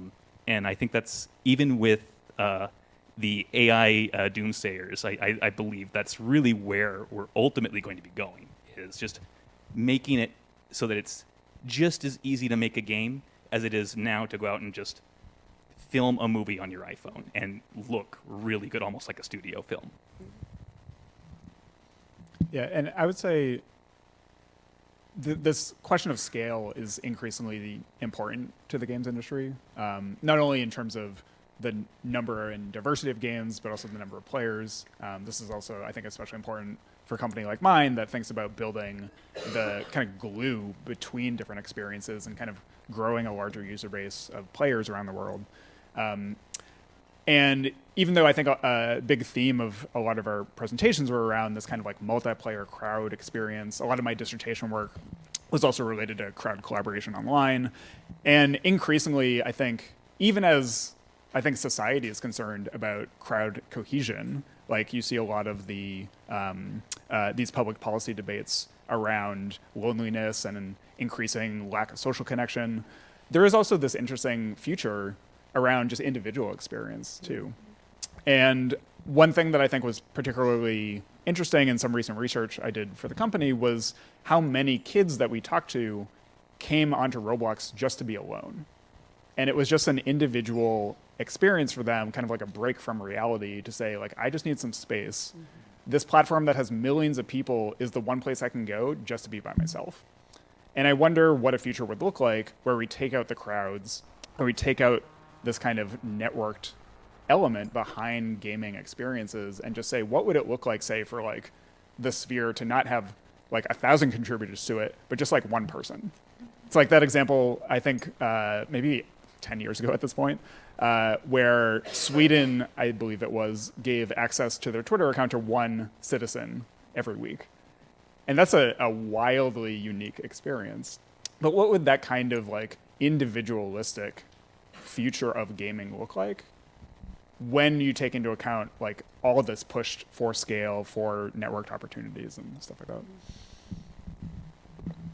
Yeah. Well, I was going to say that's interesting. I am going to go off on a slight segue about Roblox now, because I think there's something really interesting about what you just described, and I'm going to recount something that hopefully won't get my account deleted. I assume there's no way that you can monitor this, but I have a niece who is very into Roblox and not very into school, so I'm going to bribe her to like attempt to be good at school, which didn't work. But the point was that the only thing I could get her to be bribed by was like essentially Roblox contraband. I was going to buy her a neon fly-ride giraffe in Adopt Me, and I was going to gift it to her in Roblox, and I was going to pay $100 of real money, not Robux, to purchase this and trade it with someone. And so the first thing that happened that was very strange was that I went and I purchased it on eBay, and the person sent me a message saying, meet me in my house in Adopt Me. And so I went there, and they said, did you get it? And I was like, I don't play this game. I have no idea what you're talking about. And he vanished into thin air. And I just thought, someone's just stolen $100 from me. Like, this is ridiculous. Then I checked my bag, and I, in fact, had the giraffe. It's very clear that I have no idea what's going on. But pertinent to what you're saying about crowd experiences, I contacted my niece, and I said, yep, I've got it. And I feel like I'm doing a drug deal at this point. And she's like, okay, meet me at my house. And I'm thinking, this is what the dealer said. So I like... transport to her house and meet at her house. And she's like, do you have it? Do you have it? Do you have it? Yes, I have it. And then I walk outside her house, and there are, 50 little Roblox characters all jumping around. And I can see the chat going crazy. Do you have it? Do you have it? Do you have it? Do you have it? Do you have it? I'm like, okay, what's going on? And so then I'm like, look, I'll just give it to you. And I'm thinking the whole time, this is clearly against the rules. So I give it to her, and there's this little siren goes off that says, like, wildlife trading. You have to make sure you're not engaging in illegal wildlife trading. I'm like, oh my goodness, we're going to get busted. And so she's like, no, we just have to go to the police. I'm like, really? We have to go to the police? Like, so we go, and everyone follows us. All these, like, 50 probably children, I assume, following us through. Eventually, we sort of get to the police, and we actually just had to go through a quiz, and it was a spatial quiz, basically, where you'd have to press the right buttons. And I don't know if you actually know anything about this specific thing, but I imagine multiple places on Roblox might have this kind of way of preventing children from getting scammed, I think. So we go through, and they basically say, do you understand that if you're making a trade, someone might try to trade you something that's worth a lot less than what you have? Make sure that you're not being scammed. We go through it. And I gave her the giraffe, and she just had the giraffe riding around and being mobbed by 50 to 100 children just following this around. But the thing that really struck me was I thought, this is such clever design, because the kids, you can't tell them literally don't trade with people because they're real humans who will scam you. So you have to make them go to the police to kind of engage in this process of like, we have a civil society and we're going to not steal from one another. And I just thought that was really interesting, but it wasn't an individual experience. It was this whole crew of them kind of working together. And so I just love to know more about this kind of challenge of designing things that make sense to children who are hell-bent on doing stupid things, but also this really weird dynamic between that intense group dynamic and what you're talking about, like solo individual play. I think it's just a really fascinating kind of set of things to think about, and I have a feeling from what you've just described that you've thought about this a lot. And then we will open up to questions. But yeah, I certainly won't deny that Roblox is still one of those bastions of the weird internet. Like, you can go down the ranking algorithm and find some like very strange, but also very unique experiences to jump into. And this is exactly the kind of question that we continually bring up at work, which is Roblox and a number of other platforms like TikTok and others might be literally the first place where kids learn social norms on the internet today. And this was the same when I was a kid playing Neopets like 8 hours a day in middle school. And how do you help them understand through both kind of social norm teaching, but then also through system and socio-technical dynamics, what it means to be a good citizen on the internet, how do you interact with tools, and then also how do you experimentally design these like really effective systems to do that teaching and that learning. And T.L. Taylor, professor at MIT in their games department, has this really unique perspective on using games to really test out these early concepts, but then also scale that up to testing concepts for like democracy or for like huge safety systems. Because at the end of the day, like these rule-based systems in games are exactly the types of rule-based systems that exist in society, but just at a much deeper level where we can mechanistically and very quickly test them out and find empirical kind of evidence like you were saying before. It's like, how can we build up this data set to prove out a lot of these interesting hypotheses and then hopefully build systems for the better?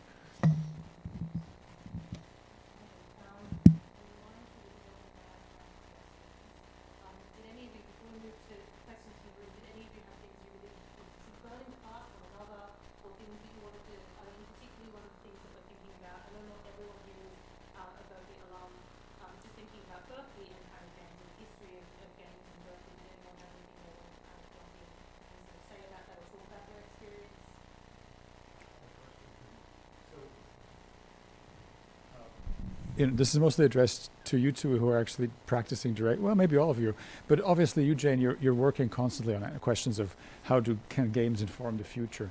But in daily practice, when you write code for games, do you think about the kinds of things we like to talk about in academia? Like, do you think about how games are really world-building tools, and how if you write this algorithm this way or that way, it might actually change the way people think about how things are supposed to work in a society that's civil? Does that come up as a topic a lot, and in what form does it come up?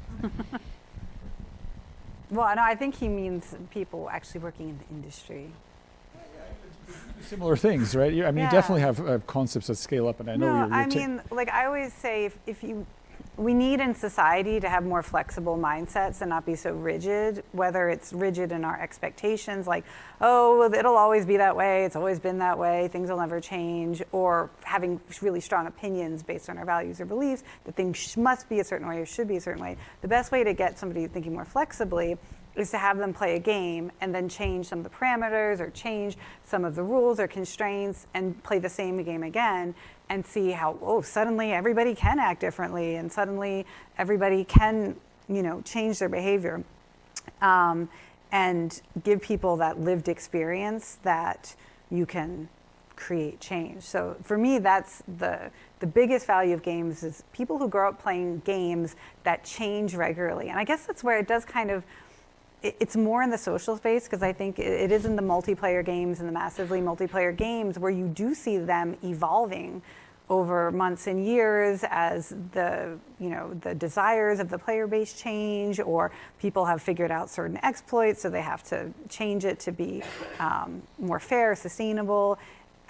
People who play in those worlds and see the world's changing have a flexible understanding that the world can change. So, that to me, that's a value that is baked into gaming that makes it really good for kids and everyone to grow up playing games. Actually, like my older relatives who are very rigid, we should have the older people playing more games to, we can change, because you can change a game, you can change the rules of the game, you can change the rules of the game. There's no stage in life where we don't cope with change. Yeah. Kids seem to have. But go ahead.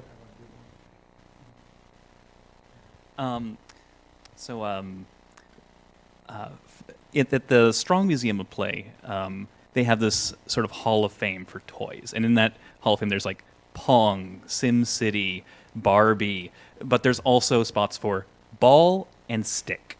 Yeah. and I think I would probably nominate for a future inductee probably something, the box of crayons.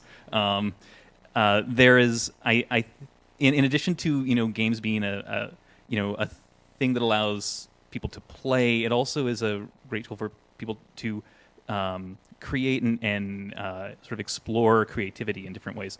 Some of my favorite games are those which allow you to generate new content, to allow you to experiment in ways. The game that really got me into engineering was a game called ZZT, which was built by someone knows what it is. It was made by Tim Sweeney, and it's essentially Unreal Engine version 0. And it had a little game in it, but it also had a full-blown level editor, and you could go and make your own games in it. And that's what got me into engineering, taught me about scripting. In the same way that a lot of kids today are jumping into Roblox and learning how to do scripting to build their own modules in Roblox, and then turn around and sell that and actually start making a profit and run their own business. And that's amazing. And I know that there's always gotchas with user-generated content. At Sphere, that's something we are definitely trying to do as well, is not just make games where people can play and interact with them, but also do things where they can actually share and actually put something they've actually created on the screen for people for the rest of the audience to see and interact with as well. And those are all sorts of things we're R&D and playing around with, because it's one thing to push a button and see, as far back as the Magna Odyssey, push a button and you see a blinking light turn on and off, and that's amazing. It's even more amazing when you can change what that blinky light is. You can actually do something, actually interact with it in a way where you actually can express yourself. And I think expressing yourself is almost the most enjoyable part of play. And it's being inside that magic circle, but also reshaping the magic circle around your own ideas and thoughts and your own experiences. And I think that's also very powerful. And maybe just to wrap up that thought, we talked a lot about social dynamics of the game itself, but I think especially nowadays, especially with these UGC platforms, you're seeing a lot more creativity and play around self-identity as well. So on Roblox, one of the core thrusts behind the company is just providing kids and other players with the ability to change their outfits, to create and sell different types of accessories, and the ways in which you see kids be so creative online, but then how that also reflects these offline dynamics around queerness or different communities that they're a part of, especially marginalized populations, that comes out in ways that they might not feel super comfortable expressing offline, and gives them that space. And so you can kind of scale up that type of identity play to these social dynamic plays and see how that evolves over time, and giving creators new tools to enter those dynamics into their own systems and experiment with what happens when you allow 2 people to do that, and then 5, and then 100, and then 10,000. And just being able to see how that individual level type of play can explode up into something that is really phenomenal.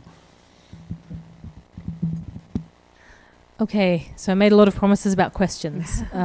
So, hands up for questions, and we have someone with a microphone that will come around, I believe. Yes, there. So if we've got a question here to begin with, it's sort of in the middle down here. Exactly in the middle of the... Yeah, pretty much.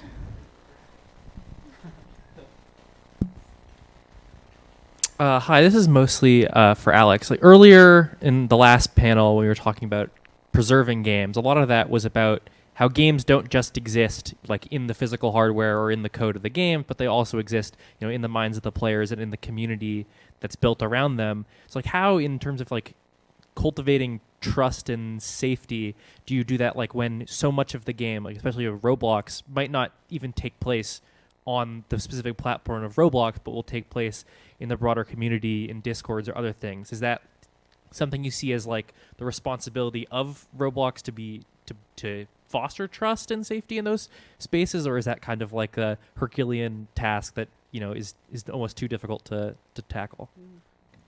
Yeah, and honestly, I'd love to hear more from y'all about just how that dynamic plays out beyond the games that you work with too. I think for Roblox in particular, we think culturally about the platform as something that has this unique history that, like, especially kids growing up, even when they're like 8 or 9 years old, bring to college and bring to adulthood and have these like core memories of being on the internet. And in the trust and safety discipline across the tech industry, this is maybe the hardest problem that we have.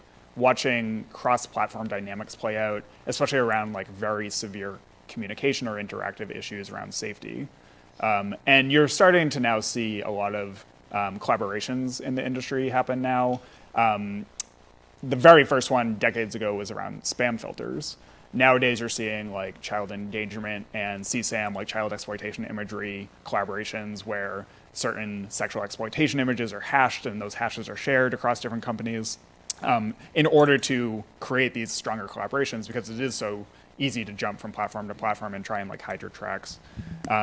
But we've invested a ton of support and investment into trying to both identify those types of dynamics as well as like build those collaborations more. But I think culturally too, it's just so fascinating to see like how things that grew up on Roblox have kind of broadened out into the wider game industry. So you see like Lethal Company, for example, the creator of this now multi-million-dollar multiplayer game started off his development career on Roblox, just making like weird little fun games for his friends. And this wider kind of game culture, I think, is just very fascinating to study. And like new media departments, it's the perfect place to understand that like cultural shifts over time. If anyone's working on that here, I'd love to talk more about that, just because I've always loved that kind of extra layer on top of games.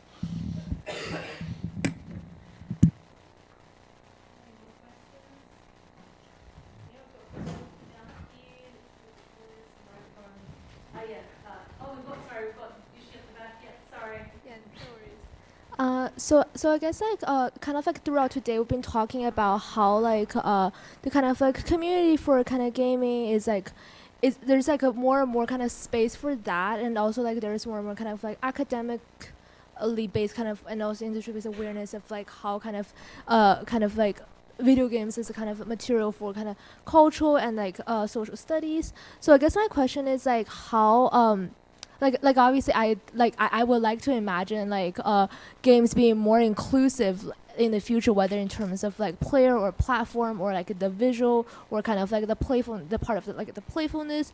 But I'm wondering like what would you comment, how would you all comment on kind of like what you think like the kind of inclusivity of like games would look like kind of like in the future?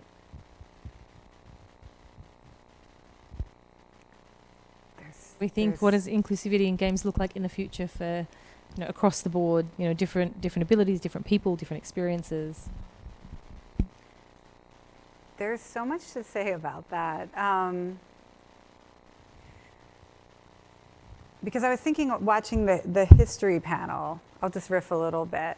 And for the history panel, that wasn't the most diverse panel. And I was wondering if that's because the early history of gaming wasn't the most diverse industry or field.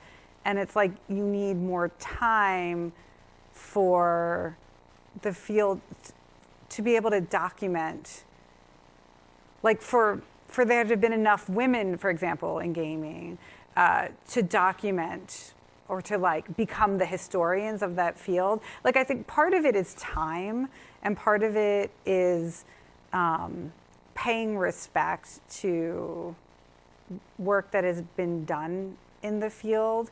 I don't know. That's like what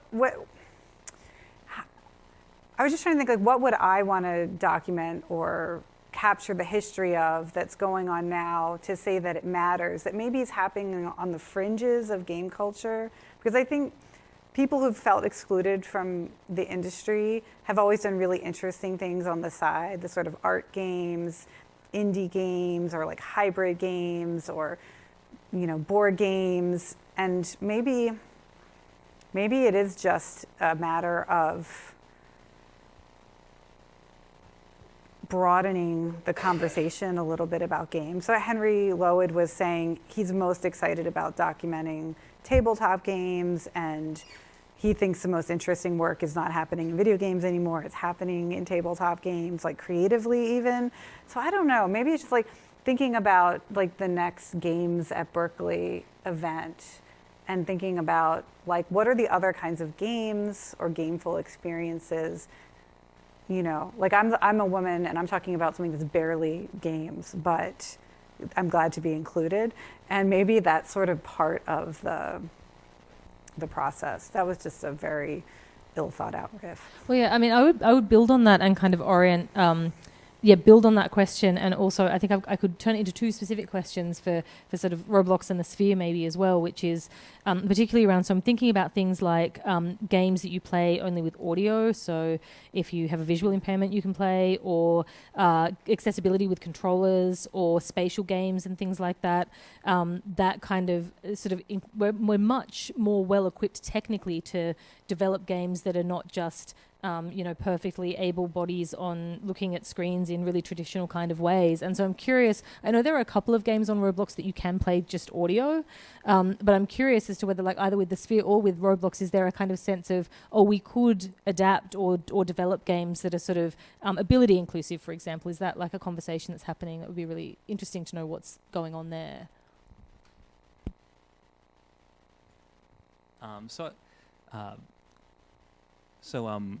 There was a YouTube video channel I saw a while back that was absolutely fascinating. That was there was a gamer who was blind, and he would go through and play. For example, his favorite video game was Sonic the Hedgehog 2, and that is not at all accessible for someone who is visually impaired. It's a very fast game. There are lots of split-second gotchas where you'll be running along very fast and run into a wall of spikes. But this player is not able to complete the game, but able to get pretty far in those games through sheer determination. And those kind of like video games by their nature are this very visual medium, and they're really there's very few that are designed for. I think visual impairment is probably the most difficult thing to design a video game around, because of the visual is so much of that experience. With Sphere, the visuals are the most talked about draw, but there is also another pretty amazing technical aspect of it, which is the sound system. That has, I don't remember the exact number off the top of my head, but it has something like 200 and almost 300 like spatially directed speakers, and every section of the audience, about the size of our area here, can be directed with its own unique sound, and you can move a few feet to the right. There are no shows that use this yet, but you could actually move a few feet to the right and hear something completely different. In the lobby area, they use this they show a test of this where you can like move a couple feet to the left, and then the song that you're hearing, you might be hearing like an acoustic guitar, and you move a few feet to the left, and that changes immediately to a trombone or something, but playing the same song. There are, and there's so many ideas I would love to try about like having essentially conveying unique and secret information to the audience through audio cues that you might all see the same. There's lots of hidden information games out there, but where people like maybe like in tabletop games where people have cards that have like hidden roles on them. There exists like the ability with this kind of tech where you can like have like shared information on a theater screen, and then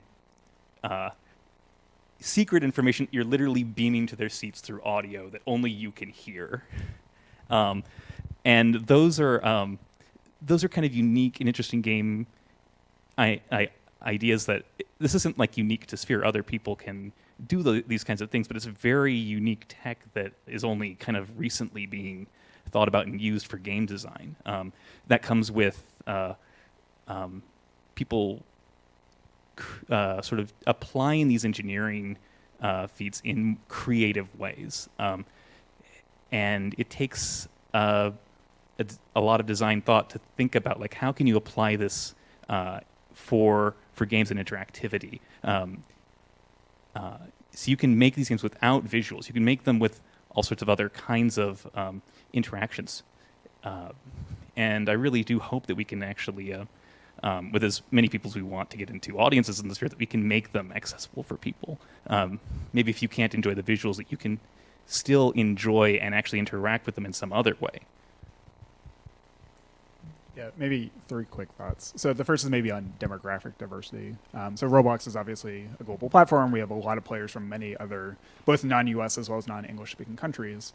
And to the point earlier about using like LLMs and other AI to experiment with games, we've been doing a lot of really interesting work around using LLMs and especially large multi-language models to actually scale up the translation component and diversify the audiences that can play certain games by simply applying these AI models to games that exist today to then open up the ability for other people to play them, whether it's through chat or through literally transliterating the text inside games, as well as actually even transliterating the design. So like if you have an icon on your game that has some like very complicated UI or design behind it, the model will actually translate that into the local language as well, so that it doesn't just look like weird text over this like really kind of crappy background or whatever. So there's some really interesting innovation going on there. There's some non-demographic, but still like person-based diversity questions too. And so obviously with Roblox being such a large platform, we also have a large diversity of creators. And because of that, you have a lot of really unique perspectives that kind of get introduced, especially around the creator community. So every year we have the Roblox Developers Conference. And there was an amazing presentation by one developer this year who has physical disability, but he creates mostly for Roblox. And he gave a session to other Roblox creators at the event saying, here is how I exist in the world, and here's how I develop games based on the constraints that I have to live with. Here's how you should also take into those in account of your own development process. And that's not necessarily the diversity that all these creators would normally be exposed to, but because there's such a large community, they now have that access there. The third point around diversity is maybe just like the mechanistic diversity in games themselves. And that's probably on the net negative for me personally, because I, as a safety related person, need to think about how those get like twisted and taken advantage of. And so a lot of what my team does frequently is what we call red teaming a lot of these new experimental games to see how they could be exploited for like net negative ways. And there's obviously a lot of really interesting and fun innovation that can come out of that, but we're always thinking through like, oh, like this audio only game or like this very specific use of a new mechanism that we just launched, how are the next 20,000 games going to take advantage of that in a way that might not be super great for the end user, and how do we get ahead of that either through policy or product changes and stuff like that. So there's a lot of interesting like analytical approach to that third category, but a lot of my job is really related to figuring out like making sure it's not bad. Can I speculate briefly on the idea of audio gaming? So as a futurist, we work with a lot of technology companies and a lot of big game developers. And one of the questions that's been rattling around for a while now with developers is, you know, will video games always be video games? Or will there be games without screens that take advantage of emerging technologies? And we look for signals of change or sort of drivers of change that might open up new creative spaces. So one of them is podcasts. Podcasting is one of the only things that has actually taken a larger share of leisure time, where do people listen to podcasts instead of TV, music, gaming. And people, like, we've started to have a more intimate relationship with sound as a result. We want auditory experiences, sleep stories, listening to stories before we go to bed that are, you know, audio based. And then you have all these AI agents, these chat agents that when you type to them are interesting, but when you speak to them are extremely emotionally compelling. And you can create vocal agents on people you know. Like, so for example, if I wanted to populate an audio game, an audio-based video game with the voices of people I know, right? I could have everybody talk into my phone for 5 seconds, and it would create all the characters in the world would sound like different people that I know, and we could have this audio experience together, and we could have it in the same way that podcast is kind of in the background while you're doing other things and you're not in front of a screen. There's a lot of creative, interesting opportunity coming along with the generation of audio-oriented audiences and vocal agents, and how smart they're going to be and how customized they're going to be. Yeah, I'm mindful that. Well, did I cut you off? I just wanted to follow up with a quick anecdote on that. At GDC this year, a Google group had a presentation on training an LLM to play werewolf. And it's a fascinating talk because social games are something where we haven't really had previously very good AI because they can't really perform the social elements of conversations and things, which is what makes social games fun. And it's a really fascinating talk. Even the bugs where like sometimes an agent would just invent something that happened that never happened in the past, and the other agents would just play along with it. It's fascinating, and I think it's a completely new region of applying AI to games. Yeah. Oh my God. So we're really getting into this futures kind of orientation for sure here. Okay, so yeah, mindful that I don't want to take up all the time and not have more questions. Was there another question sort of down the front here? Yeah, so we've got a question here down the front. Hi. Can you talk a little bit about how your work overlaps, captures youth, or could go with youth? Greg, can youth, specifically high schoolers, play your game? Scotty, are there libraries that youth can use to make their own crazy crowd games? Alex, what are the high schoolers doing on Roblox? Can they take care of each other? Are they facing problems with safety as well? And Jane, what are some next steps you can see for getting high schoolers involved in this futures world, or any visioning you see for that? Thank you. So, of course, anybody can play that game. We just have to make it more easy to find. And but when people find it, there's some lovely thing you can do is you look how it's made, because it's all written in JavaScript.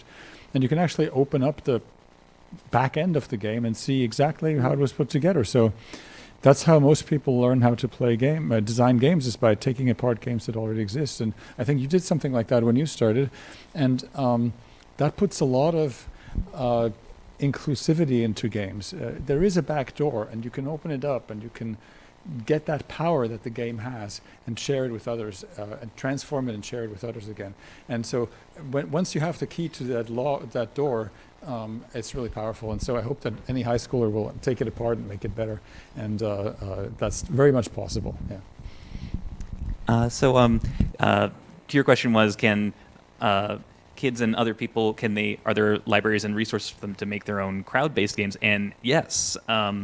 So in addition to the theme parks that 2-Bit Circus built, they also have a nonprofit called the 2-Bit Circus Foundation. And I would help out sometimes with this, like after work and things, but they're a group that they go out to grade schools, and they have essentially these kits of junk and a bunch of Arduinos, and they teach kids, hey, here's how to program in Scratch. We're going to have a workshop. We're going to teach you all how to make some basic games. We're going to teach you how to program basic Arduinos and figure out how to talk with electronics and make motors move. And they do these really amazing workshops with schools, and they build these cardboard arcades. I think if any of you have seen the YouTube video Kane's Arcade, Kane actually does work with them as well, and actually leads some of those workshops as well. They're based in Los Angeles, but they do a lot of remote workshops as well for kids. So look up the 2-Bit Circus Foundation. They have a mailing list, and they'll say, hey, we're going to do a remote workshop, this date in the future. Come online, join us on Zoom. We're going to teach you how to make this work. And sometimes they even sell kits that are very cheap to get kids interested. It's a really, really cool foundation, and they're really awesome. Yeah, to your question, Roblox uniquely is full of kids. And in fact, I would say to the specific phrasing of high school students as a target audience, they're probably the older demographic on Roblox. One of the unique things about Roblox situated in the larger tech industry is we're one of the few platforms that actually allows kids under 13 to be on the platform. And we also have a number of parental consent and parental controls features that allow parents to interact with their kids and maintain safety and things like that. One of the most fascinating parts of my job, though, is really talking to those younger kids, like 9, 8, 7 years old, about how they come onto the platform, how they think about like interacting with their friends, exploring new games, and especially what to do when they encounter weird situations that either they're uncomfortable about, like don't really know how to process. They don't even know necessarily how to talk to a parent or a guardian about what exactly they might have encountered in that moment. And like I've done a number of interviews with kids and parents over the past year, trying to really understand like how does that familial relationship interact with the gaming experience, and how can you maybe create a better parent experience for game platforms? How does co-play interact with feelings of safety or promoting good citizenship on these platforms? And especially, how do you get kids to be more aware of like what a game really is when this might be the very first time that they're encountering something like that concept on the internet? I can give you something specific to look forward to in the coming months. I think many folks know the iconic board game Catan. There's a new version called New Energies by the original developers based on building a sustainable energy empire. And I'm working with them to create a curriculum guide that combines the climate tech and using the board game in youth settings with how to think like a futurist, little mini lessons, because you want to be able to envision a world in which we have these amazing technologies and we're using them responsibly and we're lifting up the whole society with them and not creating more inequity. So I'm really excited about that because it will be, combining a really iconic board game and the natural futurist ways we think when we play games, because you're always thinking not one step ahead, but 2 steps ahead and 3, and you're doing all this long-term planning as you play, to translate that into thinking about our real social futures as well. So that will be coming out in the next few months. And I would quickly build on that as well and say that if there's anyone here who's working with youth organizations, high schools, that kind of thing, in the kind of local area, BCNM, we have been having a kind of active ongoing conversation in the last sort of 2 or 3 months, really thinking about ways in which, the institution really should be reaching out a bit more. We as BCNM should be reaching out a bit more. We should really be probably engaging, particularly with high schools and things like that. Very, very early days, we're still planning. So if you're someone who's connected to an organization or a school and you think there's something that we could connect you into, whether it's some of the things that you're talking about, whether it's other things, for sure, contact us. That's something we're sort of actively thinking about and something we should be taking, more notice of and working on more actively than we currently do. We do a bit, but we could always do more and do better. So I think that's something for us to think through as well. I don't think we have time for any other questions unless someone's like, I desperately have such an important question. I really feel this is, no, not to discourage anyone, but we do need to start wrapping up. Thank you, everyone. If you do have questions, you can certainly contact everyone here if you wish to, or contact us, and we can connect you or speak after this as well. But did any of you have anything you wanted to say as like an important, final word, wrap up, something significant that you want to get out there before we wrap up?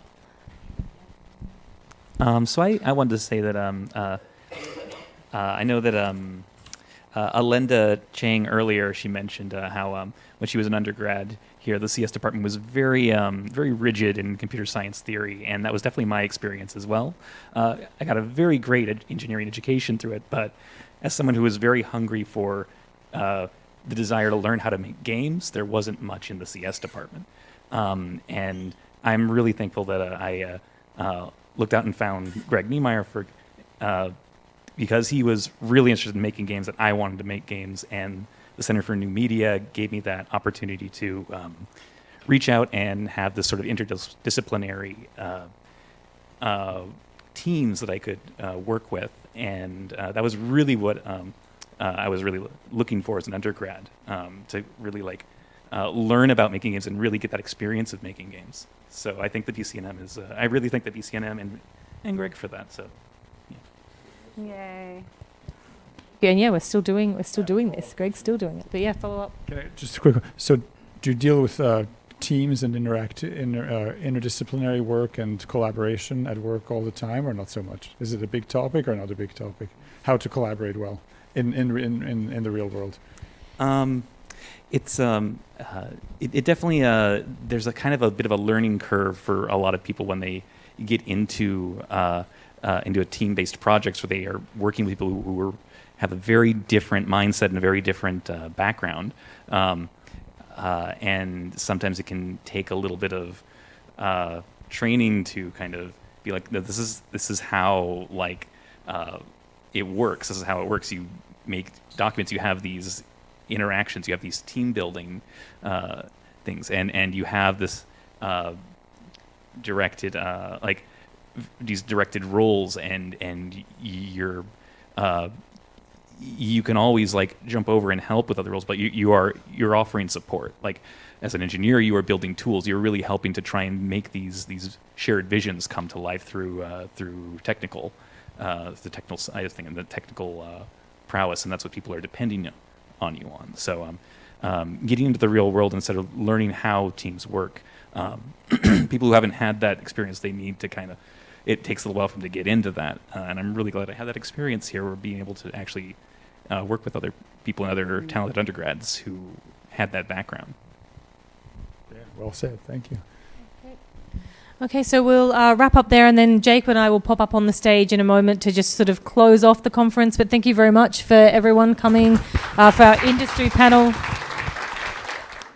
So on that note, we are going to wrap things up for the day. We wanted to say thank you to all of our speakers for participating, all of you for attending. We want to encourage those of you who are interested in this topic to both advocate for games at Berkeley in your classes. Please take classes from Emma and I and Greg and other people doing work in games here on campus. Come to BCNM events, sign up for the mailing lists outside if you haven't already. There's one for people who are interested in games, and there's one for the BCNM just generally. And also, as we continue to put on events like this, help us kind of build momentum around this topic moving forward. Was there anything else that you wanted to say, Emma? No, just thank you to everyone for coming. Thank you to everyone who's, shared their reflections. And I think you get the sense that there's a bigger kind of project here. We call it Games at Berkeley. We're reflecting on it. We're thinking about it now. We're thinking about the future. But, maybe there's no specific thing that we can do right this minute. But it would be very nice if on the horizon there was something that was a little bit formalized. We could, build it into something even bigger. So if you feel motivated by any of those things, contact us. We can't build it by ourselves. Lord knows I'm so tired. So, more, please. Yes, thank you.